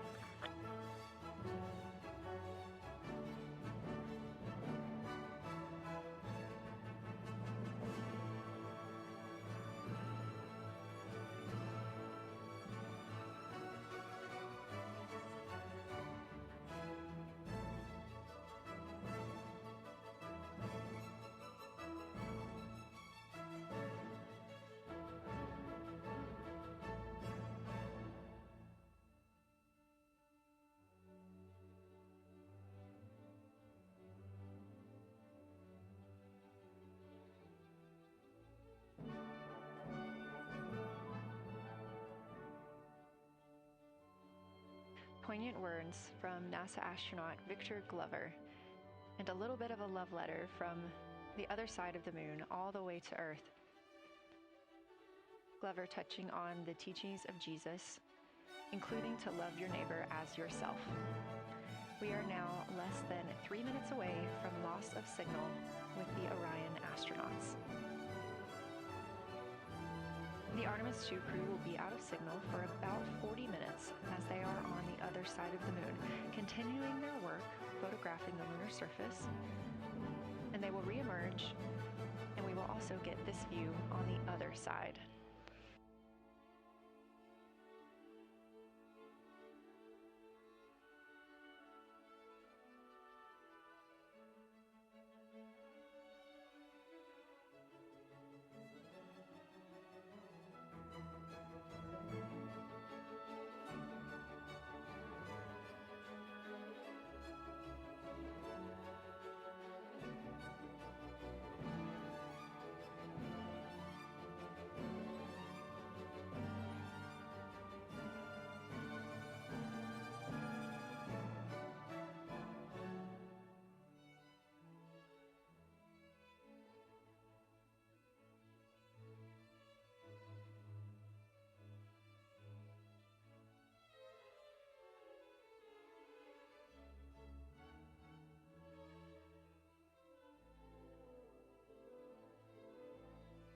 Just about a minute and a half now until we lose communication with the astronauts aboard Orion on the Artemis II mission.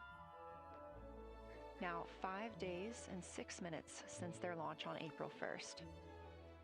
Again, we'll be out of communication for about 40 minutes. And this really beautiful view of a crescent moon and a crescent Earth. How great thou art.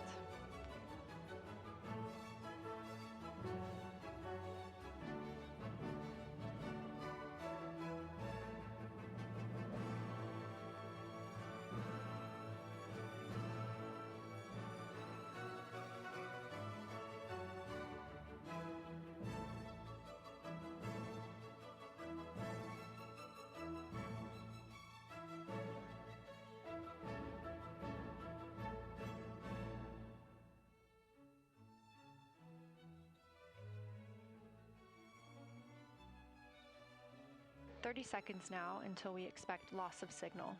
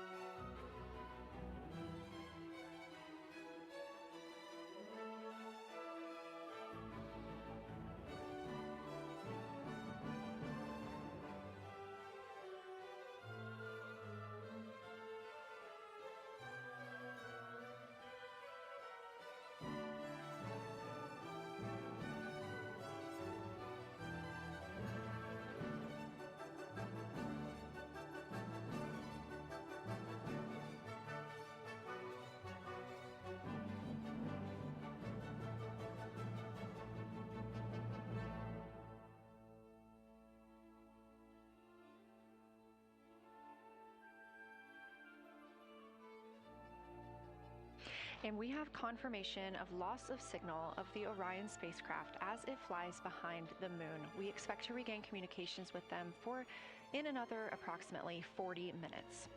This was expected as their spacecraft is now out of direct line of sight with Earth and behind the moon. And this is a poignant moment as it's the first time in over 50 years that we have humans completely unreachable by anyone else on Earth. No matter how distant or secluded, we could reach anyone living on Earth, but while the crew flies behind the moon, it's simply impossible to make contact with them. This is a live view inside the Science Evaluation Room here at Johnson Space Center and just down the hall from Mission Control. This team has been monitoring the flyby all day as the team has continued capturing targets on the lunar surface.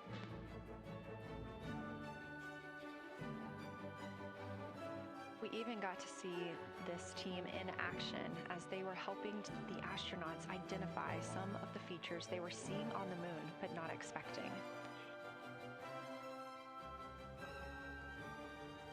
There will be a couple of milestones during this loss of signal.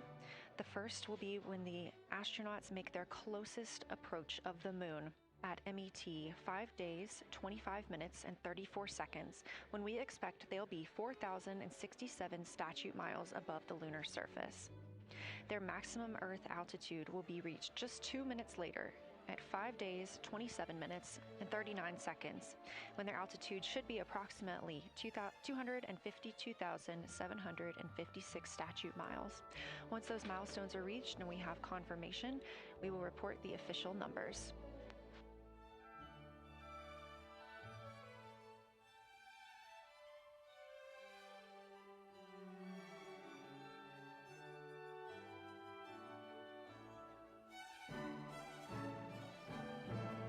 Throughout the Artemis II mission, astronaut voice, images, video, and vital mission data must traverse thousands of miles, carried on signals from NASA's powerful communications systems, the Near Space Network and the Deep Space Network. Let's learn a little bit more.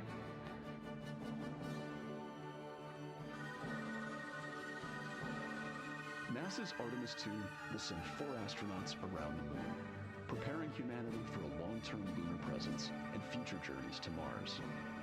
Enabling communication and navigation for this test flight are NASA's Near Space Network and Deep Space Network. With antennas around the world and a fleet of relay satellites, the networks will deliver vital data to and from Earth through all phases of the mission.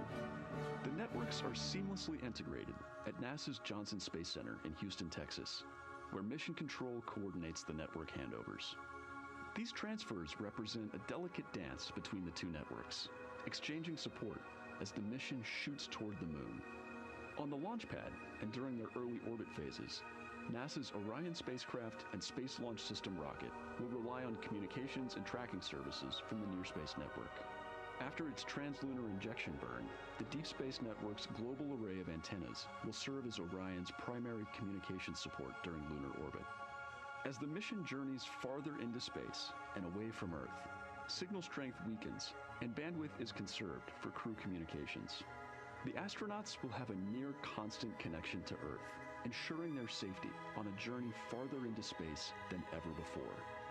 We say near constant because as Orion goes behind the moon, a planned loss in communications will occur. The Deep Space Network will be standing by to reacquire the signal as Orion reappears. The Artemis II mission also provides an opportunity to test new capabilities. Using laser links, NASA will periodically transmit Orion data to showcase the benefits laser communications could have for future human spaceflight missions. The data from Orion, sent by radio signals or laser links, is massive. The mission is gathering images, data, and video, while also generating details about mission health and crew voice files. All of that data gets processed here on Earth, where systems compress it for efficiency. In the future, we'll upgrade these systems on Earth so that image and video clarity improve with each moon mission. With the Artemis II test flight, we're evaluating the communications infrastructure that will help carry us into the future as we explore the moon and journey forward to Mars.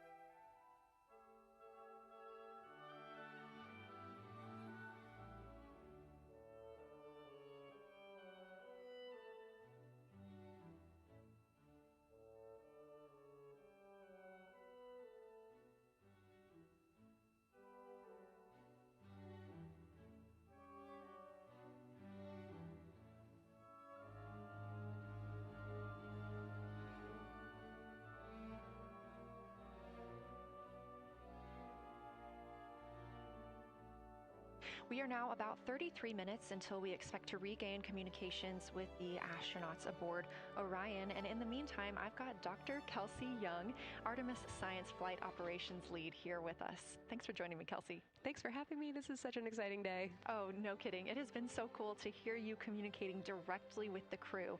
And I know that you have been preparing for this for years, so I am so excited for you and for your team. So just to get into that background a little bit, tell me about your background and what you've been doing on console. My background is as a field geologist. Actually, I studied impact cratering in the field for my PhD, so all these descriptions of impact craters have me just absolutely swooning. How I got into this, though, is, during my PhD, I got an internship at NASA and ultimately never left to integrate science into flight operations. So we developed the Science Officer Console, for which this is the first mission we're supporting. We developed the Science Evaluation Room that's right upstairs, and so it's so gratifying to see this operation structure come to fruition, especially on a day like today. I would have to imagine so. And we've got a great view of the Science Evaluation Room right now. Is there anything that has stood out to your team so far? Absolutely. So as you might have heard in some of the press briefings and content that, we've been putting out, color and albedo were really exciting targets for us. We've heard several amazing color descriptions so far. Just to highlight maybe one of them, we heard about greenish and brownish hues near Aristarchus, which is actually a feature that we can see here from the near side. And those greenish hues could actually tell us something about the volcanic evolution of that area. So you can bet that the science team is going to be prioritizing downlinking those images and the crew audio that we didn't hear that went into those recordings to learn a little bit more. Wow, That is fascinating. I was hearing those colors and very interested just from a personal standpoint, because looking at the moon from, 250,000 miles away, we don't see green or brown. So just hearing that, them being so close and getting to see that, fascinating, and I know very exciting for you. So what are you expecting to see in the upcoming portion of the flyby? The upcoming portion is actually going to be really exciting. So right now, as we speak, while folks in the room are kind of taking their stretch breaks and everything, the crew are still hard at work. They still have targets to image and describe during this LOS. But when we come out, the first thing, of course, we're going to hear about is Earthrise. We're really looking forward to hearing about the crew's experience with something that we can connect with, and that, Apollo 8 brought us such amazing images from. But then we start to get into describing the Terminator, as well as looking for things like lofted dust, which tell us about the modern lunar environment. Then the vehicle's going to orient away from the moon for an hour and then pivot back for the eclipse observations, which is a whole different set of science observations that we're really looking forward to.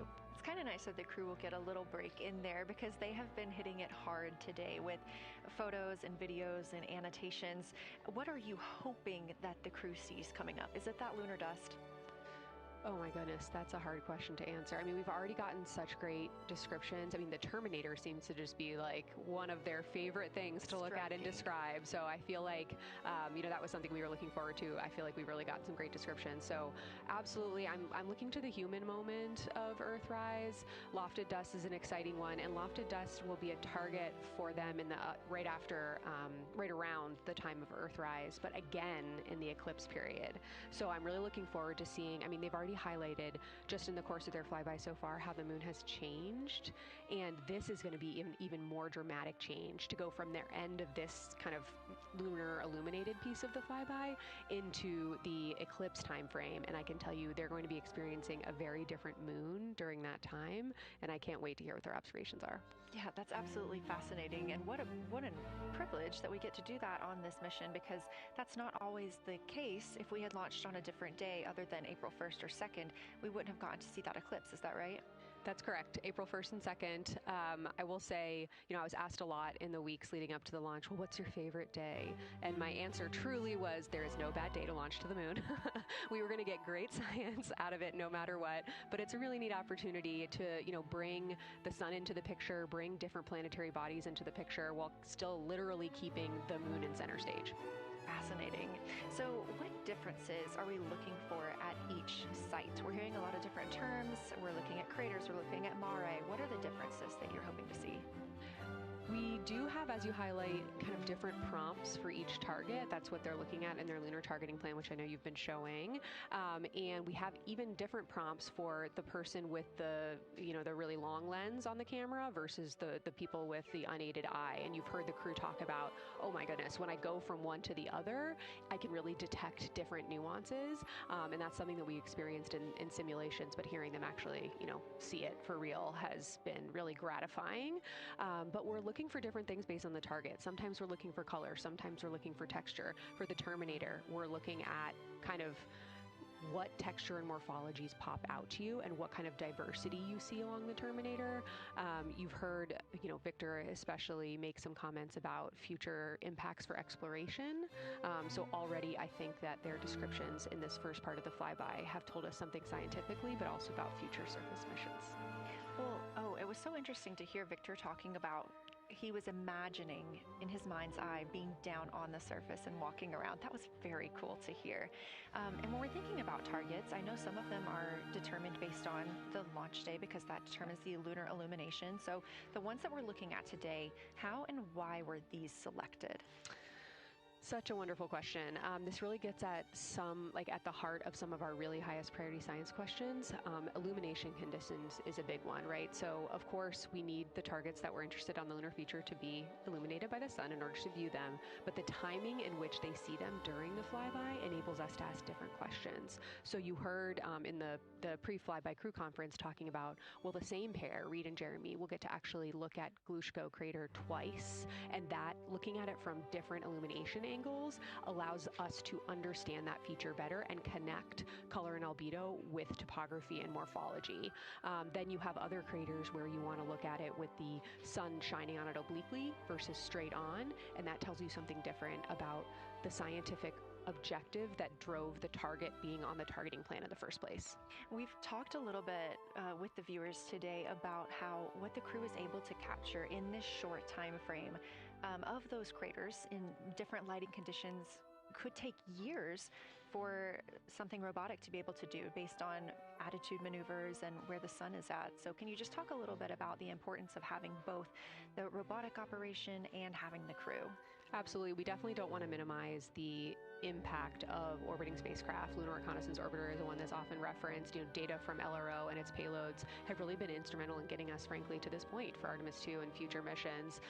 But the human experience, the crew observations that we've already been hearing about, it is such a perfect complement to the orbiting spacecraft data because they are able to have this unique perspective. They are far enough away where they can make these contextual observations. You've already heard it. How many times have we heard the crew and their science sit reps say, if I track this feature from all the way up here in the northern hemisphere down to the southern hemisphere, here are comparisons I can make. That right there is not something we had the ability to do with the Apollo missions, and it allows just literally in the blink of an eye to synthesize observations that it would take, a really significant effort to coordinate with different orbiting platforms, and they're making it like that. Wow. It has been very, very exciting to hear all of their calls so far. And so I've heard they were able to capture every single target so far too. Is that correct? I think that's correct. And I think it's important also to remember that, and I know the science team is anxiously awaiting this, we've been hearing from the crew members who are not at the forward windows, right?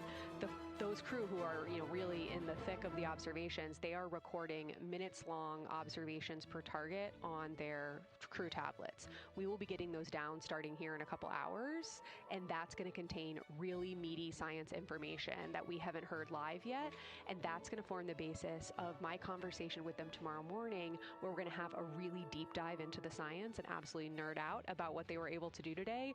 One of the most gratifying things for me today is hearing multiple crew members say, thank you for putting the discussion times in the targeting plan, because when we have had the ability to put multiple brains on a problem, we have elevated each other. And I'm looking forward to them, sleeping on it overnight, and then us actually being able to really, truly have an elevated science discourse tomorrow. Well, we're looking forward to it too, and I cannot wait to hear everything that you guys get to learn overnight from some of those audio recordings and just everything that they'll be able to share tomorrow. So, Kelsey, I know you are very busy. You've done a great job today, and thank you so much for joining us for this interview. Thanks for having me. It's such an exciting day. We are now expecting acquisition of signal in about 24 minutes. As a reminder, the Orion spacecraft has flown around the other side of the moon, where they are out of contact with our deep space network.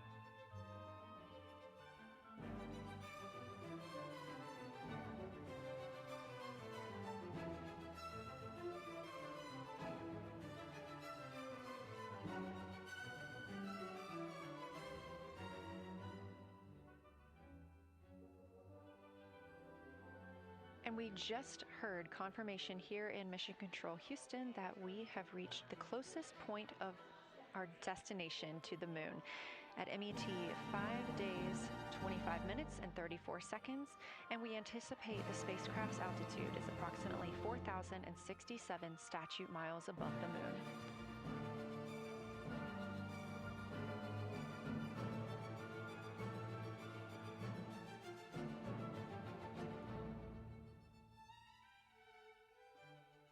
We're continuing to track what the crew is doing while around the other side of the moon. They are continuing to take pictures of the of the moon, the Earth now out of sight. What they're in right now is a crew choice event. The science team has encouraged them to find interesting features on the surface, to take photos of those, and describe why they were interesting. Something else that they'll be looking toward next, just momentarily, will be impact flashes. They've got a few minutes allotted to look at the darkest portions of the moon. They're interested in short-lived flashes on the lunar surface because these would be caused by impact bombardment. After their impact flash targeting, the team is interested in if the crew can see lofted lunar dust. This would only be visible just before Earthrise. Now 20 minutes until we expect to regain communications with integrity and the astronauts for Artemis II.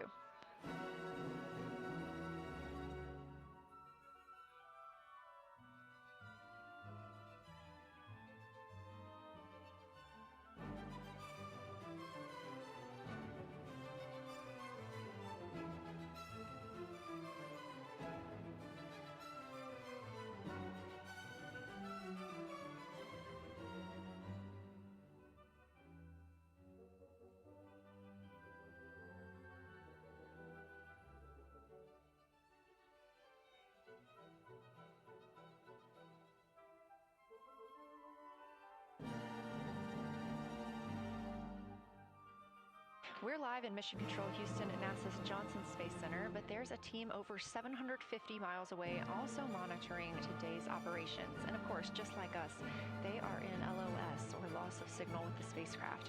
This is LUCA, the Lunar Utilization Control Area. And it's joined by LISA, the Lander Engineering Support Area, which are twin control rooms that will support missions and operations in lunar orbit or on the moon's surface in real time at NASA's Marshall Space Flight Center in Huntsville, Alabama. The LUCA and LISA are right next to each other and just a short walk away from the SLS Engineering Support Center, which is used during launch, and the POIC, where science on the International Space Station is monitored. LUCA primarily supports Artemis science operations, while LISA will provide engineering support for landing astronauts on the moon. During this mission, Artemis II, teams in the LUCA will use the facility to support first-of-its-kind science operations to better understand the deep space effects of microgravity and radiation on the crew's physiology, immune systems, and ability to complete various tasks. The data from these science operations will inform future crewed flights to the moon. For future crewed missions to the moon, members of the NASA Human Landing System Mission Insights Support Team, a group of engineers, safety leads, flight operations experts, and technical authorities, will work in the LISA. There, they will monitor lander systems in real time and be involved in key decision-making processes throughout the mission. Teams are using the LISA during Artemis II to observe mission operations and using the opportunity to inform and prepare for future crewed landings to the moon's surface.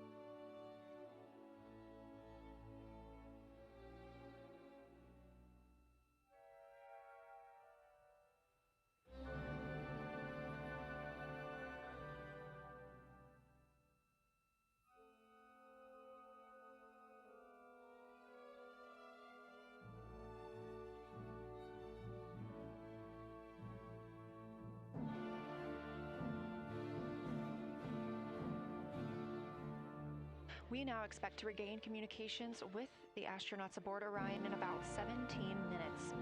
In the meantime, a little overview of how our crew members flying by the lunar far side at an altitude of between 4,000 and 9,000 miles are testing the capabilities of the Orion capsule.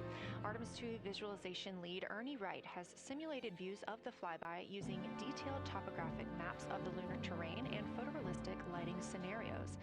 The Artemis II crew members have been using these visualizations to prepare for this historic mission, which is paving the way for future exploration of the moon's surface and beyond.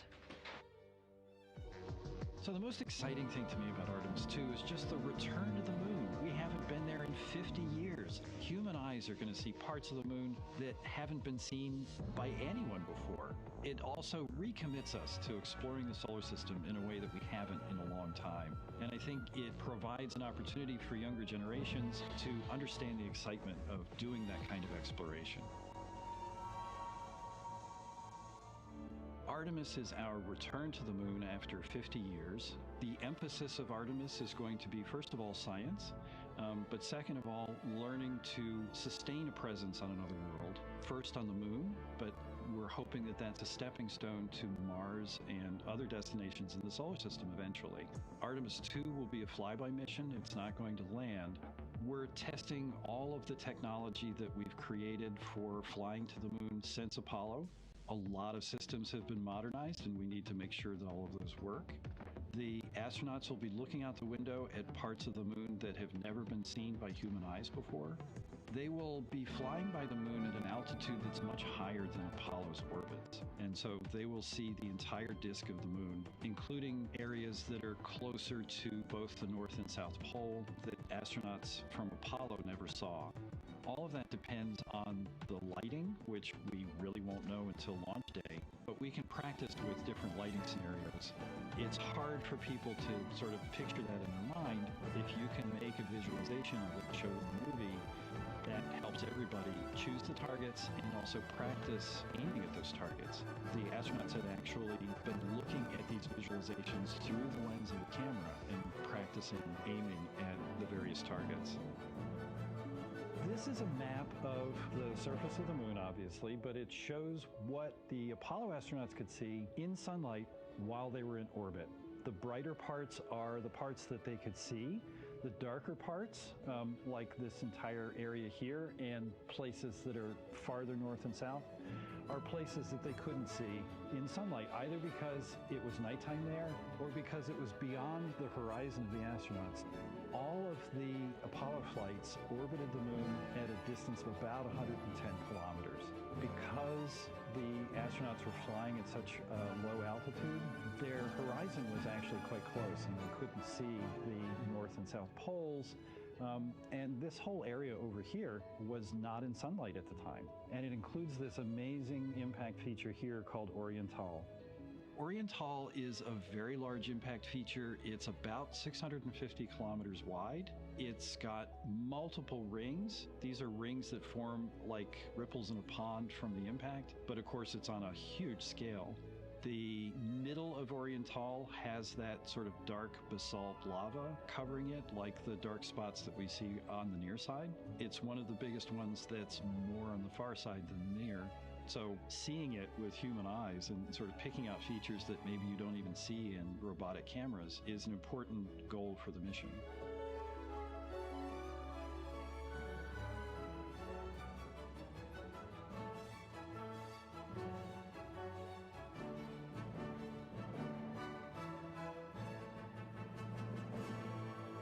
This live view in the Science Evaluation Room, or the SIR, here at Johnson Space Center in Houston, Texas, just down the hall from where we're at in the Artemis Mission Control Room. Teams continuing to monitor the flyby.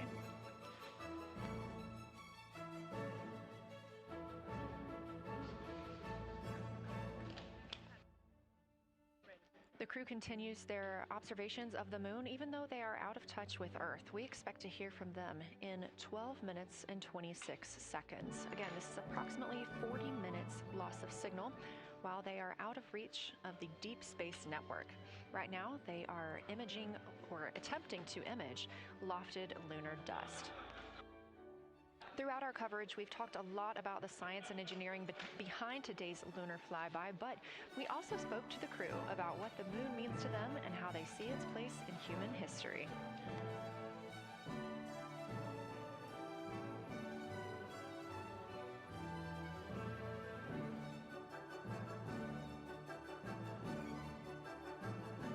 I remember being a little kid lying in bed at night and just looking out at the moon in whatever phase it was in. I was thinking, man, my friends that live like 20 miles away, they can probably look out and see that same exact moon. And then when I was in the Navy and I would look out at the moon and I'd be halfway around the planet, and I would think, man, my brother can see that moon where he is, and he's halfway around the planet from where I am. And it's a connection of life on Earth. We can all look up and see that moon.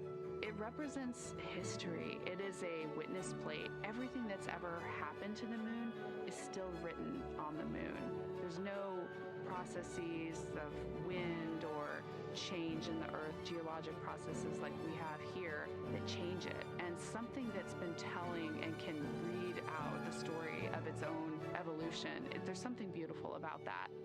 I've also learned from my indigenous mentors that they refer to the moon as Grandmother Moon. So you've probably heard of Mother Earth. They use Grandmother Moon because Grandmother Moon is responsible for the water in their community. The grandmothers, sort of protect the water source, just like the moon moves the water around the planet, affects the tides. It's something that represents something different for each individual culture around the planet. And that's really neat because we all share that same moon in the night sky. We all have seen the same side of the moon in different lighting conditions our whole lives. And so it seems very familiar to us, but it's also kind of unknown. When we get up close, some of the imagery that we'll get to describe and to share with people will be very unique. And that nature, both of those things being true about this one entity that we all know, just is really special.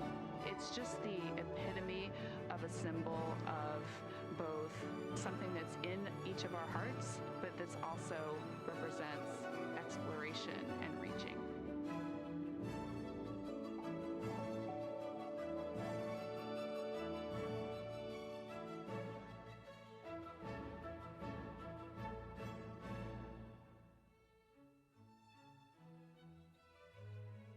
You're looking at a live view inside Artemis Mission Control here at Johnson Space Center in Houston, Texas.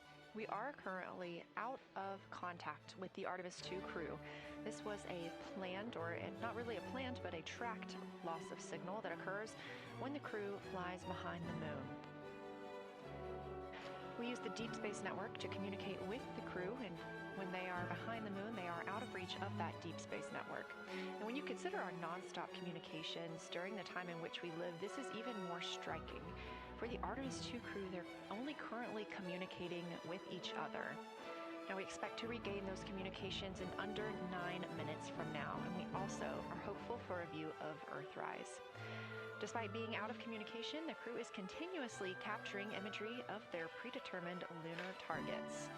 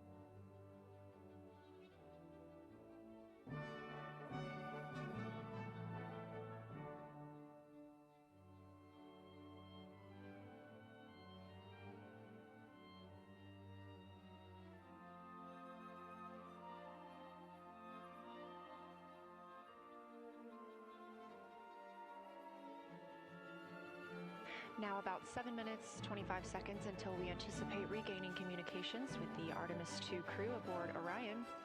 In the meantime, Artemis II lunar science deputy lead Marie Henderson is trained these astronauts to capture and document their views of the lunar surface for all of us to enjoy back here on Earth. I cannot wait to hear their voices when they get to the far side of the moon and I can hear them talk about seeing the moon out their window. I try to imagine it now and I tear up thinking about it. Ooh, now I gotta hold on a second.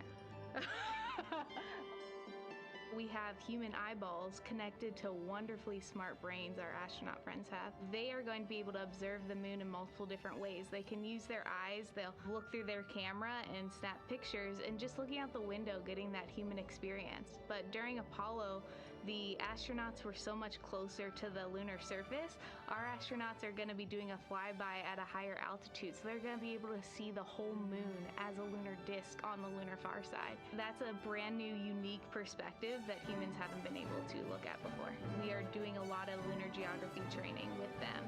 They have study sessions and quizzes they can do that are assigned to them. You know, even if you're an astronaut, you still get homework. We actually get in the mock-up. In that enclosed physical space, we have to think through the hardware that they have, the cameras, the computers, their microphones to make these observations. There's 4 windows up front. Through one of those windows, one of our astronauts will be using a Nikon D5 camera with an 80 to 400 millimeter lens, so something that allows them to zoom in really far and actually take more detailed observations of the surface. It's almost like looking through a pair of binoculars as well. It's just like being a geologist out in the field. They're telling us what they're seeing, looking for colors, textures, different morphologies, and comparing the region that we're having them look at to the regions that are around them. We have a science team that is planning the targets that are going to be observed, putting them all on the timeline of how they're going to be observed, and then taking the first look at the data when it comes down. The Apollo astronauts were only on the moon for 300 hours total, and they only went to the equator. That's like going to places that were safer landing sites, and they only saw so little, 300 hours total. And so we have so much more to explore and so much more to learn. And we are the beginning of the next generation that gets to start being a part of these discoveries.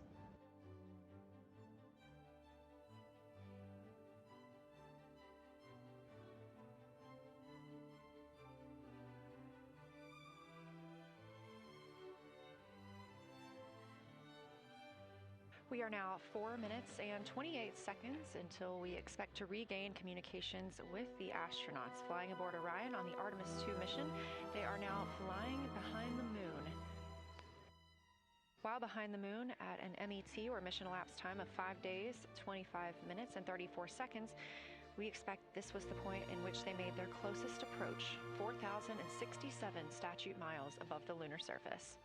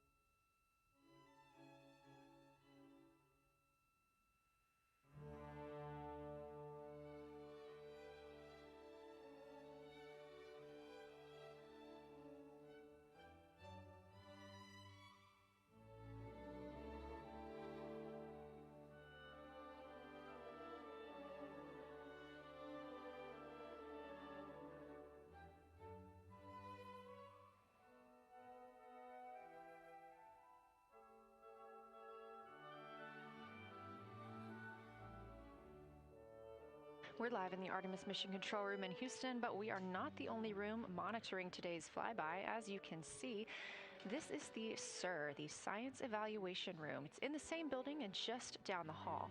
It's a multidisciplinary science team supporting the Artemis II crew in real time, including experts in lunar geology, impact cratering, volcanism, polar science, imaging, and visualization. You can see the SIR here. That's the Science Evaluation Room. It's embedded within Mission Control to provide science input during live operations like what we see today. But additionally, the Science Mission Operations Room is a back room that processes data, evaluates imagery, and supports rapid analysis.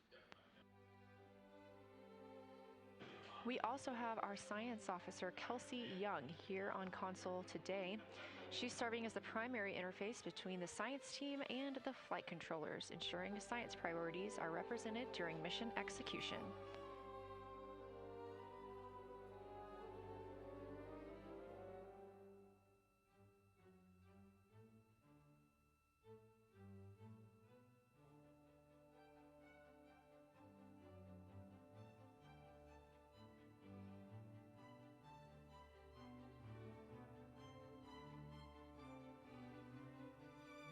Coming up on 1 minute and 36 seconds until we contact Orion.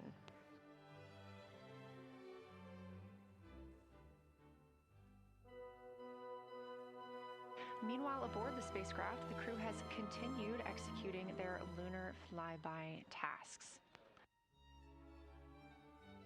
As we discussed earlier today, these activities have been precisely timelined, and this is the fourth of 5 blocks of time during which the crew will be observing the moon from Orion's windows.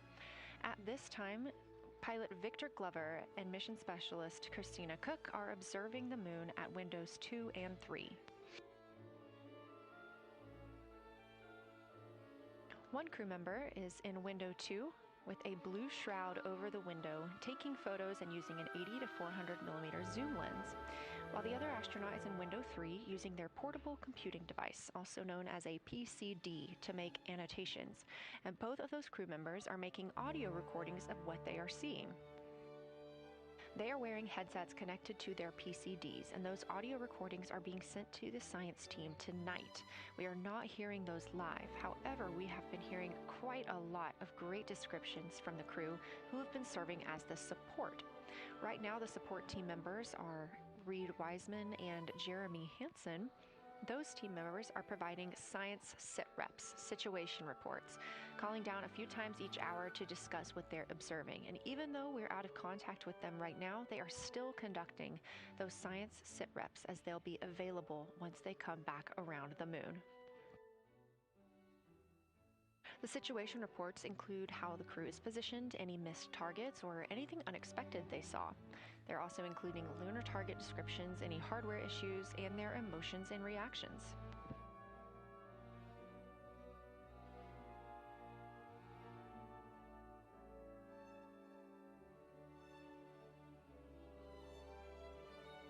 Again, we are standing by to acquire signal from the Orion spacecraft.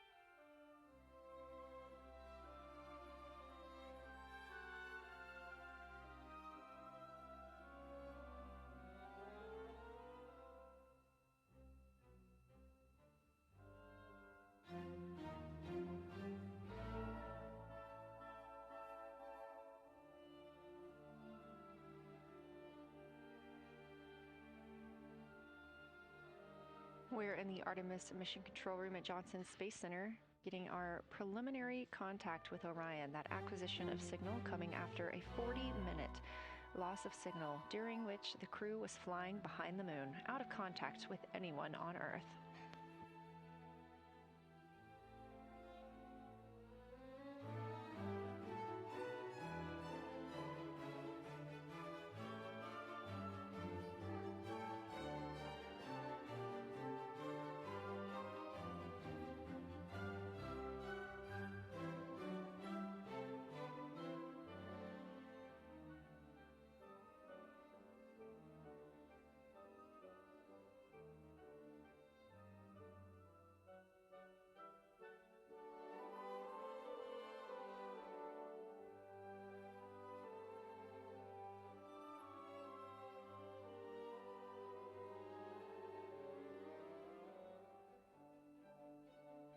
We are getting our first views from Orion after the loss of signal. Orion has come back around the other side of the moon, and that little crescent that you see is Earth, over 252,000 miles away.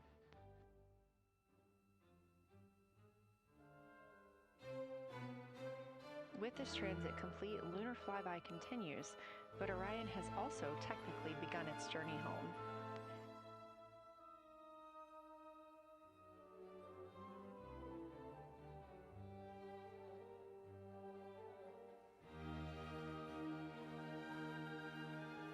Right now, the crew are getting a few moments to enjoy and take photos of Earthrise for themselves, and we expect to contact them shortly.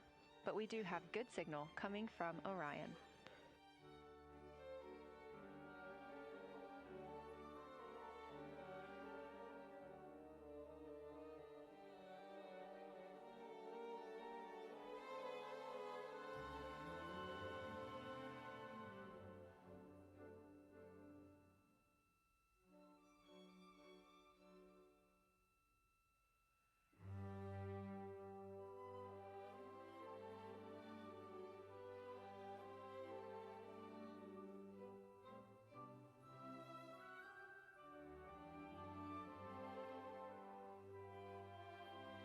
This view from inside the Orion spacecraft, all 4 astronauts now back on the other side of the moon and in contact with us on Earth.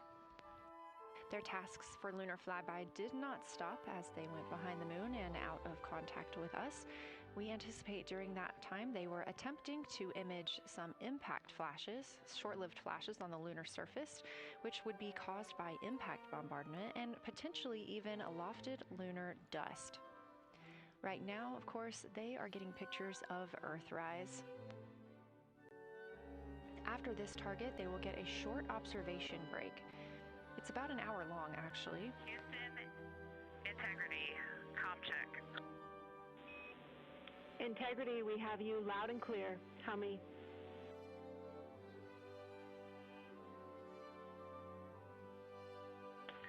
Houston, we have you the same, and it is so great to hear from Earth again.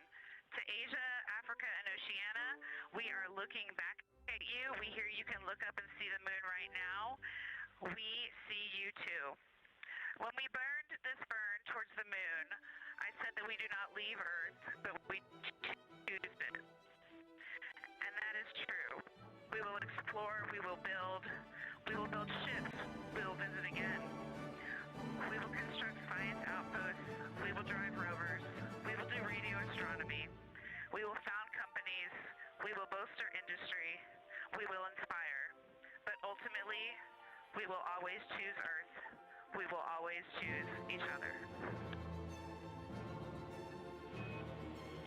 Integrity from Earth, our single system, fragile and interconnected. We copy. Those of us that can are looking back.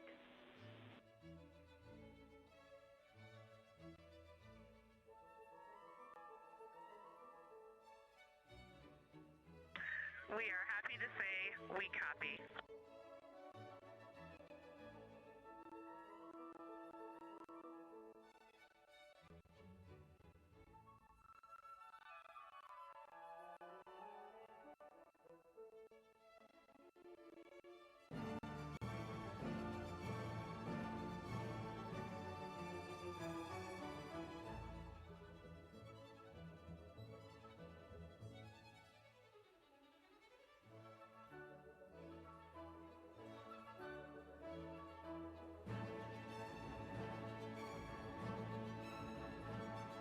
Those first communications back with the astronauts aboard Orion. Christina Cook calling back to what she said just before translunar injection burn. That with this burn, we do not leave Earth, we choose it. The translunar injection burn served as not only what put them on this trajectory to fly around the moon, but what also committed them to splashing down in the Pacific Ocean on Flight Day 10.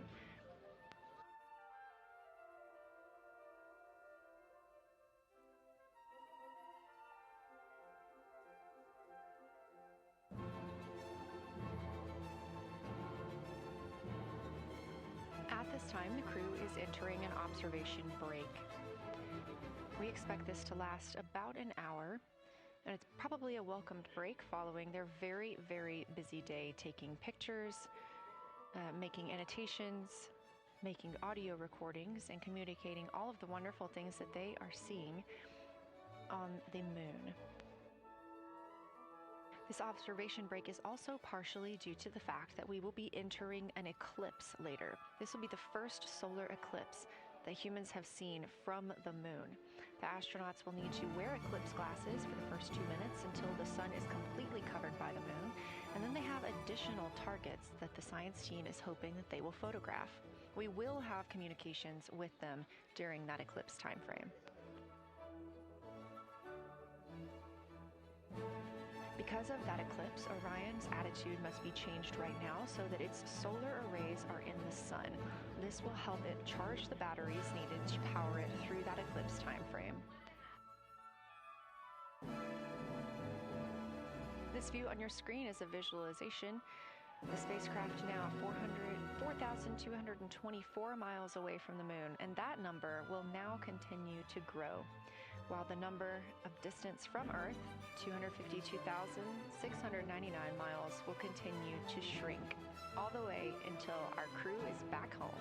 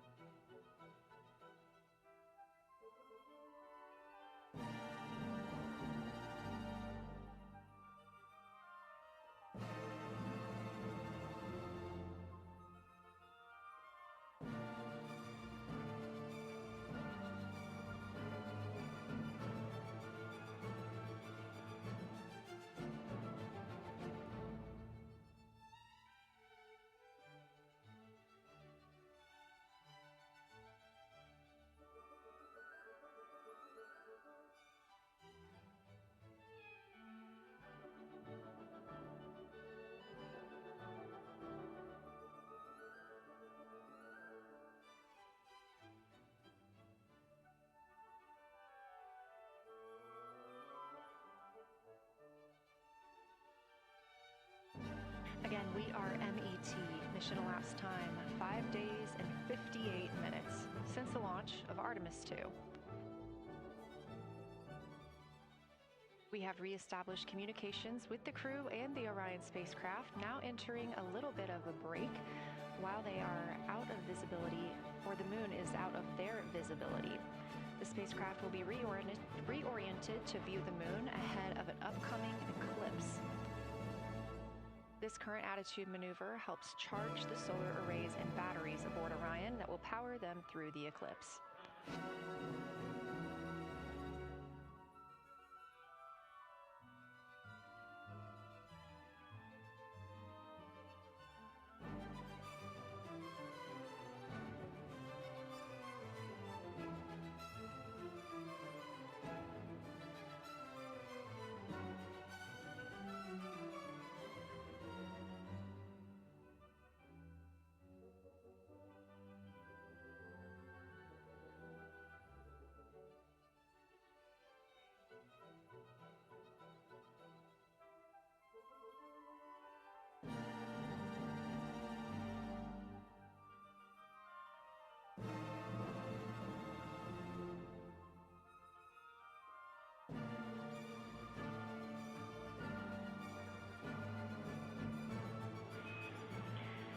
Integrity, Houston.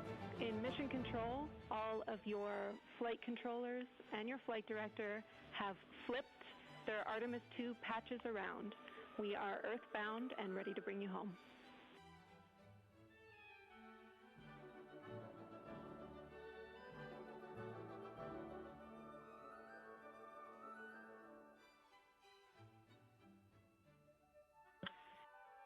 That's great.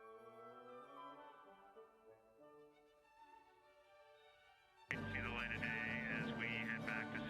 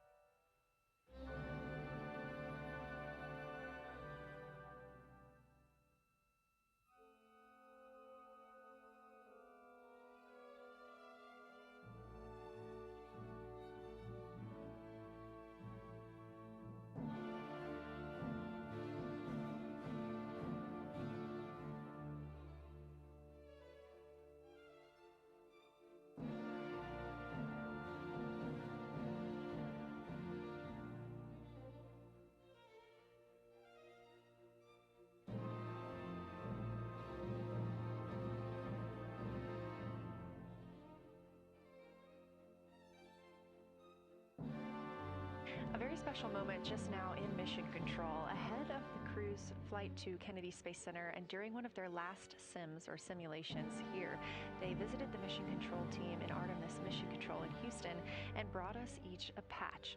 Everyone in the flight control room has had these on their signifiers at their console. On one side of the patch that you've probably seen is the moon with the Earth behind it.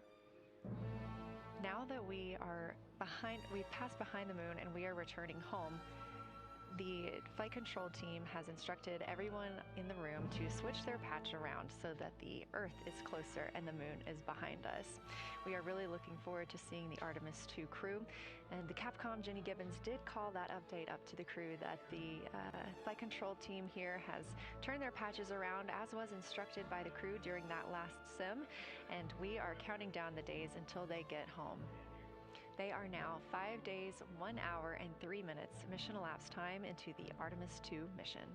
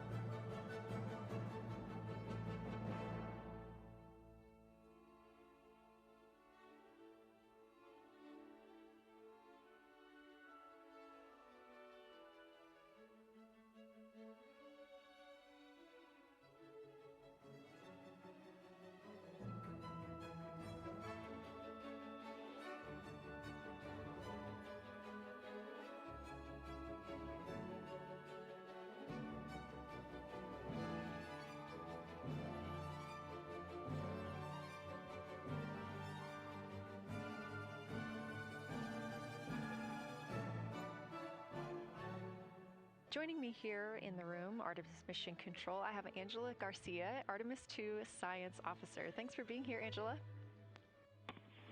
It is an honor to be here. What a day. Everyone's been buzzing. I can't contain myself. So it's been a really awesome day. So you're sitting on console at the science console now. Have you been in the SIR earlier today? There's a lot going on. So I went here first, and then I'm going to go there after.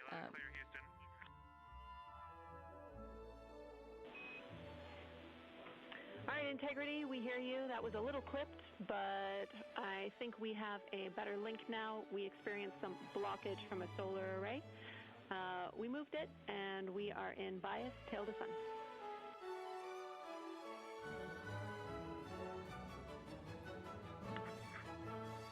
Okay, Houston, you're coming in loud and clear, and copy, we're in bias, tail to sun now.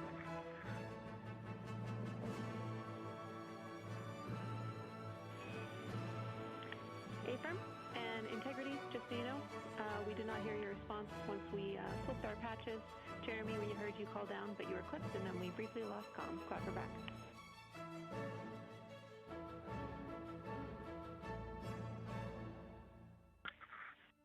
Okay, copy that. We were just excited that we got to share in that you, the MER, and Mission Control flipped your patches around, and that side of the patch is getting to see the light of day. Thanks for sharing that with us. Our pleasure.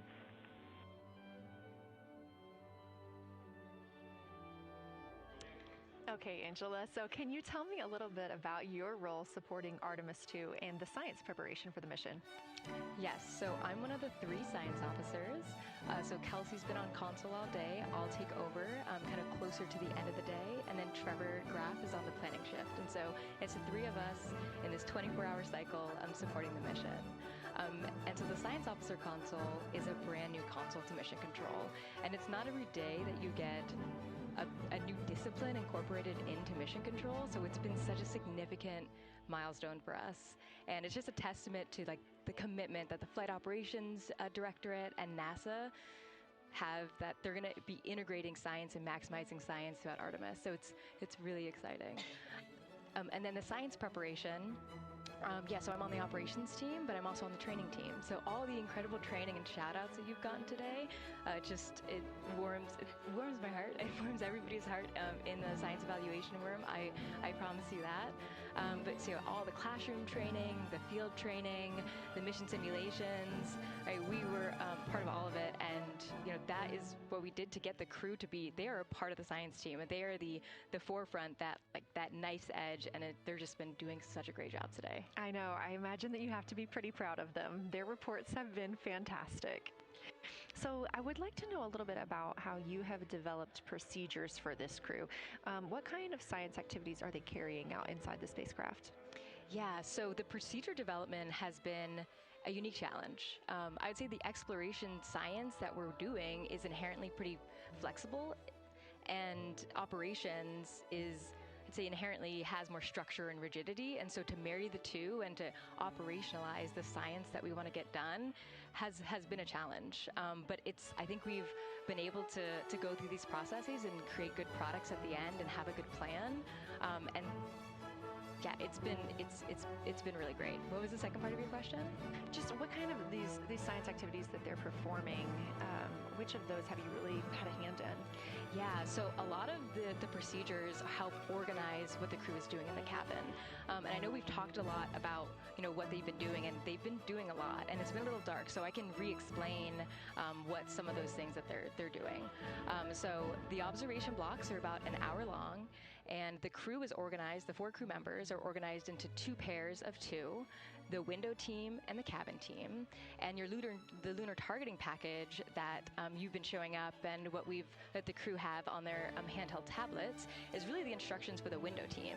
So the window team, the 2 crew members are looking out the window. One has the camera with the long lens, one has, they're just looking out the window with their unaided eye, and they're taking these detailed observations. And then halfway in that observation block, they do the window team position swap. So that's what Capcom's been calling out, and they'll switch positions, so each crew member has a chance to have that long lens, and then that's just what the window team is doing. There's also the cabin team, where they also have duties that they're doing. We're asking a lot of the crew in this time, and then the cabin team, they have the interior camera, and they're taking images inside the cabin. They're also supporting the window team, where you've heard some call-outs where looking out at the bright moon and then looking inside the dark cabin and looking at their LED screen is a lot. So the cabin team is also helping support, target, and guide the window team into specific targets on their plan. They're also helping call out these science situational reps. So they're looking out a different window and listening in to what the crew who are really down and in the science on the window team are doing, and they're giving us insight. And those recordings that the window team is doing are going to be uplinked or downlinked overnight, and we're going to be able to chew on that data. But yeah, they're helping. They're doing a lot, and so making sure we have a plan that's flexible, but also make sure that we check off all those boxes was really important. So tell me a little bit more. You talked earlier about the analogs that the crew has done. What kind of analogs or environments were really useful for this? Yeah, so for procedure development, right, you have so many different environments that you can do. You have classroom, like we said, you have the Orion mock-up, you have simulations, and at least for developing the plan, we kind of did it in a tiered approach, because each of those different analog environments helps us answer a slightly different question and has a little bit of a higher fidelity. So we would start with the classroom. So we would we would just get into a classroom, we would put all the hardware on the table, and then we'd almost role play of like, you be Victor, you be Reed, you be Jeremy, and I'll be Christina, and like, let's just do the plan how we think we should do it. Write that down, and then just keep iterating on that, and then Integrity Houston for a tag up pre-forward link LOS in place of the Flight Director Conference.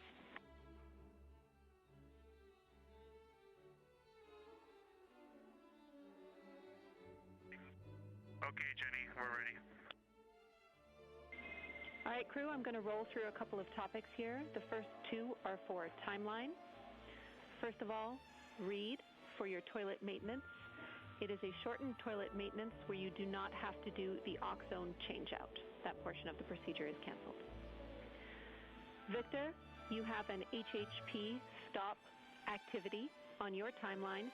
We need you to perform that as scheduled for bandwidth reasons. For your next portion of the flyby, in particular the eclipse, we want to remind you that you can take off the eclipse glasses when the sun sets and you are simply looking at the corona. And then finally, for the D5 with the long or zoom lens, which is set for solar corona, we want to remind you that when you are capturing Earth shine, you will likely have to adjust the exposure. That's all I have for you. Let me know if you have anything for us.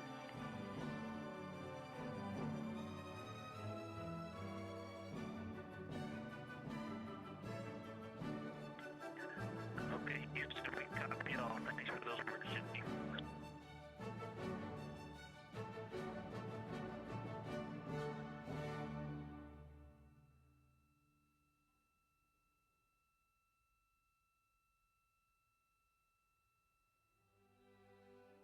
All right, just a quick call up to the crew ahead of a forward link LOS, meaning that we won't be communicating with them, but we will be receiving their communications and data during that time frame. So Angela, we were talking about analog environments. You were telling me about the classroom and getting in there and pretending who's Victor, who's Reed. Tell me more about this. Yeah, it works pretty well. So you're going to do the plan how you expect it to be, and then once we finalize that plan, we'll give it to a completely new group of people and have them practice it, and then they'll be like, these steps don't make sense, and we'll reiterate on it over and over. Then we'll take it to a higher fidelity environment like the Orion mock-up, and we'll do the same thing because that volume is smaller, the window placement, their seating, what things have we forgotten with this addition of this environment. And then once we reiterate on that, we'll take it then, we'll give it to the crew and have them execute off of it during mission simulations. That's the highest fidelity that we can do before we send it to space. So this is the first time we've had to do this because we're a brand new console, and it just sparks so many neurons of like, how are we going to do this for service missions and integrate this in so many different ways. So excited to have kicked off this process, but there's so much more to come. Fascinating. And I think it was really well thought out too, because each crew member gets an opportunity to do each task. And so you're getting different perspectives and different insights from each crew member, maybe even about the same target, but something that one person sees could be completely different than something another person notices. So we also know that Artemis II has traveled. They're now on their way home, but they traveled farther from the moon than the Apollo missions did. So what makes that vantage point scientifically interesting? Yeah, observations are so fundamental in the scientific toolkit, particularly observations from different perspectives, different scales, and with different techniques. And so for this, we really tried to make the plan to optimize those. There's pros and cons for all those things for this mission, so we really just focused the plan to have all those pros. So in terms of scale, this zoomed out scale, you can learn different things. This different perspectives, so their perspective, as Kelsey talked about, photometry around when they orbit the moon. And then also just their different the different things they're able to observe. So yeah, let me talk a little bit about scale, because I think observations at different scales, you can gain a lot of different information. So like, for example, if you were an astronaut on the surface looking at a rock, and you describe at this micro scale. So in training, we kind of talk about observations from micro to macro, or from outcrop to orbit. So looking at a rock at this scale, you can describe its components, you can describe what it's made of and its colors and its minerals, and you're like, okay, and this rock came from this boulder, and it's this part of this boulder, and these are the different things that I'm observing around. It gives me context to this sample. And then you zoom out a little bit more, and you're like, okay, well, I can see that this boulder came from, it rolled from this mountain ridge, or this high ridge feature. And then because I can see the trail that it came from, okay, now let me describe this ridge and, you know, different parts in it and maybe other boulders that I'm seeing. And then you zoom out further of the orbit scale and you're like, this ridge is a part of this larger crater. So all of those different steps give you different information. And so that's why observations at these different scales and these different perspectives are so important. So this zoomed out kind of far view is this full lunar disk view. It's the full lunar you know, on Earth we see the full lunar disk as well, but now we're able to see it on the far side, and we're able to see it, you know, all at the same time, which enables the astronauts to compare very quickly to different parts of the surface. And the color particularly is very compelling because you can just be able to very quickly compare from, you know, 3 different regions. Is it in the same family? Is this actually a little bit different? You know, compare that to what they see in their orbital data that they have access to on their portable computers, and really just be able to tease out that nuance and information. Yeah, we heard them make a lot of those connections today, and especially the color. We talked with Kelsey about this a little bit, just how exciting it was to hear the browns and greens and things like that. I cannot wait to see those pictures. So one last question. We are coming up on the last lunar flyby observation block, and this is when we are going into a solar eclipse. So can you tell me what you're interested in the crew learning during that time frame? Yeah, so the data set, so yes, there's so many things, how to pick one. So I'd say the thing that I'm most interested in seeing is some of their annotations that they're taking. So in this opportunity, it's a very dynamic type of experience in that we don't normally see this activity. And so being able to have crew observe the solar corona and then also annotate it in their on their portable computing device is just such a unique thing that humans can give to missions, and also particularly being able to annotate what they're observing while they're talking about it is also unique to you know, being able to have astronauts in orbit as well, because we won't be able to have annotations on the lunar surface because the astronauts will be in suits. You know, they're going to be collecting samples, they're going to be deploying instruments, and so personally, I'm really excited to see some of these annotations and to see how that develops over time, because you've heard a lot of descriptions, and I think, you know, when people are describing something that's unique and different, you can interpret it differently. But if you're drawing and you're marking, particularly just going back to like the color provinces, for example, and those boundaries, you know exactly what they meant. And really, I'm just very excited about those annotations. There's been some famous annotations that the Apollo crew have made, particularly about solar coronas and the structures that have, and lofted dust that have given a lot of you know, debate within the scientific community of they're observing this phenomenon, and now it's our job to hypothesize of like, why are they observing this? Like, what is going on? So I think that's just a really cool part of exploration and science, and you know, this beautiful thing that we're about to do. Well, now you've got me excited about the annotations too. I mean, I've been excited about the pictures and the audio, but now don't sleep on the annotations. I am very excited to see these little sketches that they're able to draw out, and we have pictures that they can just draw right on. It's like, this particular thing is different than what we've seen. So I'm excited about that. I'm excited too. Angela Garcia, thank you so much for joining us today, and have a great time tonight on Console. Thank you, and you've been doing a great job, and so excited to see where we go from here. Thank you so much.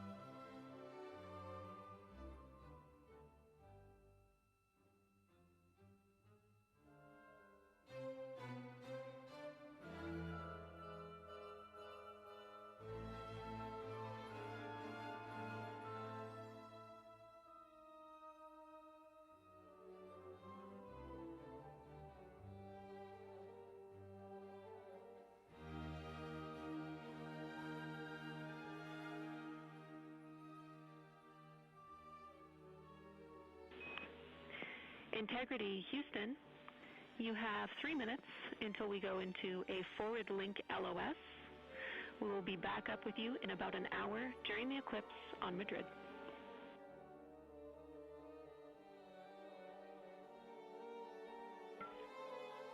Thanks for the heads up. Look forward to seeing you on the other side. Likewise.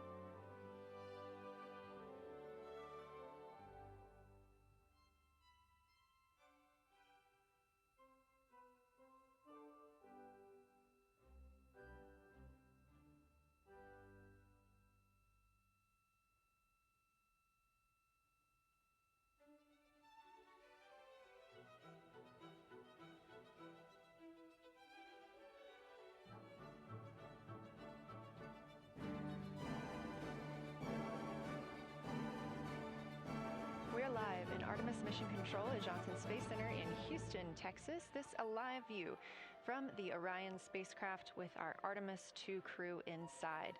That's Reed Wiseman, Victor Glover, Christina Cook, and Jeremy Hansen. We are still live for our lunar flyby coverage. The crew is in a short break while the spacecraft is pivoted away from the moon.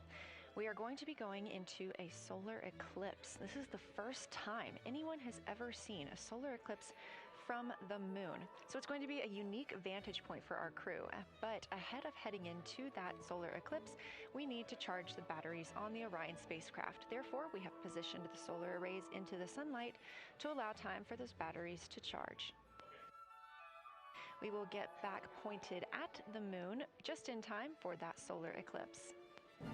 We are also in a forward link LOS. What that means is essentially we cannot send calls or commands to the crew right now from the ground. However, we clearly get all of their data and communications.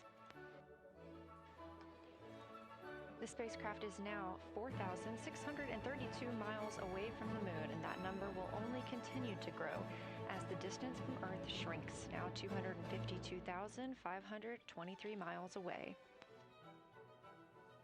Our closest approach to the moon today was approximately 4,067 statute miles in altitude. Our maximum distance from the Earth is suspected to be 252,756 statute miles. Both of those moments came while Orion was flying in their loss of signal time frame behind the moon. The crew also set that new record today, beating the Apollo 13 record of distance from Earth. This is an animation or a visualization that you can track anytime, day or night, by visiting nasa.gov/track-Artemis. This shows you how the spacecraft is positioned as well as their distance and velocity, now traveling 930 miles per hour.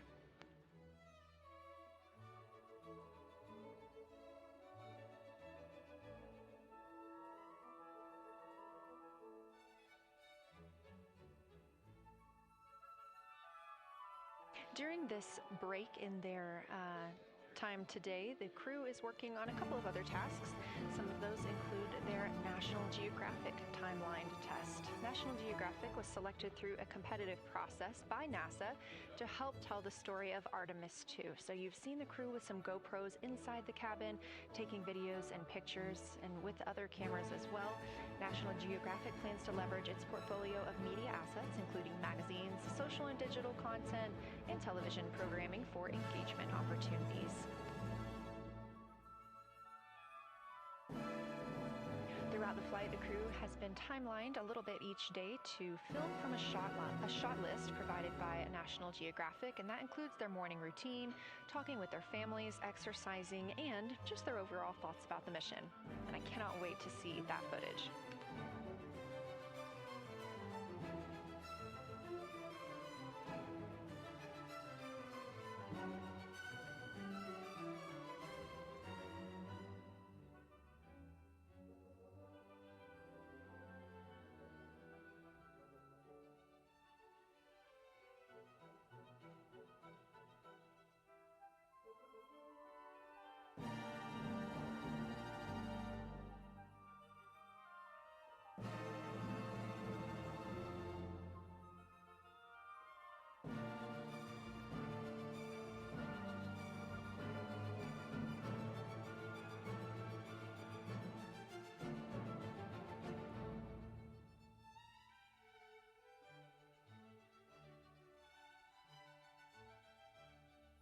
Teams on the ground reporting that the spacecraft is looking good and that the power aboard is good as well, all setting us up in a proper position before eclipse.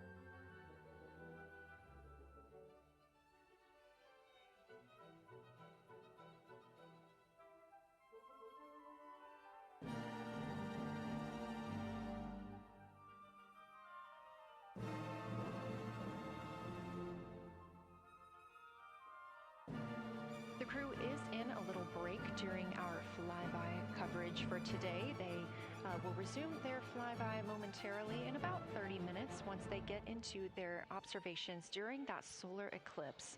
Now, the moon is our nearest celestial neighbor, orbiting Earth at less than 250,000 miles on average.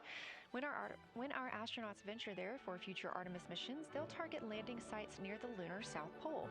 There, ancient rocks, minerals, and trapped water ice will not only provide resources for human explorers, but they may also contain clues to the formation and evolution of our planet and the solar system. Let's learn more about the lunar South Pole with this video featuring Dr. Kelsey Young, Artemis Science Flight Operations Lead. We learned a lot from the Apollo samples, but we still have a lot left to learn about the moon. The Apollo missions visited only a pretty narrow swath of the moon. All the missions were concentrated near the near-side equator. Really interesting and really critical insights were unlocked with the Apollo samples, but we have so many questions still to answer about the moon and the evolution of the moon. And liftoff of Artemis I. We rise together, back to the moon and beyond. NASA's Artemis missions are NASA's plan to send people to the surface of the moon. We'll be sending people and roving assets and scientific equipment to, among other things, answer a lot of really compelling science questions. Scientists have a lot to learn about the moon. It's our nearest celestial neighbor here to Earth, so what the moon has experienced, we've experienced. Except here on Earth, we have things like plate tectonics, oceans, forests, people that erase the rock record. Whereas on the moon, that whole record of our planet's history, of the moon's history, is just kind of waiting there at the surface for us to explore. The South Pole, which is where Artemis missions are going to target, is specifically interesting for a couple key reasons. We think there are volatiles at the South Pole of the moon that are not present near the equator. Things like water and water ice that are trapped in the lunar regolith, which basically just means lunar soil, that can easily become untrapped from that lunar regolith, and scientists can scoop up and study for return to Earth. The lunar South Pole is a really exciting scientific target, and it also comes with some challenges for operating. For example, the lighting environment will change drastically within the course of one mission, and even over sometimes the course of one spacewalk. So preparing the crew members, preparing the hardware that we're sending to the moon, and preparing the mission control teams is really, really important. The South Pole Aitken Basin is particularly exciting. We think it's one of the oldest and largest impact basins in the solar system. And if we can get the right rock from the South Pole Aitken Basin and bring it back to our labs here on Earth, we can use that sample to constrain the entire evolution of our solar system and really understand the timing of how the moon and our planet and the entire solar system evolved.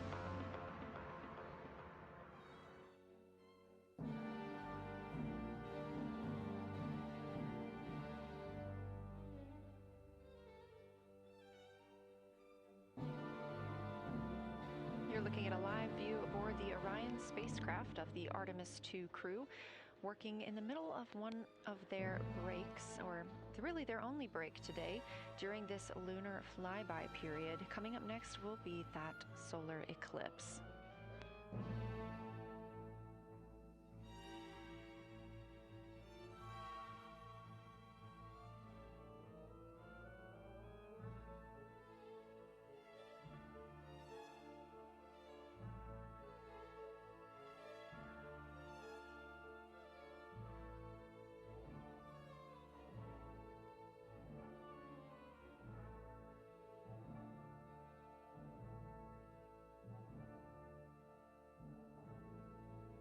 Throughout the Artemis II mission, and of course throughout today, you've likely heard the crew being called with the name Integrity.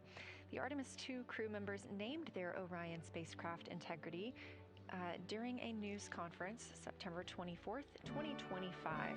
The name Integrity embodies the foundation of trust, respect, candor, and humility across the crew, and the many engineers, technicians, scientists, planners, and dreamers required for mission success. They said this name is also a nod to the extensive integrated effort from the more than 300,000 spacecraft components to the thousands of people across the world that must come together to venture to the moon and back, inspire the world, and set the course for a long-term presence at the moon. The crew also said that integrity is rooted in a shared core value of NASA, the agency's astronaut office, and the CSA, the Canadian Space Agency.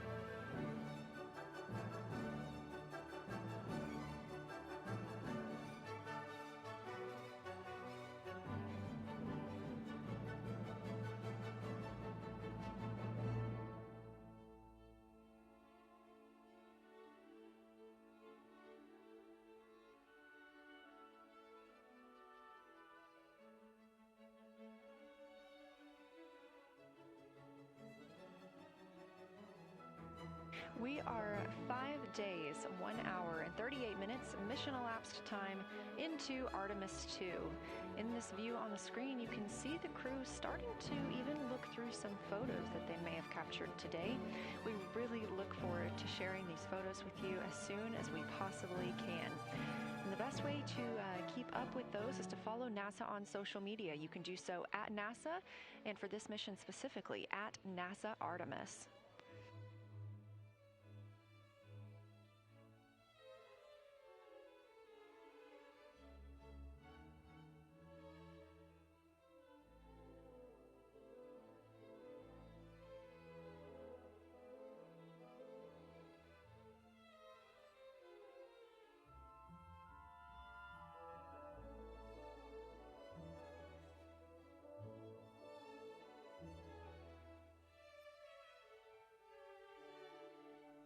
Again, we are in a forward link LOS, or forward link loss of signal with the crew, meaning that we're not able to communicate or send any commands to them right now as they were. This is a tracked event that occurs at times, but they could still provide communications down here to us, and we are obviously still receiving their video and their data.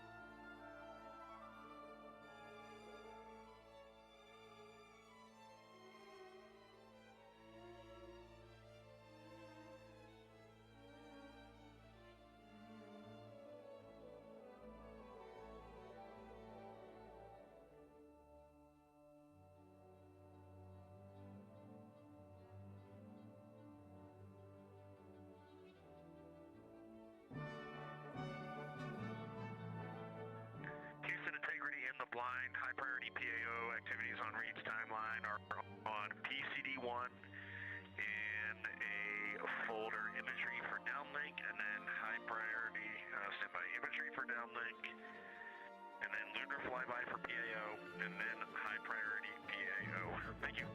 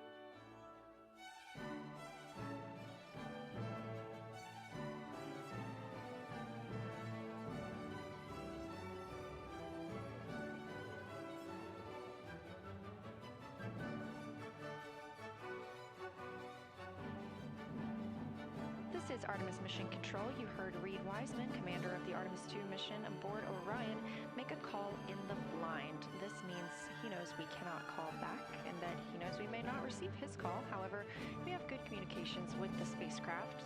They just cannot hear from us right now due to a forward link loss of signal. Again, we were tracking that this would occur, and we will regain that momentarily. But that call that came down from Wiseman mentioned some imagery, so we are very much looking forward to getting pictures taken from the moon today. Again, to see those images, make sure you follow NASA on our social media at NASA and at NASA Artemis.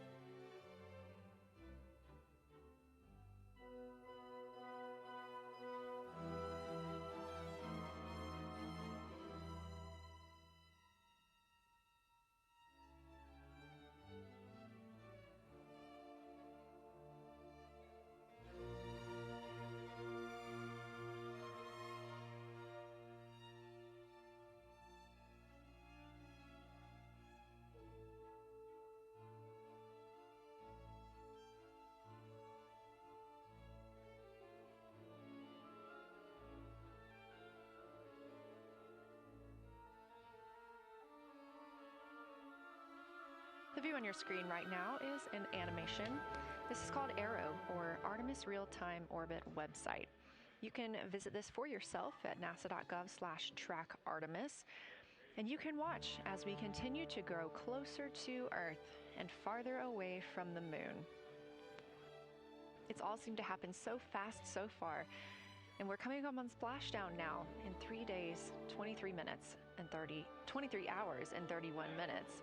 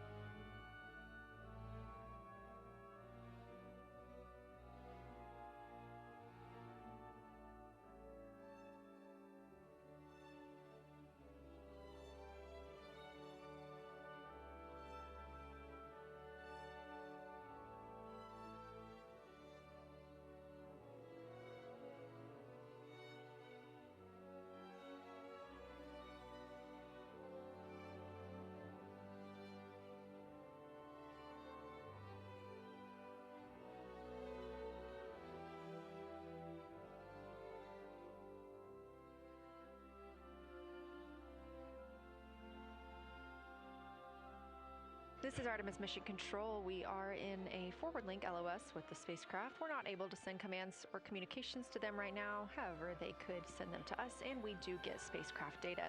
This is tracked as we are on the Deep Space Network. This is the network that we use to communicate with the spacecraft now that we are so far from Earth, over 252,000 miles. We are still in our lunar flyby coverage. The crew still have a very important and very exciting flyby milestone coming up when they will see a solar eclipse from the moon, the first humans to ever do so.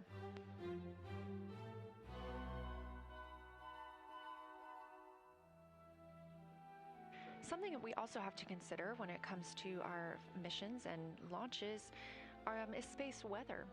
So since the Apollo 16 and 17 missions, there were some solar eruptions near that time frame that could have been dangerous to our explorers.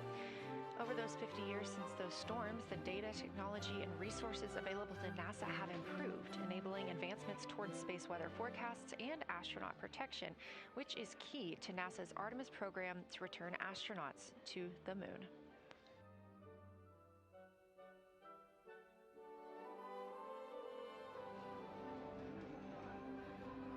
Across our planet, billions of people depend on the invisible networks that connect us to space. Every day, those networks are at the mercy of our temperamental sun and the space weather that it unleashes across our solar system. That's why NASA's Space Weather Program tracks solar storms from the moment they erupt, modeling their paths, anticipating their impacts, and leading the research that the world's industries rely on. NASA's space weather research and modeling is driven by the needs of society and enables critical decision-making that equips pilots to reroute around high radiation areas, farmers to adjust GPS-based precision planting and harvesting plans, and power grid operators to mitigate the impacts of potential surges. For those exploring other worlds, NASA provides 24/7 space weather monitoring for Artemis crews at the moon and future Mars astronauts who may be exposed to dangerous levels of radiation during solar storms. Whether you're a pilot or a passenger, a farmer or a consumer, a power grid operator or energy customer, a satellite controller or GPS user, space weather impacts us all.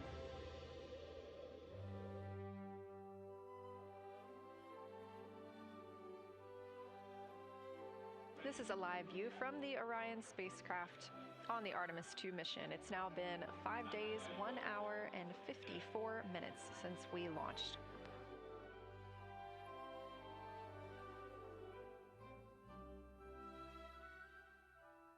We are still in our flyby coverage, and the crew is on a short break right now as we have changed the attitude of the spacecraft to help charge the batteries aboard. We use the solar arrays to gather energy from the sun and store it in the batteries. That way, when we are not in the sunlight, we have those batteries to continue powering Orion. Now we're doing so because the Artemis astronauts are about to experience a solar eclipse from their capsule. And this is a solar eclipse that no one else on Earth will experience. This eclipse is about 54 minutes, and to the astronauts it'll look a lot like a total solar eclipse on Earth, except the moon is going to be huge compared to the sun, unlike when you watch one on Earth and the moon and the sun appear about the same size in the sky. We're interested to learn if they see the outer corona when the sun is fully obscured by the moon. And because of how big the moon will be from their perspective, the total phase of the eclipse will last nearly an hour. The astronauts will see a partial solar eclipse as the moon covers and uncovers the sun, which is before and after totality. So, much like us on Earth, they will have eclipse glasses so they can safely view that portion. The astronauts will also be using cameras to capture images of the corona during the eclipse.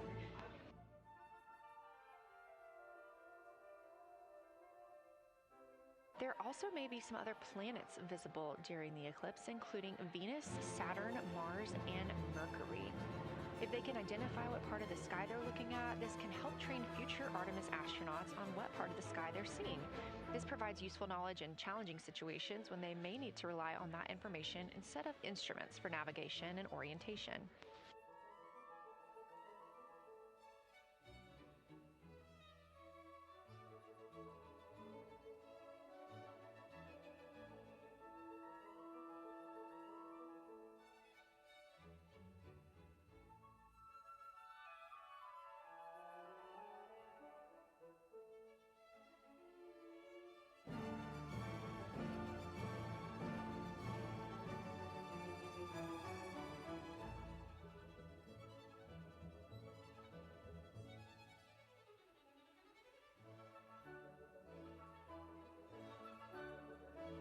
Confirmation from teams here in the ground that we have reached the eclipse attitude, meaning Orion is in the proper position to observe it.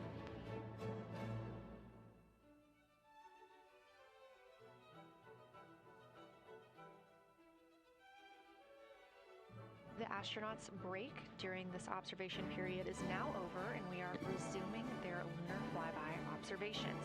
The first of these is sunset. This is the solar corona that we'll be looking for. It's the outer atmosphere of the sun. The science team is also interested in if the astronauts can see polar plumes. These are thin streamers that project from the sun's north and south poles. Additionally, they're interested in seeing if the crew can witness coronal loops. These are arcs close to the sun's surface. And something else that we've previously mentioned is lunar dust. This is dust from the moon that is lofted above the lunar surface and illuminated by the sun. It was reported visible by Apollo astronauts.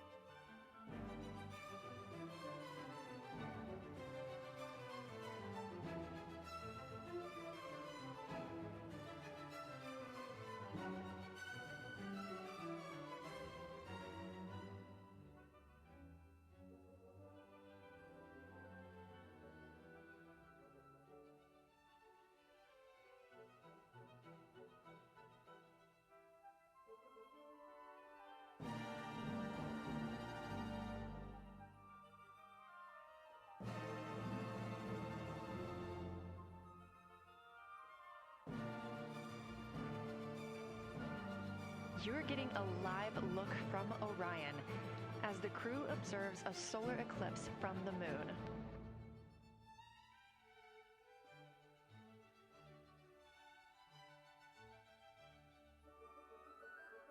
And this solar eclipse is only visible to the crew on the spacecraft. It's not visible to anybody on Earth.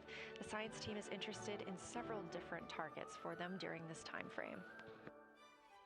And we're personally looking forward to getting those images as well. Again, during the beginning portion of this eclipse, the astronauts will need to use eclipse glasses just like we do from Earth to safely view it. Once the moon has completely covered the sun, they'll be able to take off those glasses for almost an hour. Totality on Earth during a solar eclipse lasts only a couple of minutes, so this opportunity gives them a chance to look out into deep space and to look into see if there are other planets nearby.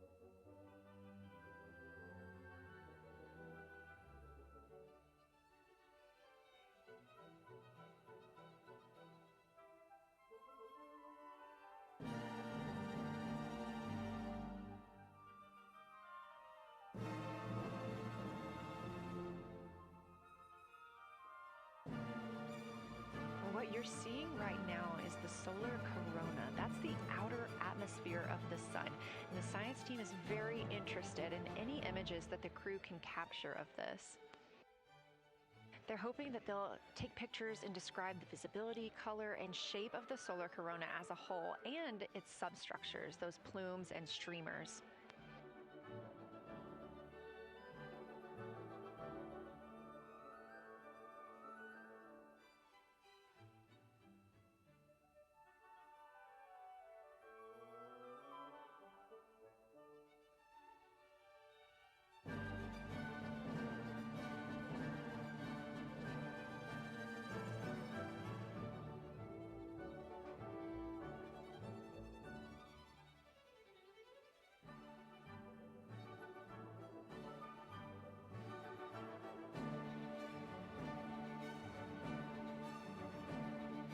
Science integrity in the blind.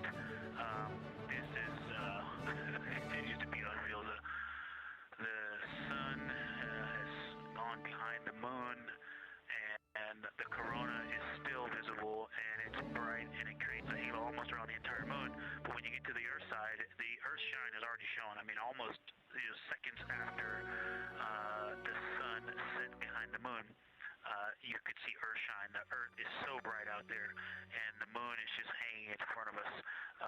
This black orb out in front of us, in front of now, not the blackness, but the gray that blends and drifts into the blackness. We can see stars and the planets behind it. And Christina is in window 1, Reed is in window 2 with the long lens, and Jeremy is describing it in window 3, and it is quite an impressive sight. You can still see the horizon lit up brighter where the sun set on that side of the moon. It is bright, and Earth shine is very distinct, and it creates quite an impressive visual illusion. Wow, it's amazing.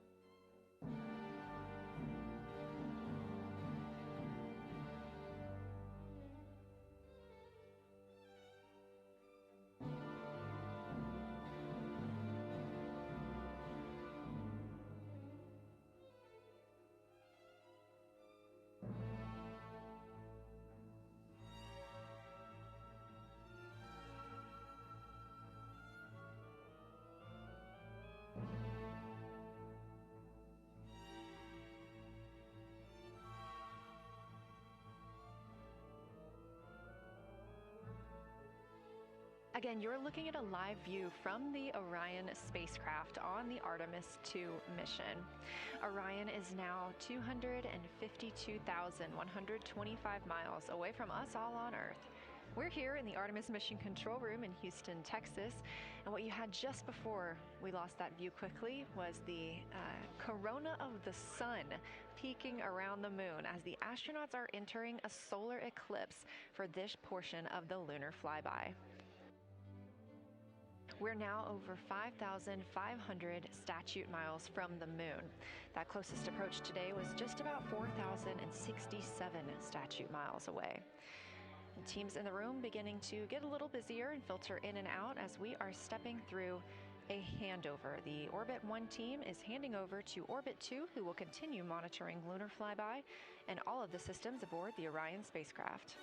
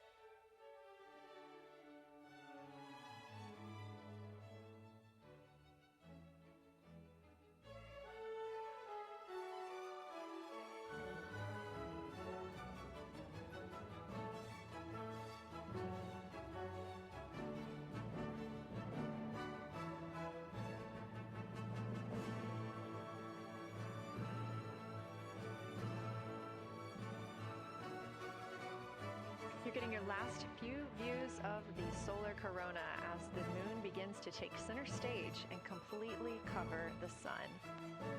If you see that bright dot up near the top left of your screen, we think right now that that may be a part of the spacecraft, but we'll be sure to correct that if we end up figuring out later that it is something else entirely.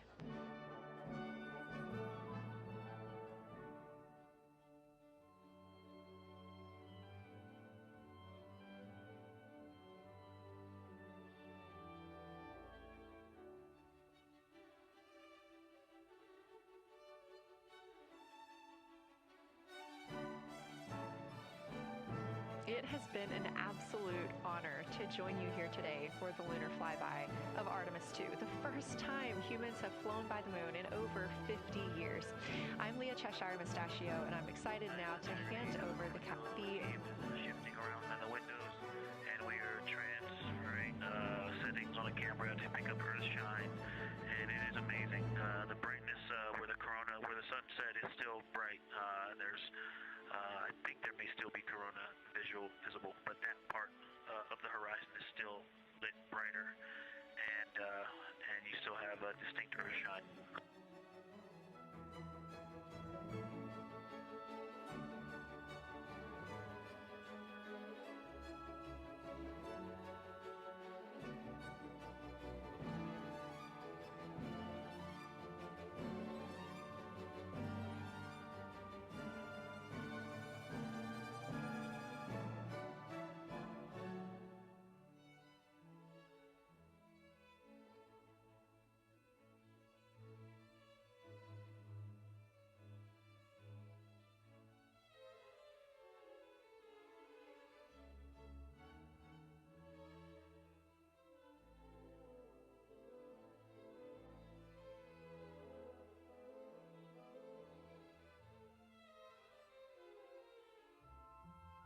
You know our rules that we don't talk when the crew is talking, so wanted to give Victor Glover a moment there to call down what he was seeing now that the moon is covering the sun. A really amazing time during today's lunar flyby. Again, thank you so much for letting us help tell this story today. I am Leah Cheshire-Mustachio, handing it over to my friend Anna Schneider at the PAO console as the Orbit 2 team comes to join us. So thank you so much, and I hope you all enjoy tonight. Anna, you can take it away. Thank you so much, Leah, and it's been a joy listening to your coverage over the last several hours. So as you mentioned, the Orbit 2 team of flight controllers is currently making their way on console and completing a shift handover with the Orbit 1 team of flight controllers. The Orbit 2 team tonight will be led by Flight Director Diane Daly, and she is currently handing over with the Orbit 1 Flight Director there on your screen, who was Flight Director Jeff Radigan.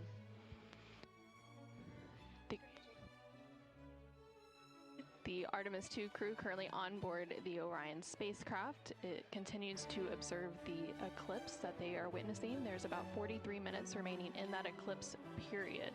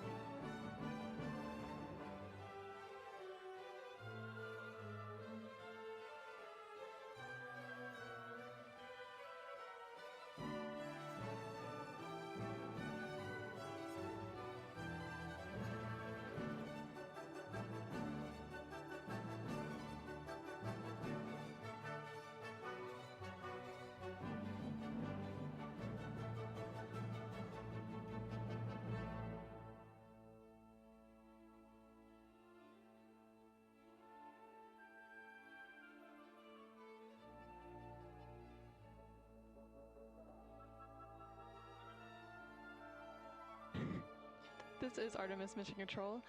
You are currently seeing a live view of the solar array wing cameras on the Orion spacecraft. We spoke with our science team, and they did determine that that dot in the distance is Venus.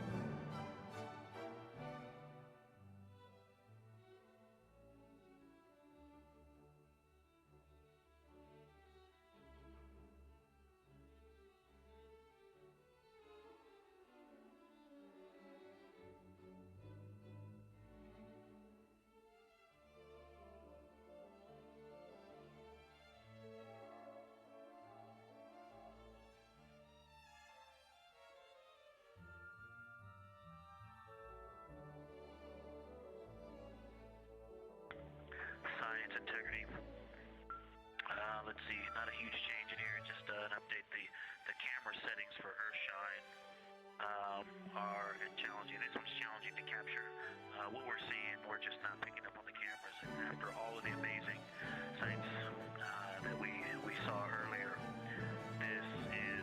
we just went sci-fi. This is it just looks unreal.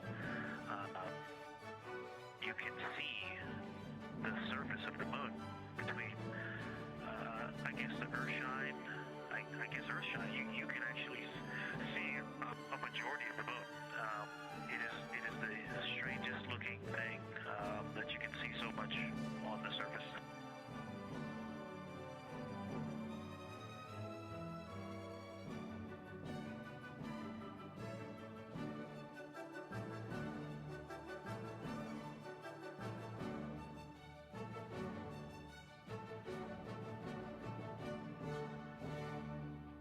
This is Artemis Mission Control. You were just hearing some communications called down from NASA astronaut Victor Glover, currently on board the Orion spacecraft.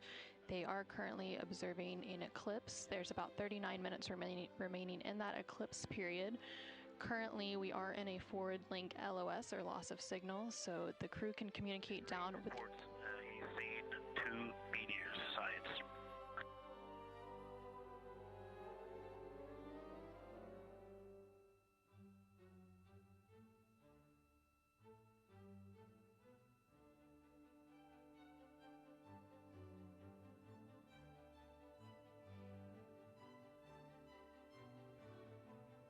So we are in a forward link loss of signal. We do expect to regain signal in about 3 minutes, and at that point then the ground can communicate back up to the crew on board the Orion spacecraft. In the meantime, the crew can continue to communicate down to the ground. The ground is just unable to respond, so they are continuing to provide some science observations during this eclipse period.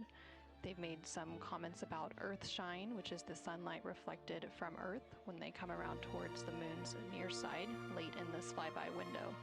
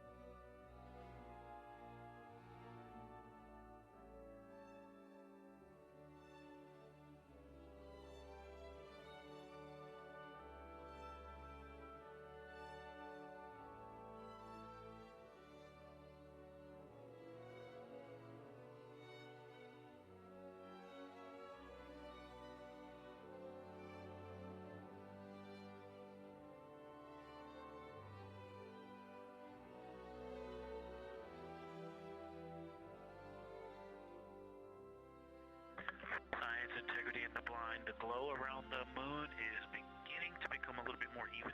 It's not so much distinct just where the sun set on the moon's horizon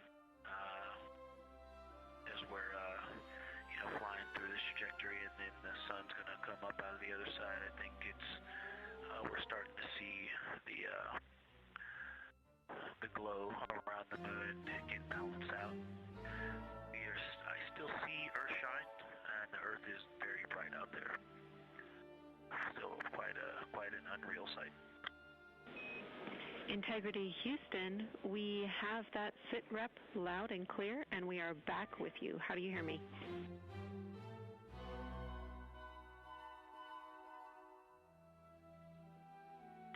Hey Jenny, we have you loud and clear, thanks. Copy. Victor, we're handing you over to science for some critical questions. Thanks for your reports.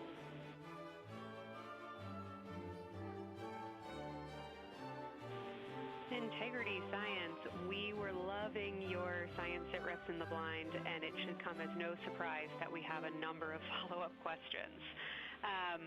First, you mentioned Reed observing meteors. Can you speak to that? Were you referring to comets or impact flashes or something else?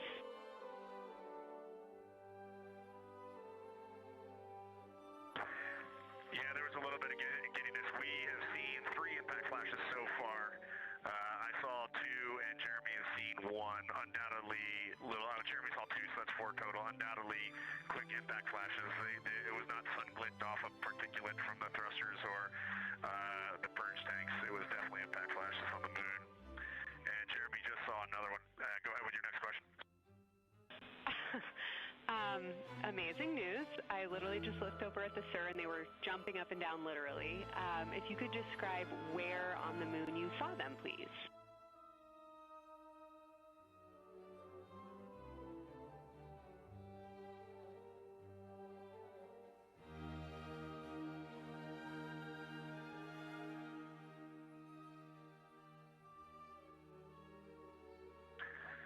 So they've all been either on or a bit south of the equator and on the Earth side of the moon.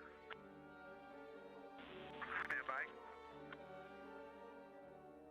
All right, so Jeremy has seen them kind of on and south of the equator, kind of spread across the moon, and mine were both south of the equator and just a little bit left of center of the moon.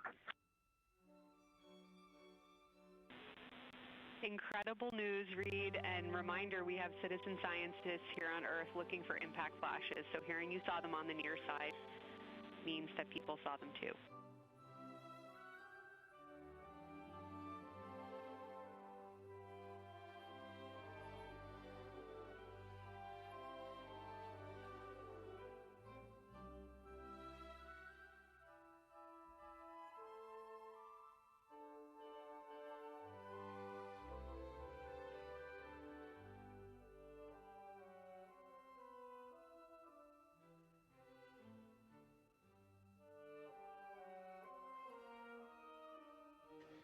This is Artemis Mission Control. We have regained that signal, so the team here in Mission Control was able to call back up to the crew on board the Orion spacecraft as they continue their lunar flyby. Specifically, they are now in that eclipse period. So the science team here in Mission Control was able to ask some questions about some of the situational reports they were providing during that loss of signal. Specifically, they were interested in some of the meteors that they mentioned seeing and those impact flashes, and they did provide confirmation that they did see at least 4 impact flashes during that lost signal. Are you still with us, Houston, or do we lose you? Integrity, I hear you loud and clear. How do you hear me?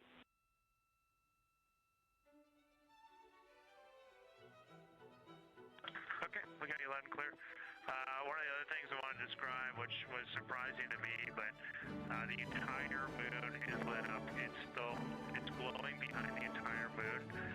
I thought it would look, dark against the black sky or deep space, but the sun is lighting up the entire limb of the moon. You can see the entire perimeter of it, and even now with the sun far behind the moon, you can still make out little bits of topography around the entire limb, just bumps as as you go around it.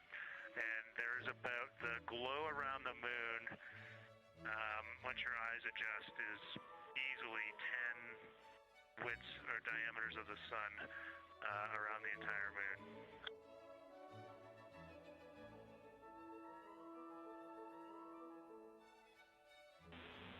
Incredible to hear, Jeremy. Were you able to actually pick out any discrete features on the lunar surface? And if so, how do they look different than when you observe them in solar illumination?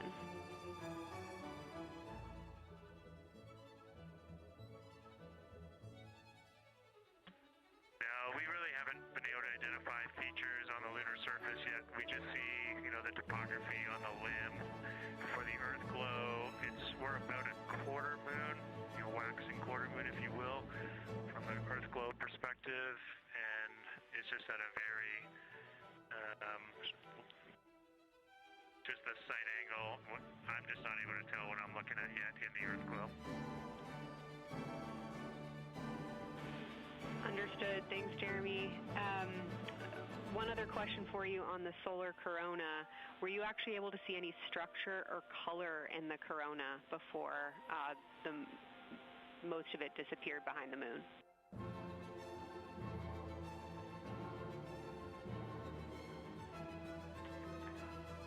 Yeah, I didn't pick out any color, but definitely structure. There were streamers, and they were not uniform at all.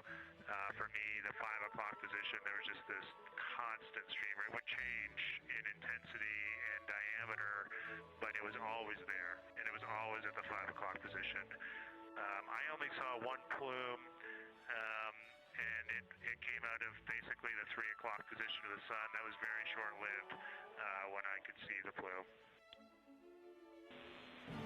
Exactly what we were looking for. Thanks, Jeremy. And a heads up that we, calculated here on the ground about how long you could see the corona for, and we expect it to start to appear again in the next 11 minutes. Thanks for those amazing descriptions.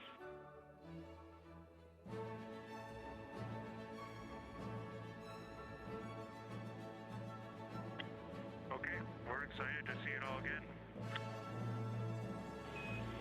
Integrity Houston, we're following along as well. That was outstanding. If you haven't already, just reminding you to swap positions at the windows. And that brief LOS we had previously was due to a data rate change expected.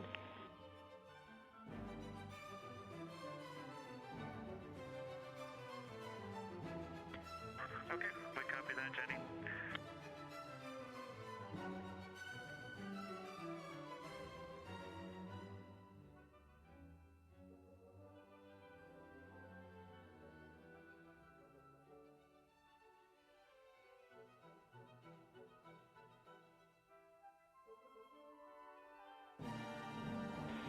Integrity Science, one more request for you.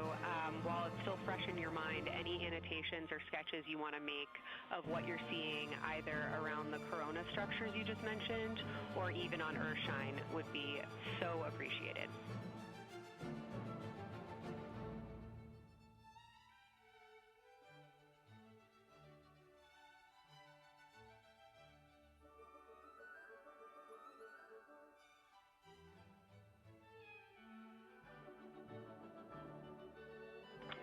Okay, Kelsey, it's going to be pretty hard to go looking at PCD right now, but we'll definitely try and annotate what we saw. And if the annotations come in the next block where you're cleaning up your documentation, that sounds like a good plan to me.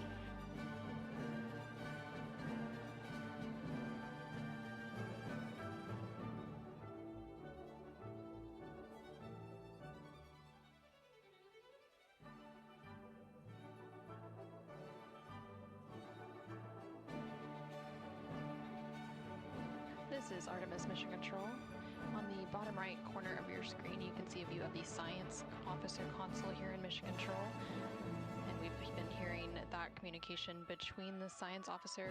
The Orbit 1 Science Officer is Kelsey Young, and she's been asking questions to the crew, specifically CSA astronaut Jeremy Hansen, based on the observations they've been making during this eclipse period. And then in the upper left-hand corner of your screen, you can see a view of the Artemis Real-Time Orbit website, which provides updates on the velocity and the distance from Earth and the Moon of the Orion spacecraft as it continues to make its way back to Earth. The distance from the Moon will continue to increase at this point. So right now, Orion and its crew are about 6,300 miles away from the Moon and about 251,000 miles away from the Earth.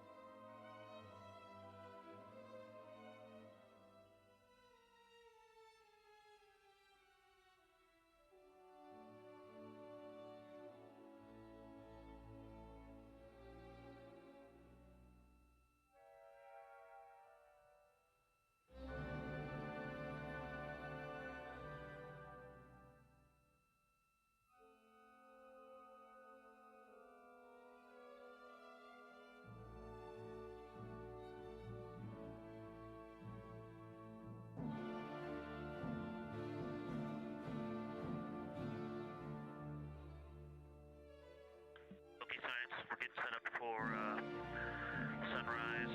The window teams are, Christina is supporting and also Z9 in window 1.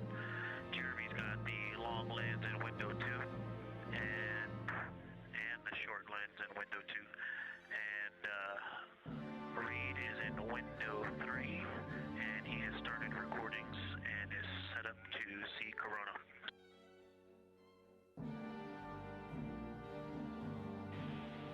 Great, Sit Rep Victor. That sounds like a good config, and we're showing coronal effects start to appear on your video camera. So in the next few minutes, we should start to hear your observations.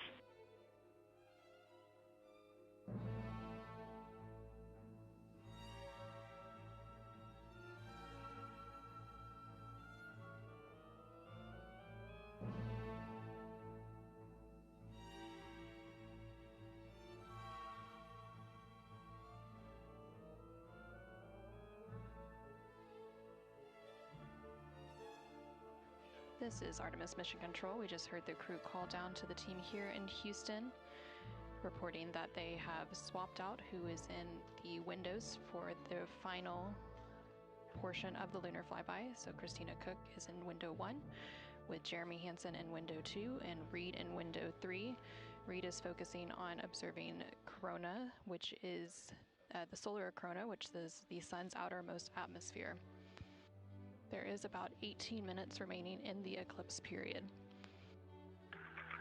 Science in Houston, integrity I know this observation won't be of any scientific value, but I'm really glad we launched on April 1st because humans probably have not evolved to see what we're seeing. It is truly hard to describe. It is amazing.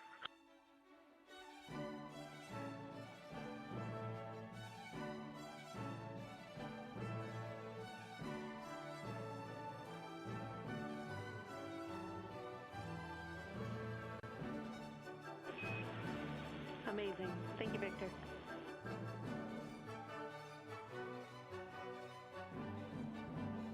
And just one more logistics note. We have gone as dark as we can in the cabin. We have turned the DUs all the way as dim as they can go, so you can't see anything on the screens. Every bit of light in the cabin affects the view. You're definitely seeing the brightness go closer. It's definitely brighter on the Earthshine side, and so we're expecting to see some corona here soon. We copy all. Excited for what you see next.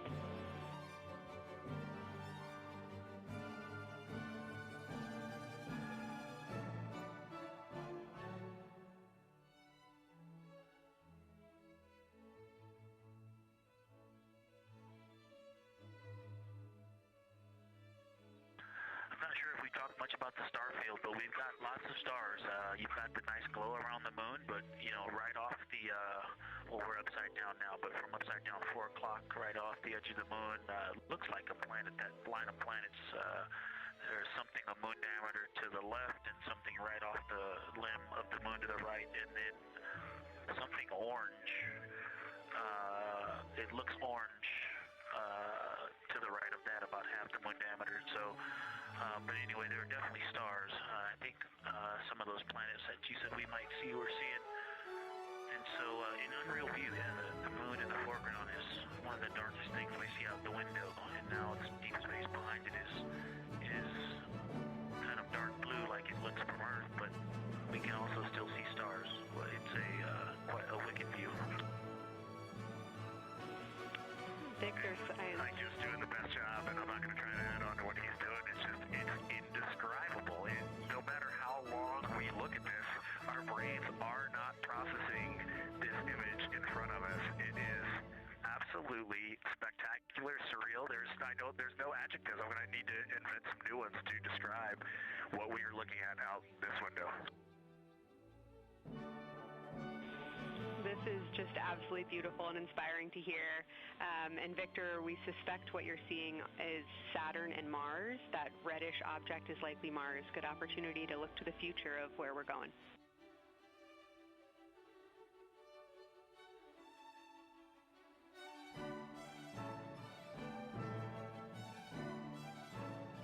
Yeah, we can absolutely see the color of Mars. That's awesome.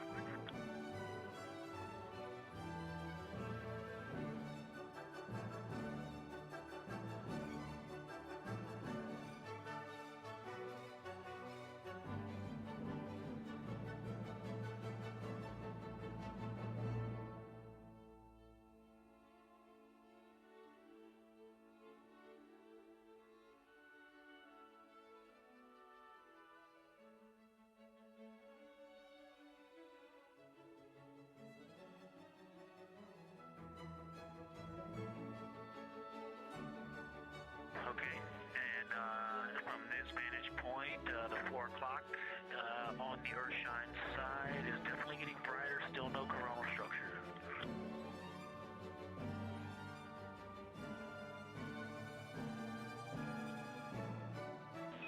Houston copies.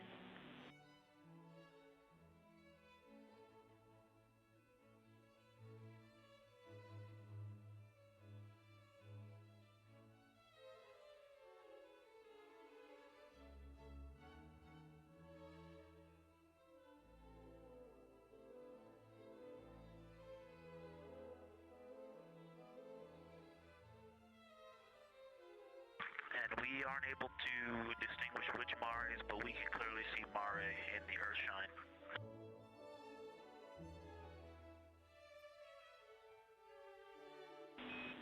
We copy.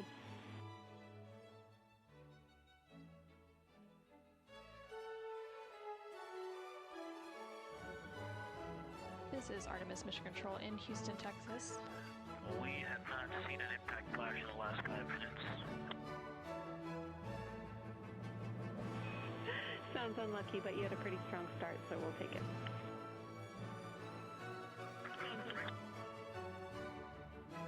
Actually, right after I said that, right at the south pole, near the south pole on the Terminator reach, I saw one. Amazing.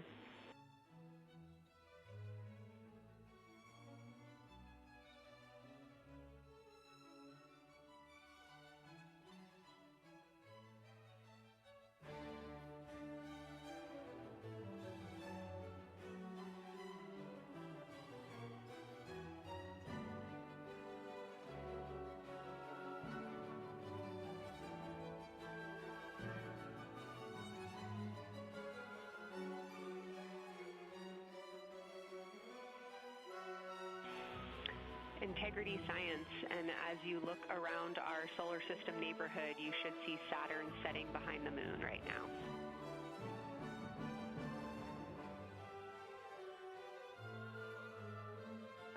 We do. We've been watching it track close to the horizon, and it's right tangential to the moon at this moment.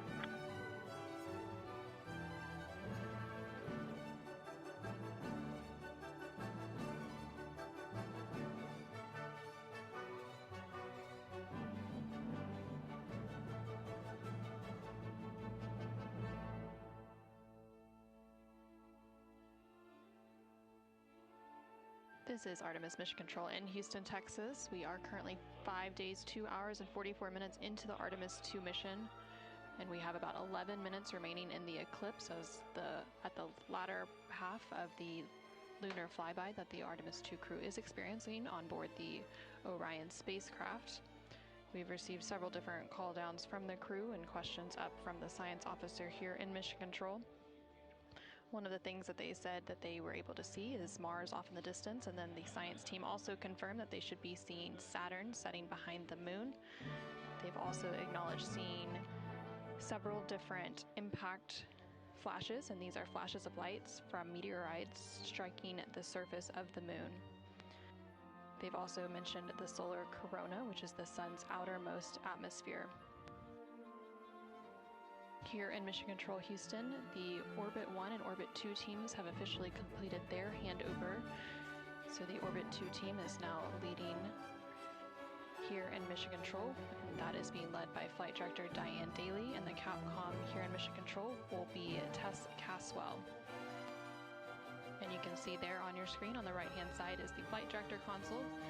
Diane Daly is in the far right of that screen, and Tess Caswell, the Capcom or capsule communicator, is in the far left hand of that screen.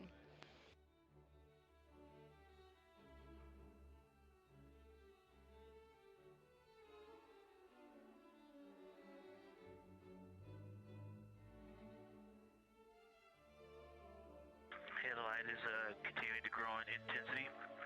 At about the 4 o'clock position on the, the 8 o'clock position on the Earth-shine side. Saturn has set. Mars is tracking towards the moon's horizon.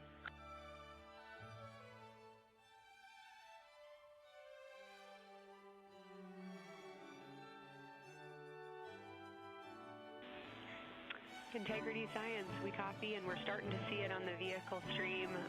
Looking forward to any coronal observations you can share with us.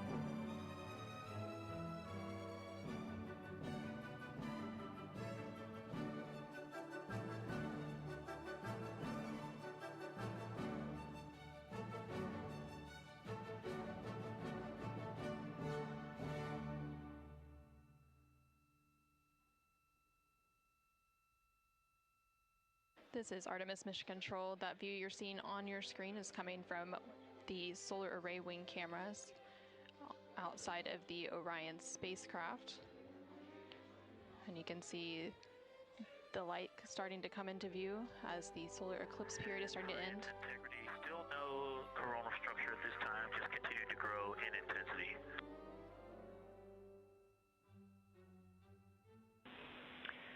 Copy, Victor, and reminder, you still should have several minutes before the eclipse classes need to go on, and we can send you up a reminder when you're getting close to take your eyes away from the D5 viewfinder, but you should be good for several more minutes.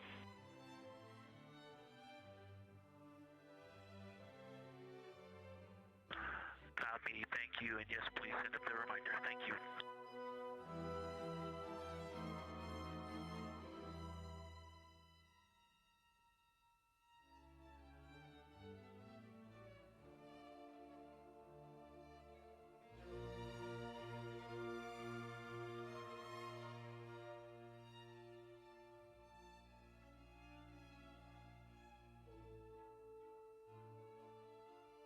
Okay, we all think we're starting to see something. I believe the most popular term is baby hair.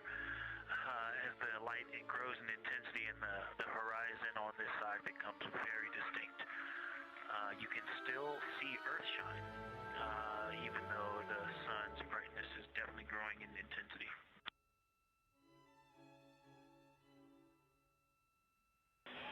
Love the description, Victor. I'm sure as the next couple minutes progress, more of those structures will continue to pop out.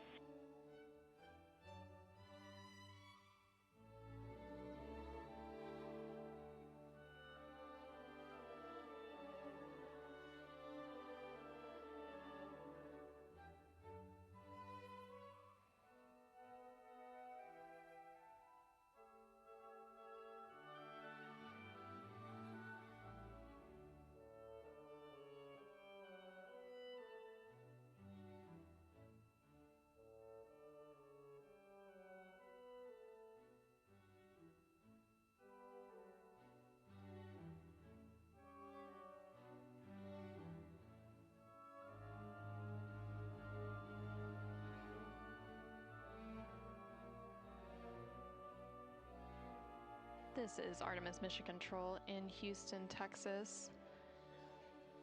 The Artemis II astronauts on board the Orion spacecraft are currently observing an eclipse. And to the crew on board the spacecraft, the eclipse looks much like a total solar eclipse here on Earth, except the moon is much larger compared to the sun, unlike a terrestrial solar eclipse where the moon and the sun appear the same size in the sky. We are definitely starting to see structure. That baby hair is rapidly growing out toward the 9 o'clock and the 8 o'clock.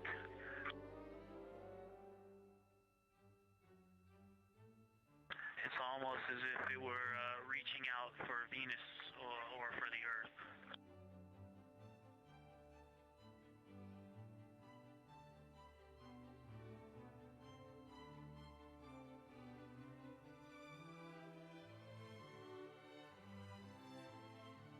If you've ever seen the spotlight off the top of the Luxor at night in Las Vegas, this looks like what that wants to be when it grows up.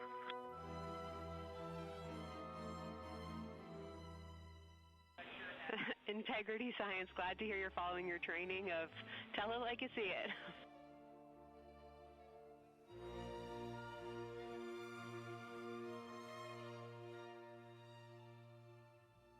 So far, it's pretty symmetrical.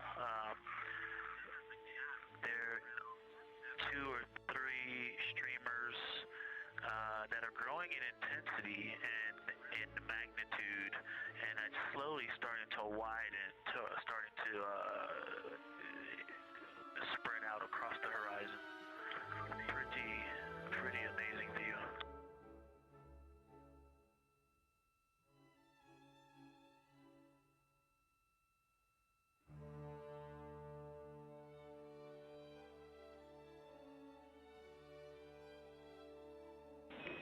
And Integrity Houston, great words. Reminder for you, we are approaching the brightness level at which you should no longer be using the viewfinder on the D5.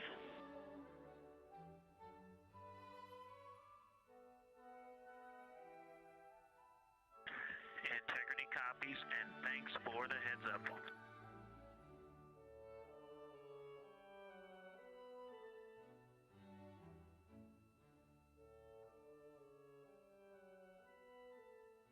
This is Artemis Mission Control. And I think we're seeing some directionality. Some of it is going in different directions because it appears to be moving and combining and recombining as it moves. It's pointing in different directions, and some of it appears to be going like down toward the south pole of the moon, but it's and then coming back together and going out towards Venus and the Earth. And depending on how I stare at it, it looks like one large structure, but then it definitely has wisps, and you can see 3 or 4 structures inside of it. It's like watching a flame. It's like looking at a flame. And stand by. And so it has some inherent movement. Now there's a very bright spot. There's a very bright spot in the center of it. There's a towering light of. There's a towering light, and then there were like 2 streamers that were going 30 degrees out from it, and now it is just extremely bright.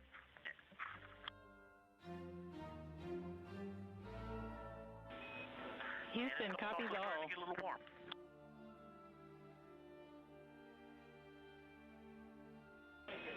And we copied all. We wanted to remind you at this point on the eclipse glasses.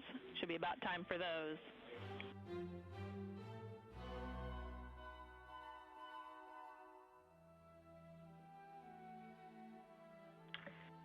Houston, we copy all. We are in eclipse glasses. That was an absolutely spectacular, magnificent experience. Thanks for the report. We sure wish we were there with you.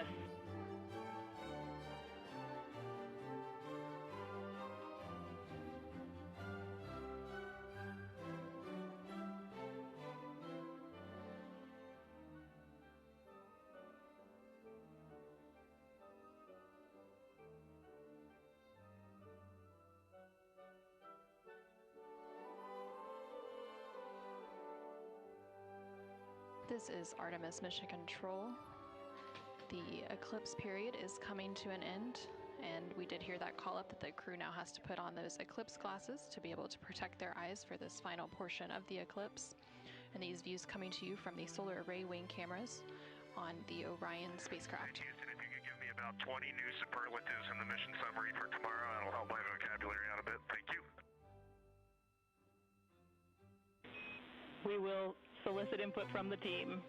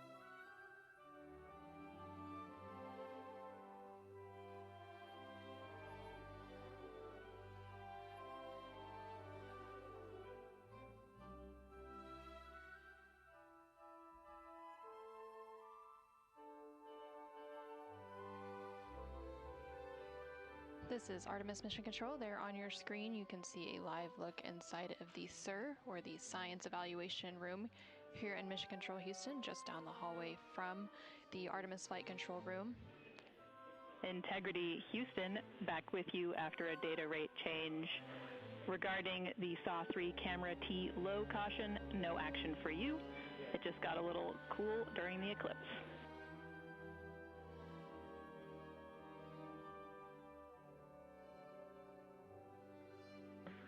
Okay, we copy, and if you didn't copy my request for the mission summary to add about 20 new superlatives to help my vocabulary, I would appreciate it. We copied it fantastically.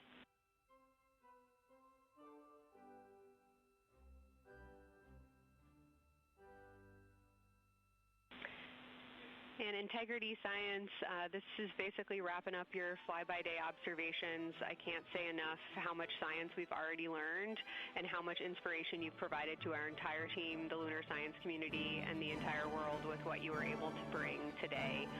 You really brought the moon closer for us today, and we cannot say thank you enough. And Science signing off, and can't wait to talk to you tomorrow morning.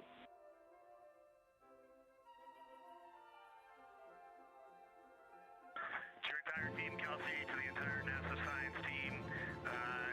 You all really turned to when we shifted launch dates to April 1st, and you got the most incredible package together for us to go do some great science and some great, truly human experience moments here. And we were well prepared, and we appreciate all of you. And this is what we do best when we all come together and work as a team. So y'all knocked it out of the park. Thank you for giving us this opportunity. Beautiful words, Reed. Thanks so much.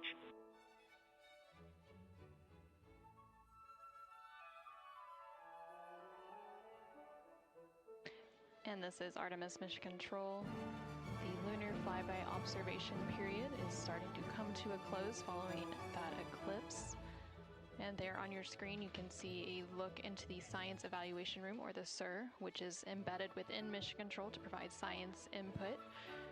And they provided that input throughout the live flyby operations today. They also have a back room called the Science Mission Operations Room that processes data, evaluates imagery, and supports rapid analysis. And then, of course, we have the science officer on console here in the Artemis Flight Control Room, which you can see a view there on the bottom right-hand corner of your screen. The science officer throughout the flyby operations today has been Kelsey Young, who is the Artemis Science Flight Operations Lead. And then to her left is Angela Garcia, who will be the science officer taking over for Orbit 2.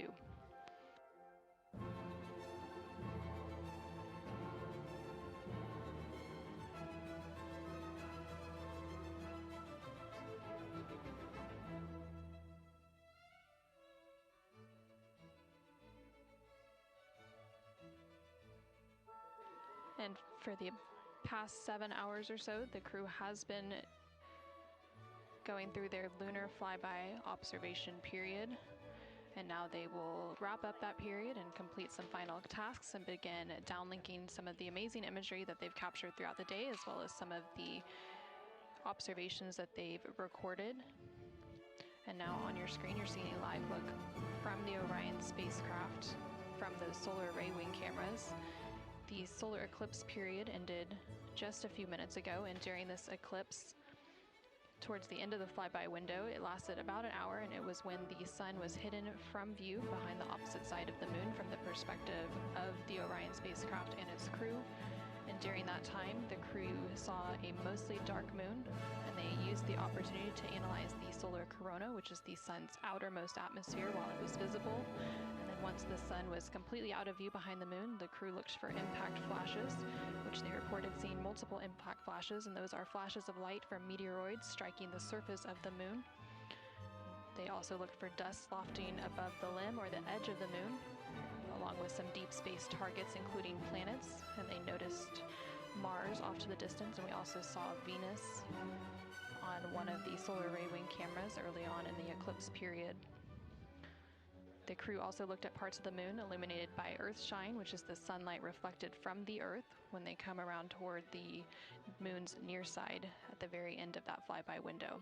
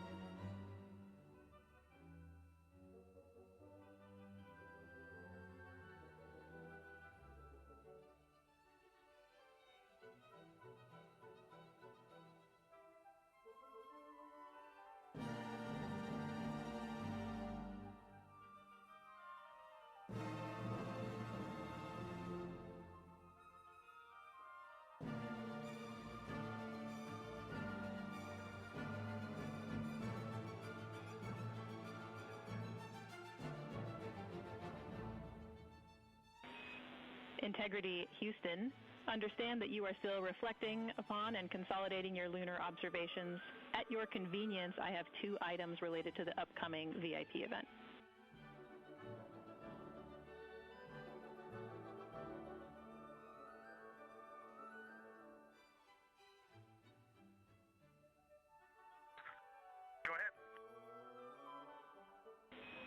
All right, first we wanted to let you know that the message for that upcoming event is on board for review at your convenience. That's message 3.06.04. The second item is that we've seen a couple of video blips in previous events. So during the HDPAO setup activity, we're wondering if Jeremy could please confirm for us that the TS rate is set to 1300 when you get to step 10.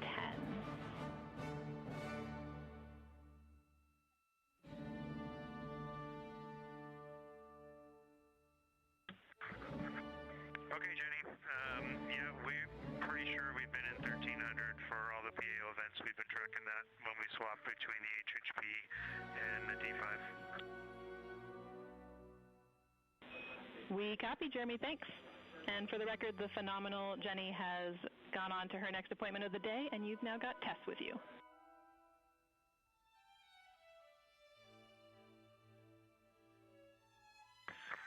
I'm sorry, Tess. Great to have you on board, Integrity. No worries. Happy to be here.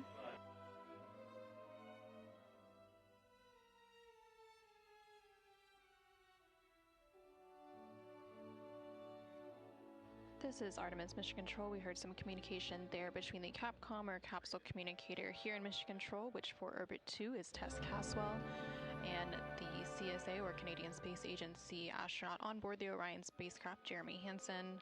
They were discussing an upcoming public affairs event. And Integrity, 3-minute warning for the maneuver back to bias tail to sun.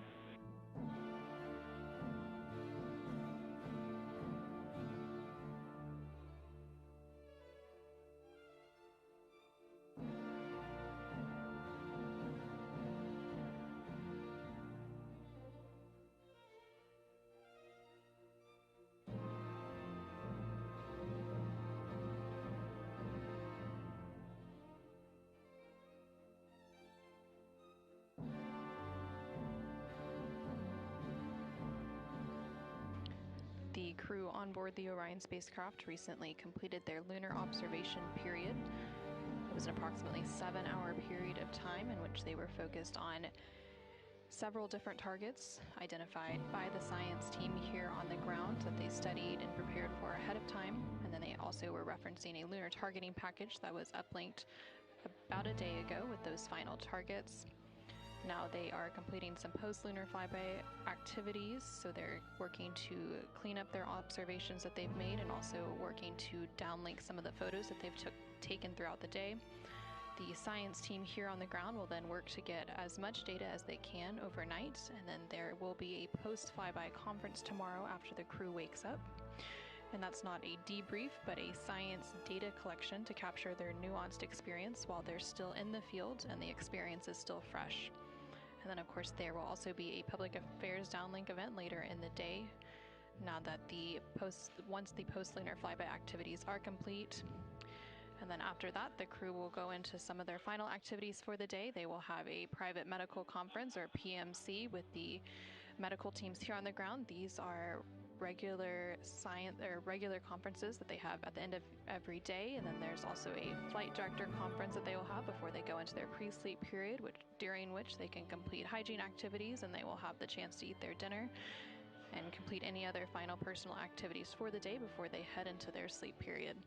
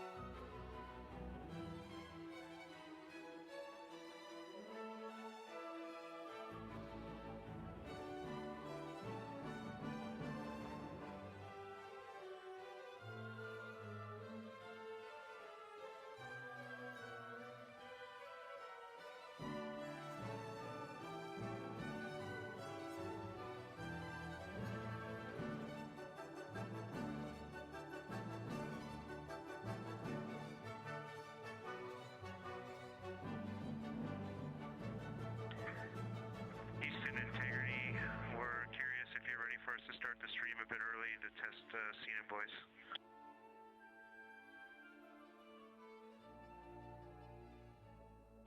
Checking.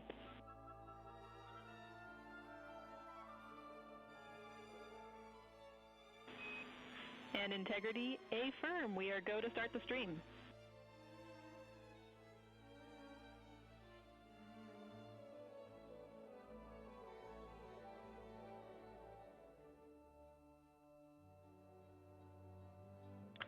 Okay, Houston, the stream has started. We checked the TS rates 1300 and audio is true. So I will give you a voice check now on the mic. We copy good settings and we've got a good view.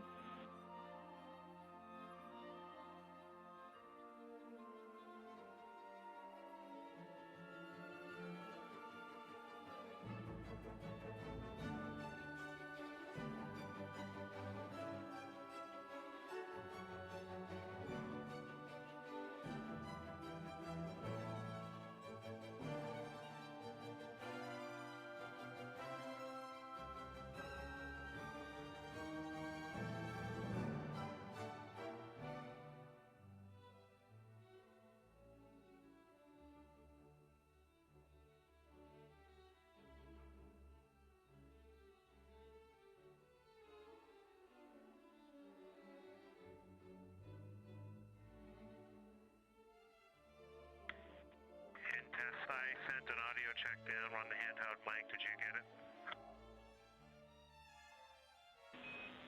Sorry for the delay, Jeremy. We were talking that a bit, but it was a bit broken, so please repeat for us.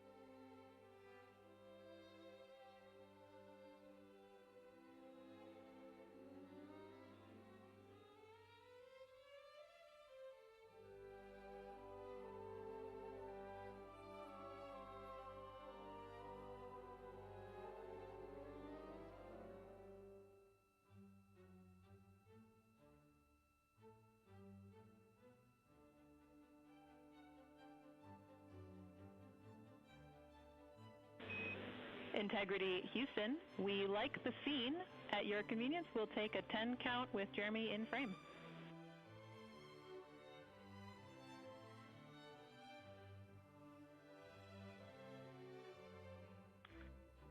Okay, copy that. Give us 2 minutes and or 1 minute and we'll do that. Copy.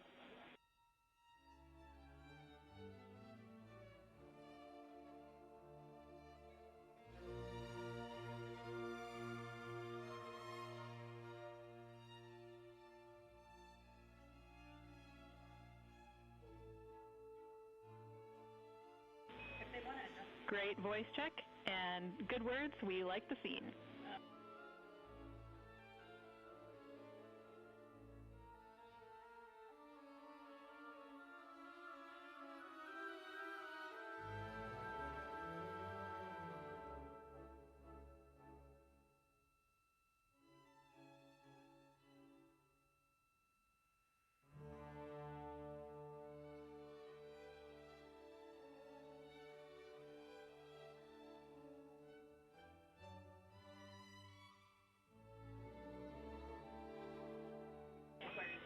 And Integrity Houston, we are seeing a black cable going right through the middle of the scene.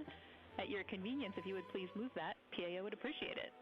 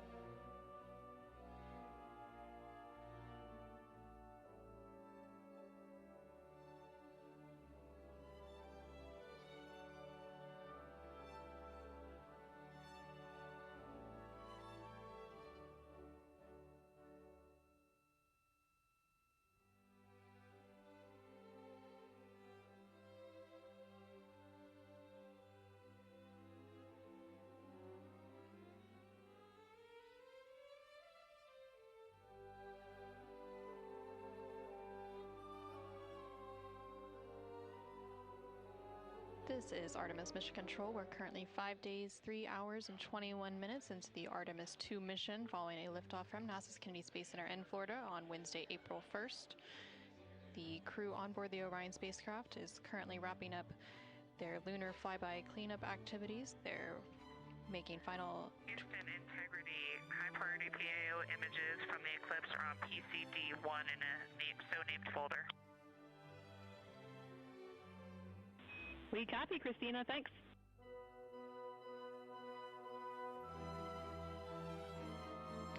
And NASA astronaut Christina Cook there calling down to the ground regarding some public affairs imagery that was captured during the lunar flyby activities. She referenced a PCD, that is in reference to their portable computing devices, which are basically tablets that they're able to transfer files and also follow along on processes and procedures and their timelines for the day.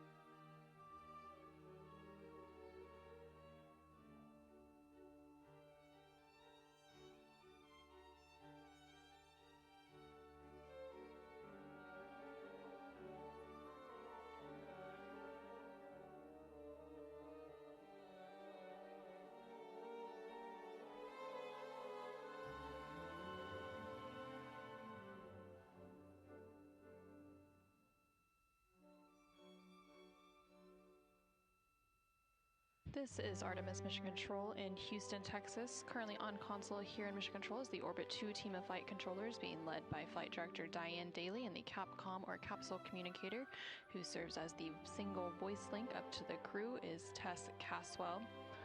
The crew on board the Orion spacecraft recently wrapped up their lunar flyby observation period, and now they are completing some cleanup activities and transferring some data and files down to the ground following that lunar flyby. Many of these files will be analyzed by the science team overnight in advance of a post-lunar flyby conference tomorrow once the crew wakes up. The crew is also preparing for an upcoming public affairs downlink event. And then following that downlink, they will have a few final activities for the day, including a private medical conference with their team here on the ground. These are standard conferences that happen at the end of every day, and they'll also have a private conference with the flight director here in Mission Control to go over the vehicle status and any other questions or concerns they may have for the remainder of their flight.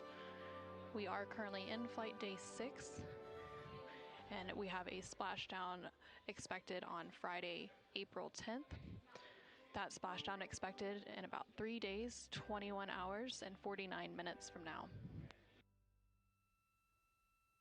During the lunar flyby, and as part of Artemis II, it marked the first time in more than 50 years that humans were able to observe the moon directly and provided a critical opportunity to practice how lunar science will be conducted during future Artemis missions.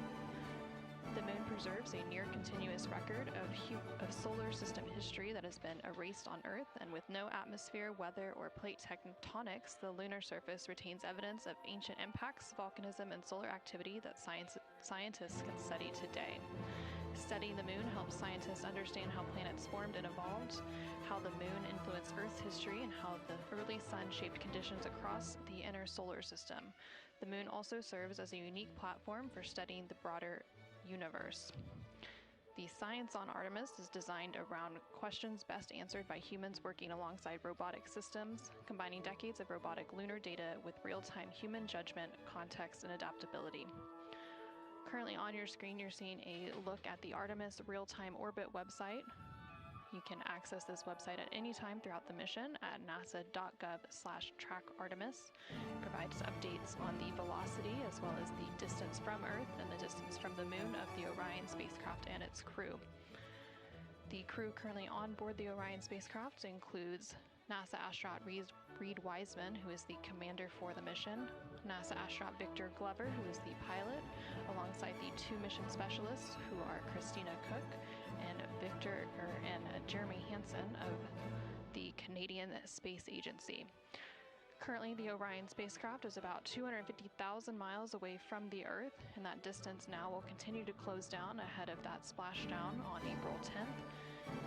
And they are now about 8,100 miles away from the moon, and that distance will continue to increase as they are now in the return leg of their journey.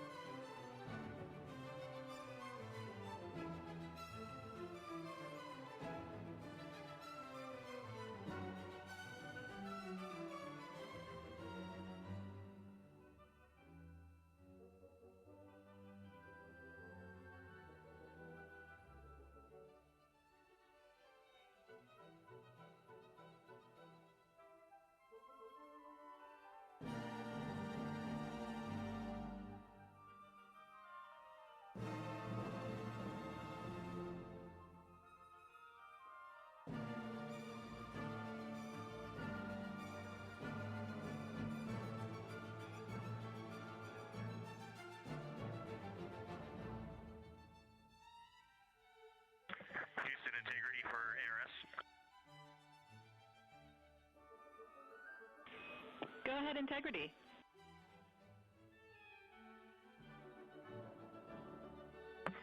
Hey, Tess, great to talk to you. Any chance we could drop the fan speed down for this PAO event?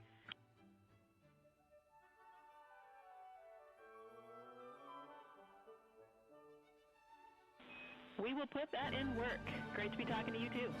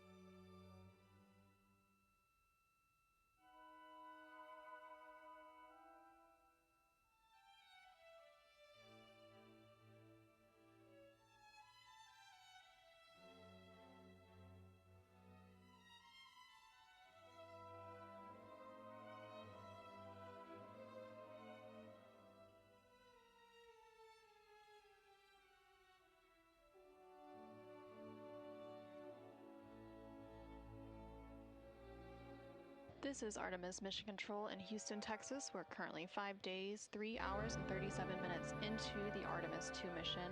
The crew on board the Orion spacecraft has recently concluded their lunar observation period during the lunar flyby. As part of that lunar flyby, the Orion spacecraft and its crew made the closest approach to the moon at a distance of 4,067 miles away from the surface at approximately 6 p.m. Central Time, 7 p.m. Eastern Time. Now, although the Artemis II mission is a new opportunity to study the moon, teams are also conducting other scientific experiments, including on the crew themselves. Here's a little bit more about the science of the mission. Artemis II is our return of humans to the moon, flying around the moon on board Orion.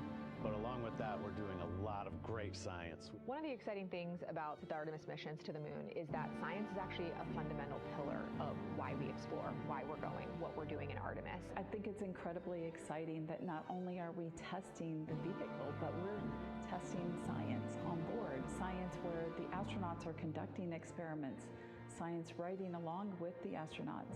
We have astronauts looking outside the window and really observing the lunar surface. It will help us understand the deep space environment. It will help us understand how that environment affects our astronauts, our systems, and life in general. So deep space is a challenge for us because you have to leave Earth's protective magnetic field. Here in low Earth orbit, the crew members are protected from some of the harmful radiation. Going to the moon, they'll no longer be protected, so they'll have a higher radiation exposure. Much like Artemis I, we have so many radiation sensors and detectors that are inside the capsule so that we can fully understand and appreciate the radiation environment for protecting our astronauts. In my hand here, I'm holding a tissue chip model. This is the exact design that it's going to be flying alongside the astronauts. We'll be collecting samples from each of the crew members, and we can make these organ chips out of the astronauts themselves.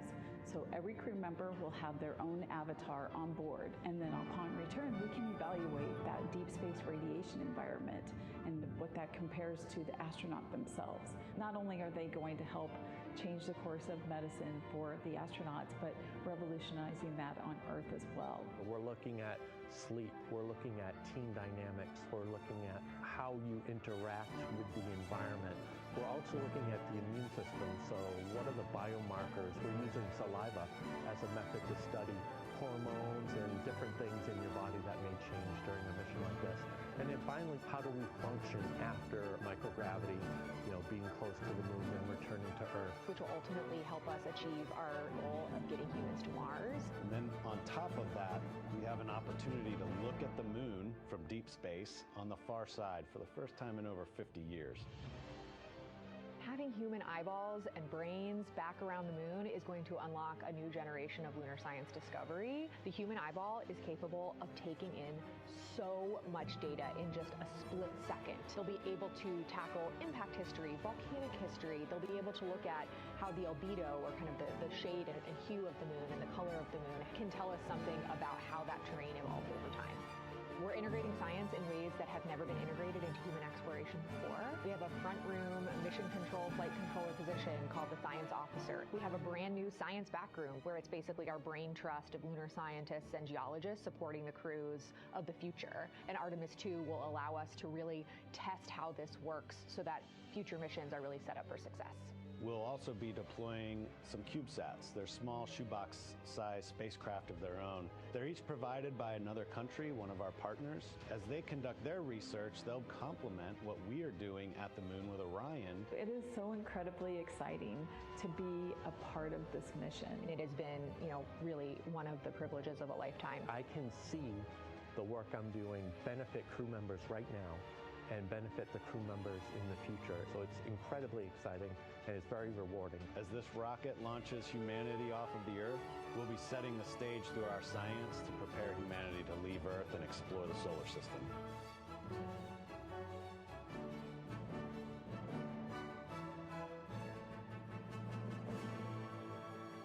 And as part of that, we are going to inhibit cabin leak detection. The edge key manual response is still available.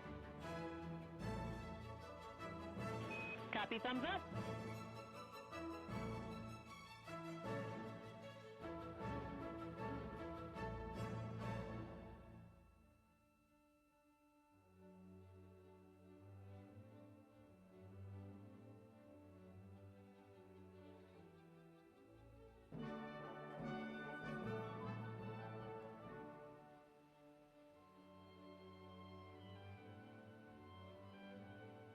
This is Artemis Mission Control. Again, we're hearing some communication between the ground here and the Artemis Flight Control Room in Houston, Texas, specifically the Capcom or Capsule Communicator, who for Orbit 2 is Tess Caswell, and the crew on board the Orion spacecraft, that spacecraft named Integrity by its crew.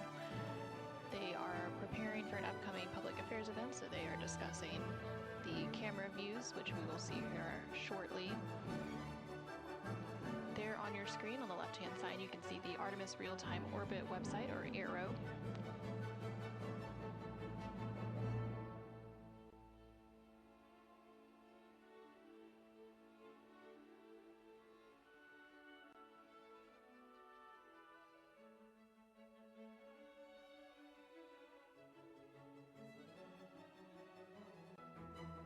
The Artemis Real-Time Orbit website there on the left-hand side of your screen provides updates on the velocity of the Orion spacecraft during its journey around the moon. Following a lunar flyby earlier today, which concluded about an hour ago, the crew has been conducting some cleanup tasks, so they've been transferring some of their documentation, their photos, and data that they captured during the flyby to the ground to be evaluated by the science team, and of course some of that imagery will also be evaluated by the public affairs team here at NASA and then shared with the world once it's available.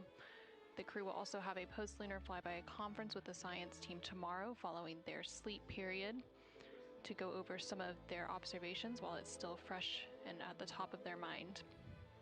On the bottom right-hand corner of your screen, you can see a look into the Artemis Flight Control Room here in Mission Control Houston, specifically the Flight Director console and the Capcom or Capsule Communicator console.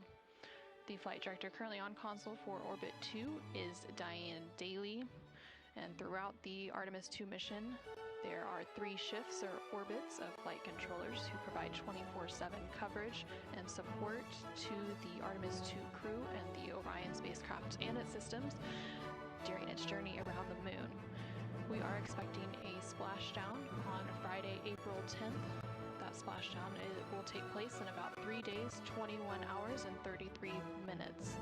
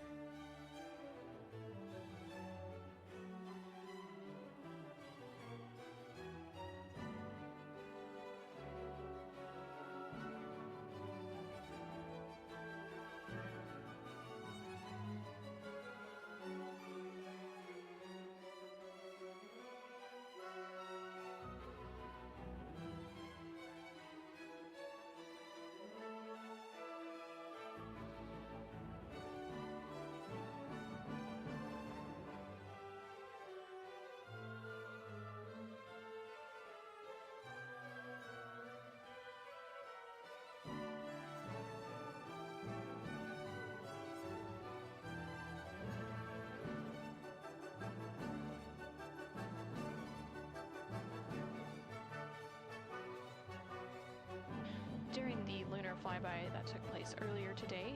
Orion, again, that spacecraft named Integrity by its crew, passed approximately 4,000 to 6,000 miles from the moon and provided the crew with a full disk view of the lunar surface. And from that higher vantage point, much farther than Apollo's lunar orbits on average, the astronauts were able to observe both poles and large-scale geological features in a single view.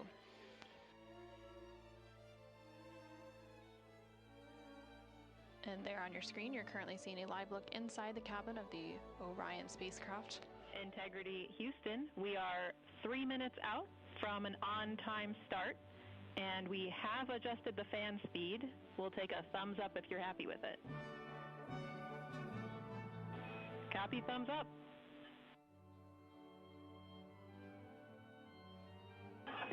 Superlative thumbs up.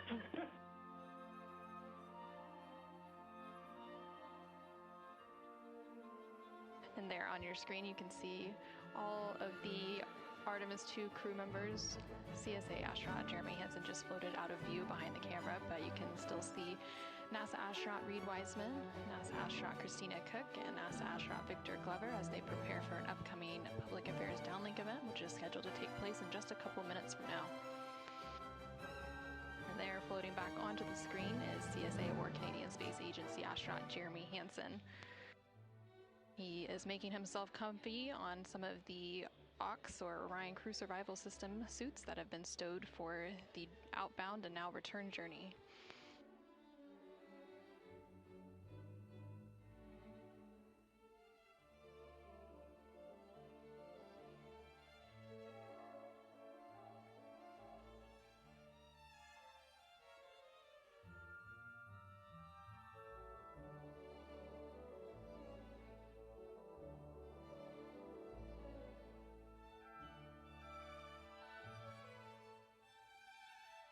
Shortly after the completion of these couple of public affairs downlink events, the crew will begin winding down for their day, and they will have the opportunity to eat dinner. Some of the items on their menu today for dinner include chicken with corn and black beans, sweet and sour pork, rice pilaf, spicy green beans, citrus fruit salad, and maple cream cookies.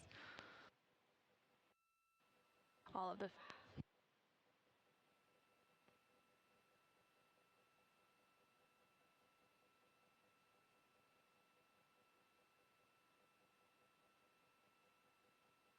And now we will go ahead and stand by for that public affairs event beginning in just about a minute.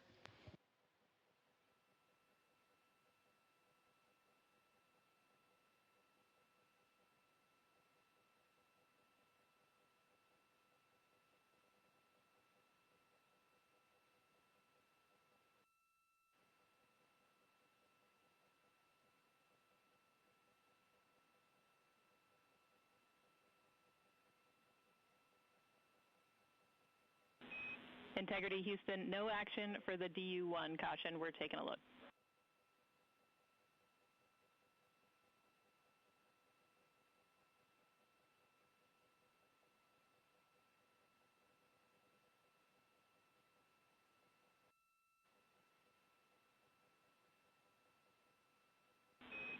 Integrity, this is Houston. Are you ready for the event?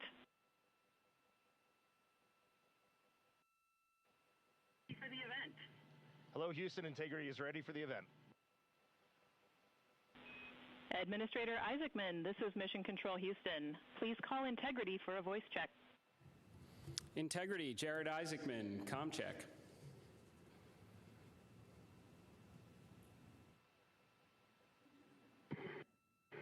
Administrator Isaacman, we've got you loud and clear, sir. How us?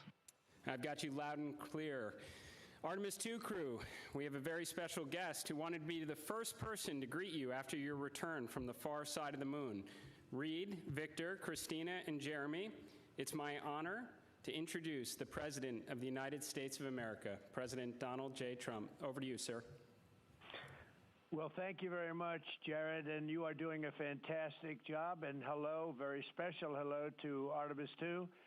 Today you've made history and made all America really proud, incredibly proud. We have a lot of things to be proud of lately, but this is there's nothing like what you're doing, circling around the moon for the first time in more than a half a century.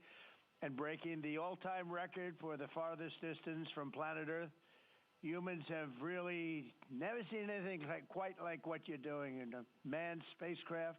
It's really special. I want to personally salute and congratulate Commander Reed Weissman, Pilot Victor Glover, Mission Specialist Christina Koch, and Jeremy Hansen.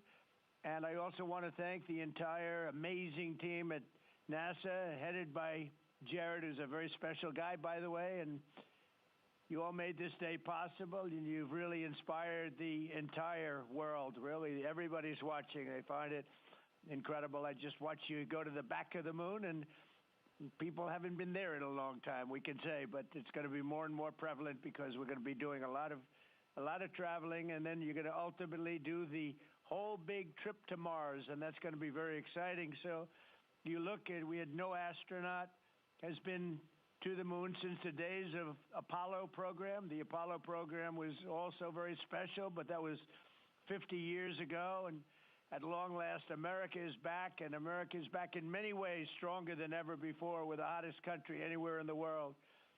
The Artemis crew flew in the most powerful rocket NASA has ever made, ever launched, traveled over 250,000 miles, broke the distance record set by the legendary Apollo 13.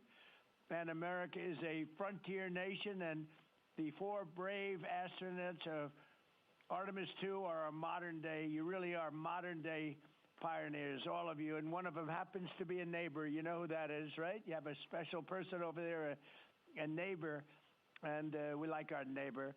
Your mission paves the way for America's return to the lunar surface very soon. We're going all out. We're doing everything we can, and it's headed up by Jared. We'll plant our flag once again, and this time we won't just leave footprints. We'll establish a permanent presence on the moon, and we'll push on to Mars. That'll be very exciting. I'm waiting for that so much. I'd love to be here, but maybe we won't quite make it in terms of timing, but we will be up in the moon, and that's going to happen soon. So America will be second to none in space and everything else that we're doing, and we will continue to lead the whole thing into the stars, this incredible journey into the stars. So I just wanted, it's an honor to speak to you, and I wanted to congratulate each and every one of you. And tell me, what is the most unforgettable part of this really historic day? The whole world is watching and listening. Please tell me.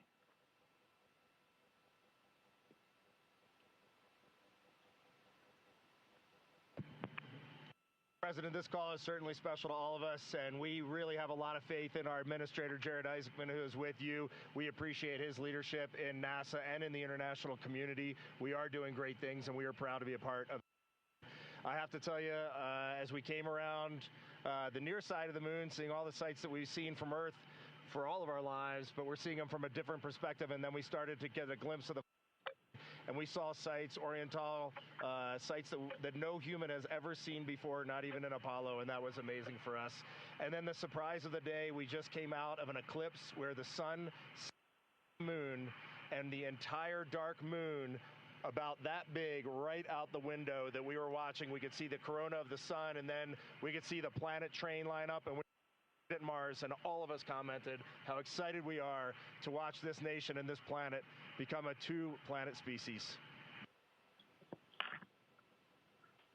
That is fantastic. You know, I had a decision to make in my first term, and the decision is, what are we going to do at NASA? Are we going to have it be revived, or are we going to close it down? And I had very little hesitation, and it's really great to have somebody like Jared involved, because he really makes it much easier for me. But it was not even a question in my own mind.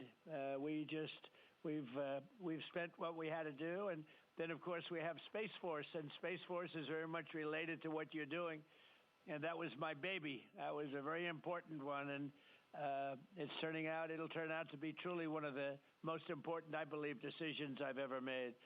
So we're very proud of Space Force, and we're very proud of all of you.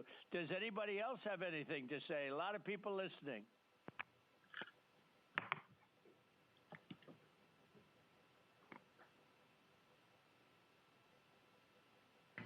Mr. President, it's be here with you speaking about our incredible day today. I think one of the biggest highlights was coming back from the far side of the moon and having the first glimpses of planet Earth again after being out of communication for about 45 minutes. It really just reminds you what a special place we have and how important it is for our nation to lead and not follow in exploring deep space. I'd like to ask, what was your feeling when you had no communication, zero communication? All of a sudden it was cut off by, obviously, your very special location.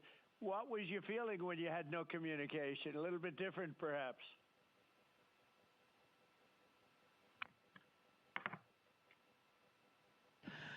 Yes, Mr. President, it was cool. I said a little prayer, but then I had to keep rolling. I was actually recording scientific observations of the far side of the moon. You know, that is actually the time when we were the farthest and the closest to the moon. And so we were really able to make some of our most detailed observations of the far side of the moon up close. And so we were busy up here working really hard. And I must say, it was actually quite nice. Did you see a difference, a big difference between the far side of the moon and the near side of the moon? Was there a difference in feel or difference in look? What did you see?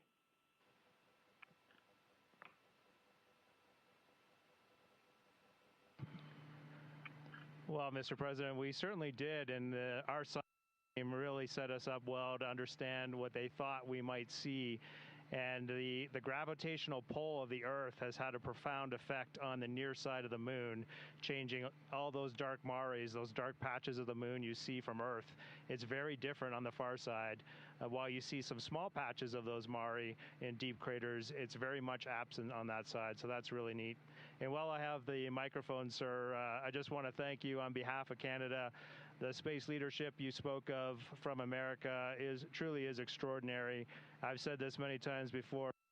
A nation that leads like that and creates and sets big goals for humanity that brings other countries along with it is truly incredible. And I know that's a very intentional, not a necessary decision, intentional decision to lead by example and to allow other countries like Canada to share our gifts and help you achieve these mutually beneficial goals, like establishing a presence on the moon and eventually going to Mars.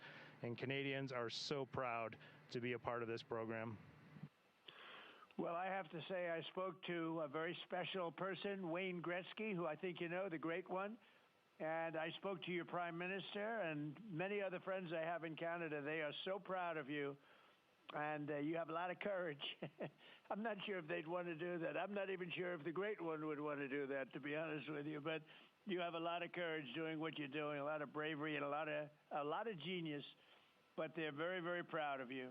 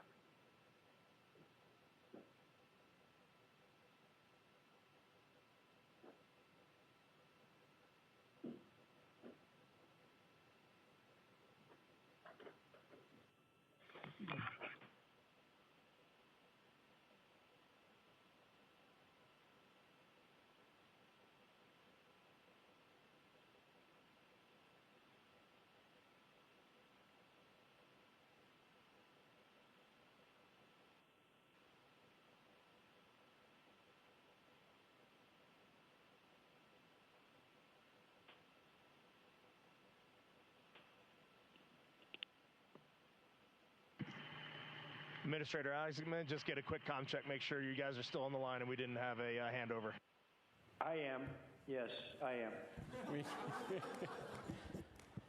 And integrity, and back over to you, Mr. President. Yeah, I think we might have gotten cut off. It is a long distance. It's a long ways. The reception's been great. There's a little bit of about a 9-second delay, but no, I just had a statement for, I don't know what you heard, but I was just saying they're very proud of your brilliant person from Canada on the ship. And Wayne Gretzky is a great friend of mine, and he's very proud of him. And the Prime Minister I spoke to, they're very, very honored that you have a courageous person from Canada. You have a lot of courageous people from Canada, so it was very nice. I'm not sure if you heard me say that, but it was very nice.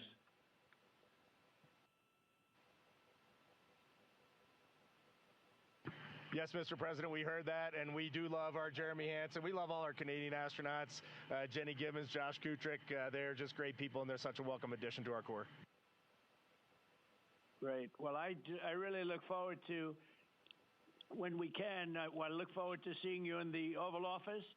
I'll ask Jared to bring you over, and I'll ask for your autograph, because I don't really ask for autographs much, but you deserve that. You really are something. Everybody's talking about this. And I look forward to having you in the Oval Office at the White House, and we will celebrate your incredible achievements and triumphs. This is big. This is really big stuff. The whole world is talking about it. And if you have the time, I will certainly find the time. I've been pretty busy also, as you know, but I will absolutely find the time, and we'll get together, and I'm going to be giving you a big salute on behalf of the American people and beyond that.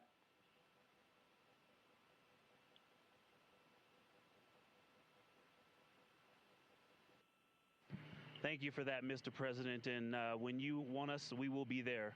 And thank you for your leadership. Thank you to Jared for his leadership. Really, thank you for taking the time out today to visit NASA. It's really special for us, but it's really special for the team on the ground. A whole team of people all around the world pulled this off, and we just want to say thank you to all of you for this. It is the thrill and honor of a lifetime to have been on this journey. Today was amazing, but this 3-year journey has been amazing, and it was made possible by the American people and the Canadian people, and we're so grateful to you all. Thank you very much. Well, thank you very much. And Jared, congratulations. We'll see you soon. And I know that you have Mars very much in your mind, so we'll start thinking about that pretty soon, I think. And thank you. Congratulations to everybody. I'll see you at the Oval Office.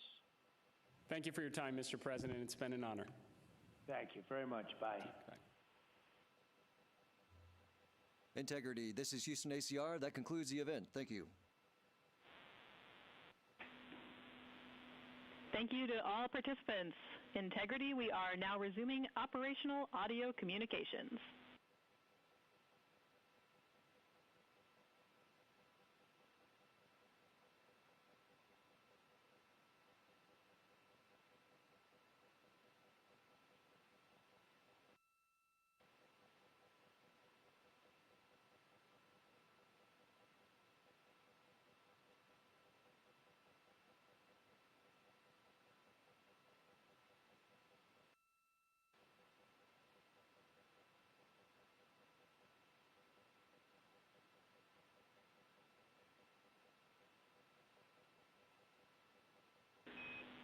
Integrity Houston, great job on the event. Just a heads up, we are on track to start the next event on time at 4:15.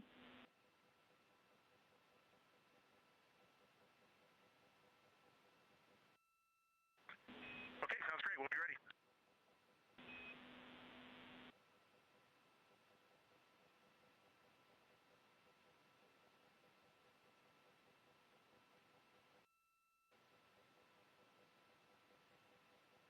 This is Artemis Mission Control in Houston, Texas. We just had that public affairs event with President Donald Trump and the crew on board the Orion spacecraft. And coming up in about 10 minutes, there will be another public affairs event. That event taking place at a mission elapsed time of 5 days, 4 hours, and 15 minutes. Currently on your screen, you're seeing a look at the Artemis Real-Time Orbit website, which provides updates on the velocity as well as the distance of the Orion spacecraft from both Earth and the Moon. The Orion spacecraft and its crew, that crew including Reed Wiseman, Victor Glover, Christina Cook, and Jeremy Hansen, are currently about 250,000 miles away from the Earth, and that distance is starting to become smaller as they are now on the return leg of their journey. And they are about 9,300 miles away from the Moon. They made their close approach to the Moon. Integrity Houston with a question about fan speed.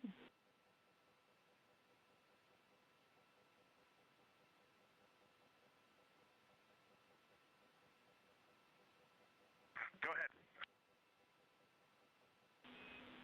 It Hey, Reed, we were wondering if this adjusted fan speed is something that you would like to keep going forward, or if it was just a specific change request for the events this evening.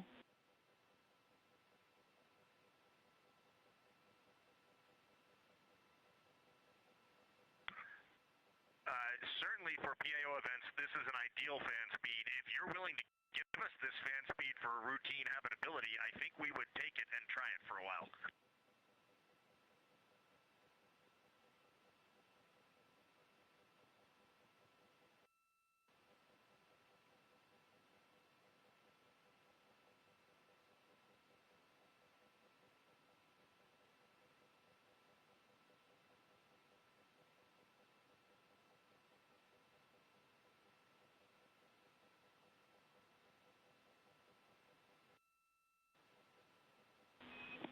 And Reed, we are able to support keeping the fan speed in this config. Happy to keep it here to collect data.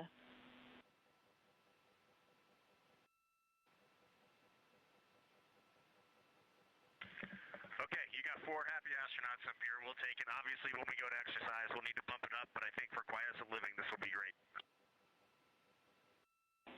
We copy, and we love seeing those smiles.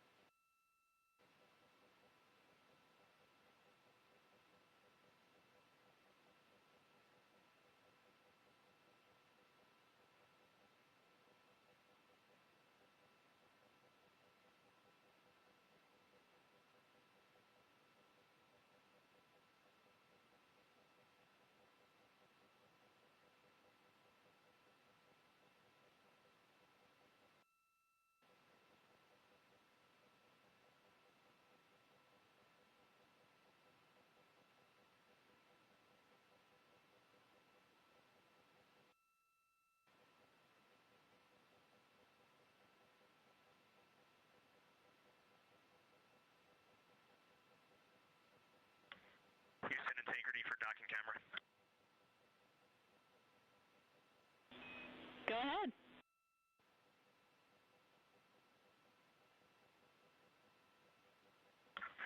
Just want to make sure we have the config you're expecting. I have the dual camera bracket is installed, the window shade is closed, and the docking camera is stowed in its Alpha 3 storage area.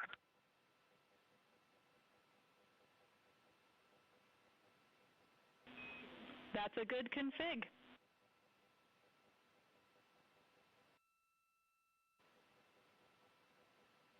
Thank you.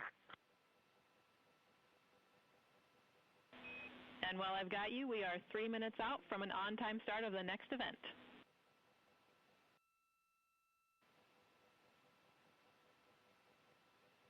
This is Artemis Mission Control in Houston, Texas. You can see a live look of the Artemis II crew inside the Orion spacecraft cabin as they prepare for another public affairs downlink event.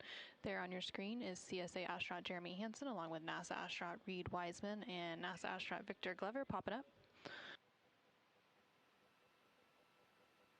Earlier today, the crew completed their lunar flyby observation period, during which the Orion spacecraft and its crew passed approximately 4,000 to 6,000 miles from the moon and provided the astronauts with a full disk view of the lunar surface. And from that higher vantage point, the astronauts were able to observe both poles and large-scale geological features in a single view. Towards the tail end of that observation period, they also were able to see an eclipse. And that eclipse period lasted about an hour and was when the sun was hidden from view behind the opposite side of the moon from the perspective of Orion. Since then, the crew has been working to clean up some of their observations and transfer some of the data and imagery down to the ground to begin processing, and the science team will take a look at that imagery as it comes down ahead of a post-lunar flyby conference tomorrow with the crew following their sleep period.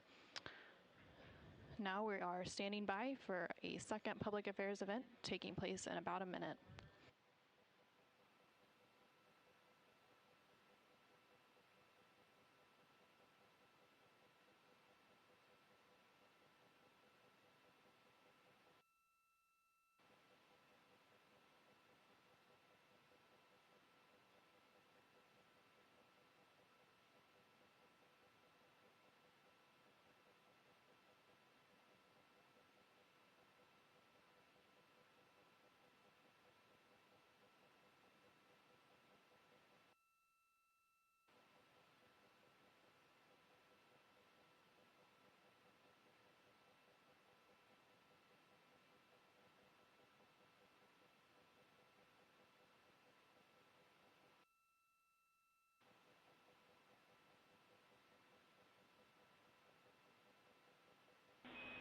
Integrity, this is Houston. Are you ready for the event?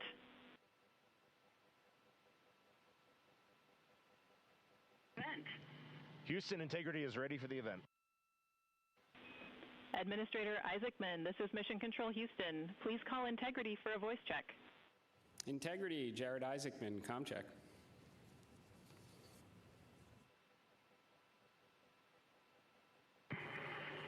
Administrator Isaacman, we've got you loud and clear up here. I've got you loud and clear, and let's see if we can top that last PO event. That was pretty special. So we are going to spend the next 20 minutes doing Q&A from a number of questions that have been submitted, and we are going to start with one from me. You all have spent years preparing for this moment and imagining what it must be like when you look down at the moon, at the lunar surface. What has surprised you all that you did not anticipate?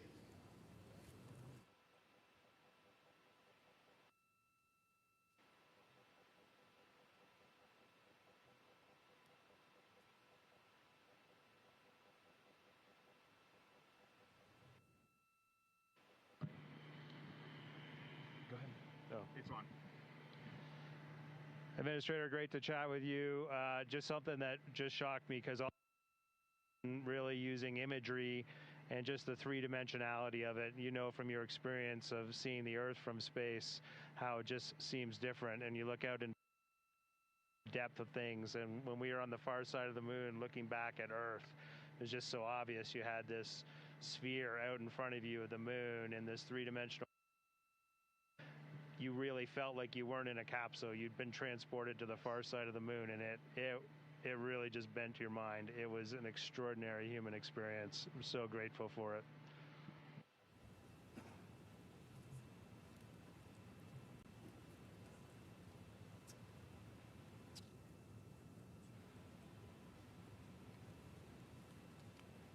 Integrity, Jared, anyone else want to answer that one?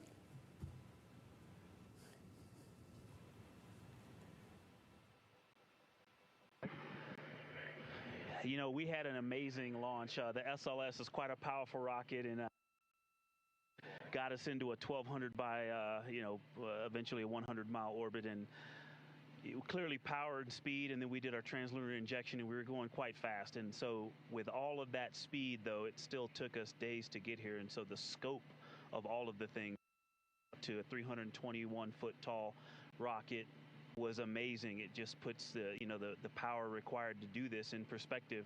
But then even with all that power and to get to those velocities, it still took us days.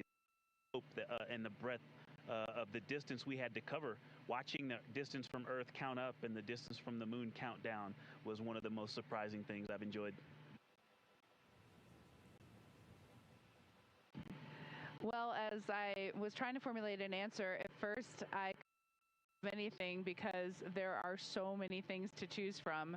I'll try to just narrow it down, but I'm going to go with something we did yesterday, a manual flight test objective, where we just basically got to sit at the vehicle. It was Jeremy and I this time, and just drive around using the rotational hand controller, basically just drive it with the stick, and how well it handled, how tight the control algorithms were, and watching it respond when we actually degraded it on purpose by going into 3 degrees of freedom control, by actually inhibiting some of the jets, which even though we have jet redundancy, of course, for each other in these complicated algorithms. So it was just amazing to be in a deep spacecraft and just be flying it around by hand. The one other thing I'll say, how fast it has gone by. I'm not ready to go home.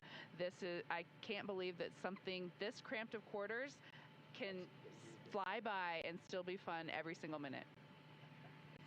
And I'll just close out with, I think just scale, Jared, is the thing that is just blowing my mind. You flew Polaris Dawn to some amazing apogee numbers, and on the International Space Station, we're 250 nautical miles up, and that's the most beautiful view I think a human could ever experience. And we are dealing with numbers that are 250,000 miles, and every time Mission Control points to this vehicle, either at the moon or at Earth, and it reminds me every day that humans have to go, we've got to explore, we've got to go further to expand our knowledge, expand our horizons. And every time we take another step forward, it makes the world seem a little bit smaller and a little bit more manageable. And just putting these numbers in perspective, it is impossible as a human to look at these displays and comprehend them. But here we are, and NASA is doing this, an international team is doing this, and they're doing it very well. Excellent words, Integrity. So certainly a very wild insertion orbit. I can imagine the contrast between perigee and apogee, the scale of it all, the 3D, seeing the moon come alive, and then certainly manual control. Well, every Dragon crew for the last 5 years is very jealous on that. Okay, so we're going to questions here.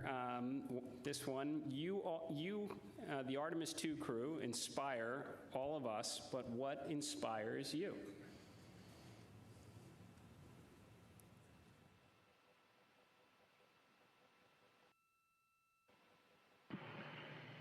I think as you get older, your answer to that question changes a lot. Certainly when I was a young boy and a young man, just seeing an airplane flying overhead, to me, that really lit a fire in me.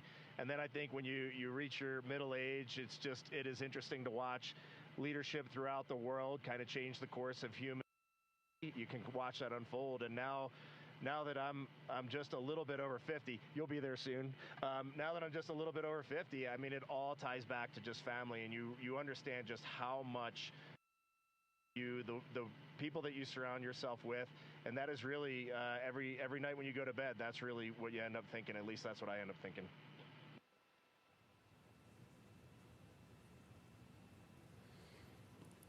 Thank you. All right, so here's a question. It's a good one. So for the Artemis II crew, what is the advice you would pass along for the next astronauts that will go in Orion?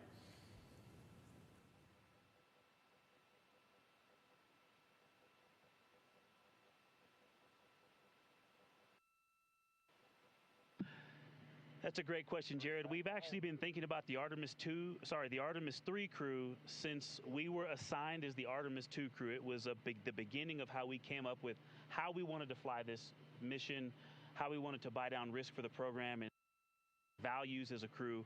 And so, over the course of these 3 years, we've taken a lot of notes. So we've almost got a book to hand them. But I think a few practical things, just sitting here that we've been living for the past 6 days, how you pack is a huge impact to how you will live on the journey. And so things like food and your hygiene products, and then you know what's going on with our waste management system, the technology that we have, practicing that and being familiar with that and being prepared mentally. I used it on the space station. I used it at home in training. But I'll be honest, I wasn't really prepared to have to use it for over half the mission. And but we adapt and overcome. And so I can't wait to talk to that crew. I'm glad you said it, or else I was. We definitely have to fix some of the plumbing. Okay, this question is from Merriam-Webster. It's a wordy one here. So you are going to be, you've already surpassed more than 250,000 miles from Earth, farther than any human has gone before. So what are some words that come to mind when you try to wrap your mind around this very unique experience?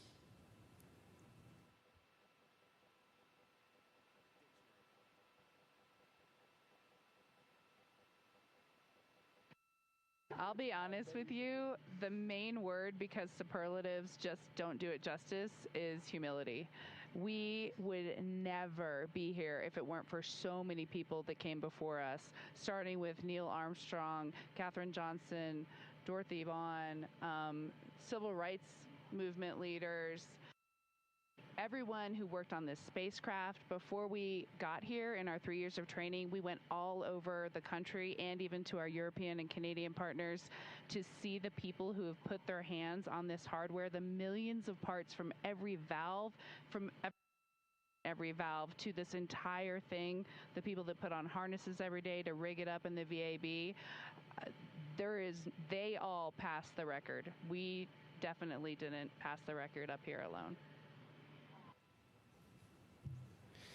So this is actually very similar to the question the President of the United States asked just a brief bit ago. But during the quiet moments on your journey, when you were out of contact with everyone here on Earth, what were some of the thoughts that tended to occupy your mind most?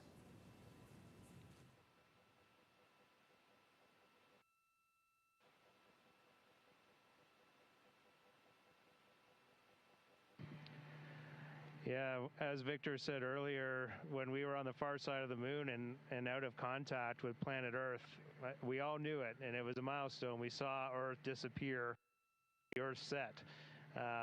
But we were so busy with the science, and we have such faith in our vehicle integrity, such faith in mission control, that we were just at complete peace and just doing our job. And just trying to do a good job to collect as much science data as we could while we were on the far side of the moon, and we were just giddy in here, like of our lives. He's being a bit humble, but as soon as we went out of comm with planet Earth, we did have maple cookies. As we just gathered together for about 30 seconds, each one of us had a maple cream cookie, and then right back into the science. But we had to take a moment to honor that time going behind Earth, and it was going behind the moon and out of touch with Earth, and that was a very surreal moment for this crew.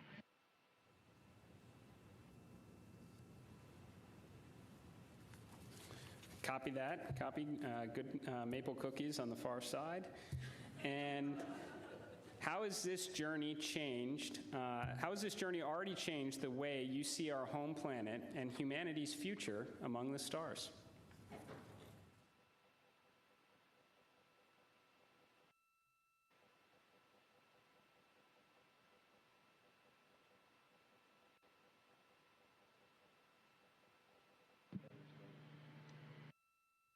There's so many directions I think we could go with that, and I just, I think that there's, global, but I think real impact is local, and is to see the Earth as an entire thing and look at it, this system, and to see it all in once. But my daughters, and just the things that we can impact directly, the people that I can touch, that I can speak to, hug, and show love and gratitude toward, is the thing that I think is going to change and last. And you also talked about the future that we're going to have in the stars. And, this mission, I think we swung for the fence and launched on our first try after learning a lot earlier this year. But I think it set the stage for us to go out and continue to swing for the fence hard in our Orion SLS and ground systems programs to go and get the next one teed up so that crew can knock it off out of the park. And so I have huge expectations for what's coming next. Good words. Are you feeling homesick for Earth?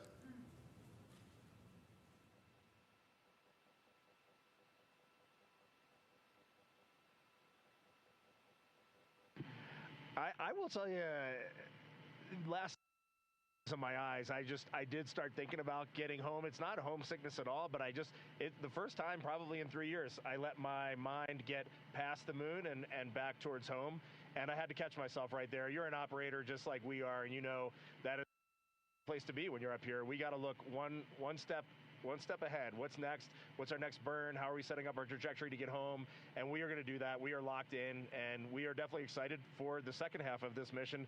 And we are on guard. We are first crew to fly this vehicle. We are ready for any contingency in any scenario, and we are going to stay locked in every second until we are back on that Navy ship and then home reunited with our families. And copy that. Astronauts like being in space. That checks out.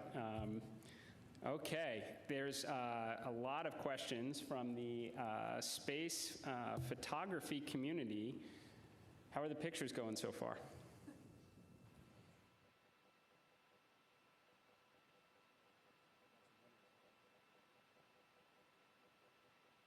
Well, we all love getting our hands on cameras and our eyes behind the lens here, because we're just trying to share the incredible things that we're seeing, and that's obviously the best way we can try to do that. I've been into night sky photography for a long time, and so this is really a dream come true for me. I have thought specifically to that community, the time lapses I've been trying to get, those are a little tougher because we have a very dynamic vehicle. It's not like being on ISS where you can get the city lights below and the auroras and the spinning stars around the North Star. There's a lot going on. So, but what we got to matter is out of this world.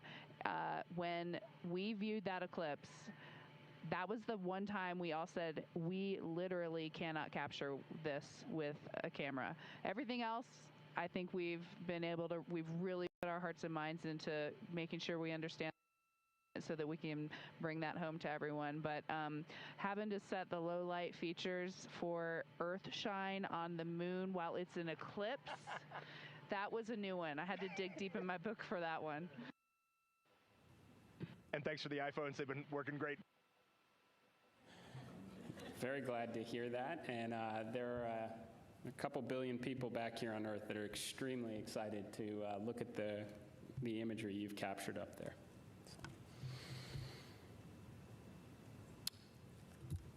Okay, well, I want to thank you all. Integrity. So Reed, Victor, Christina, Jeremy, on behalf of NASA and space-loving people across the world, thank you for taking us with you to the moon. Thank you for your courage, all of your beautiful words that we've heard. You represent the absolute best of us. We are proud of you, and we look forward to welcoming you back safely to the good Earth very soon. Godspeed, and go Artemis II.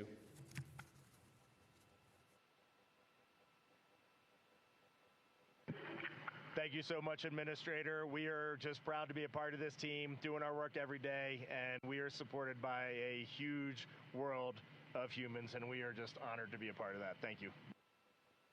We'll see you soon. Integrity, this is Houston ACR. That concludes the event. Thank you.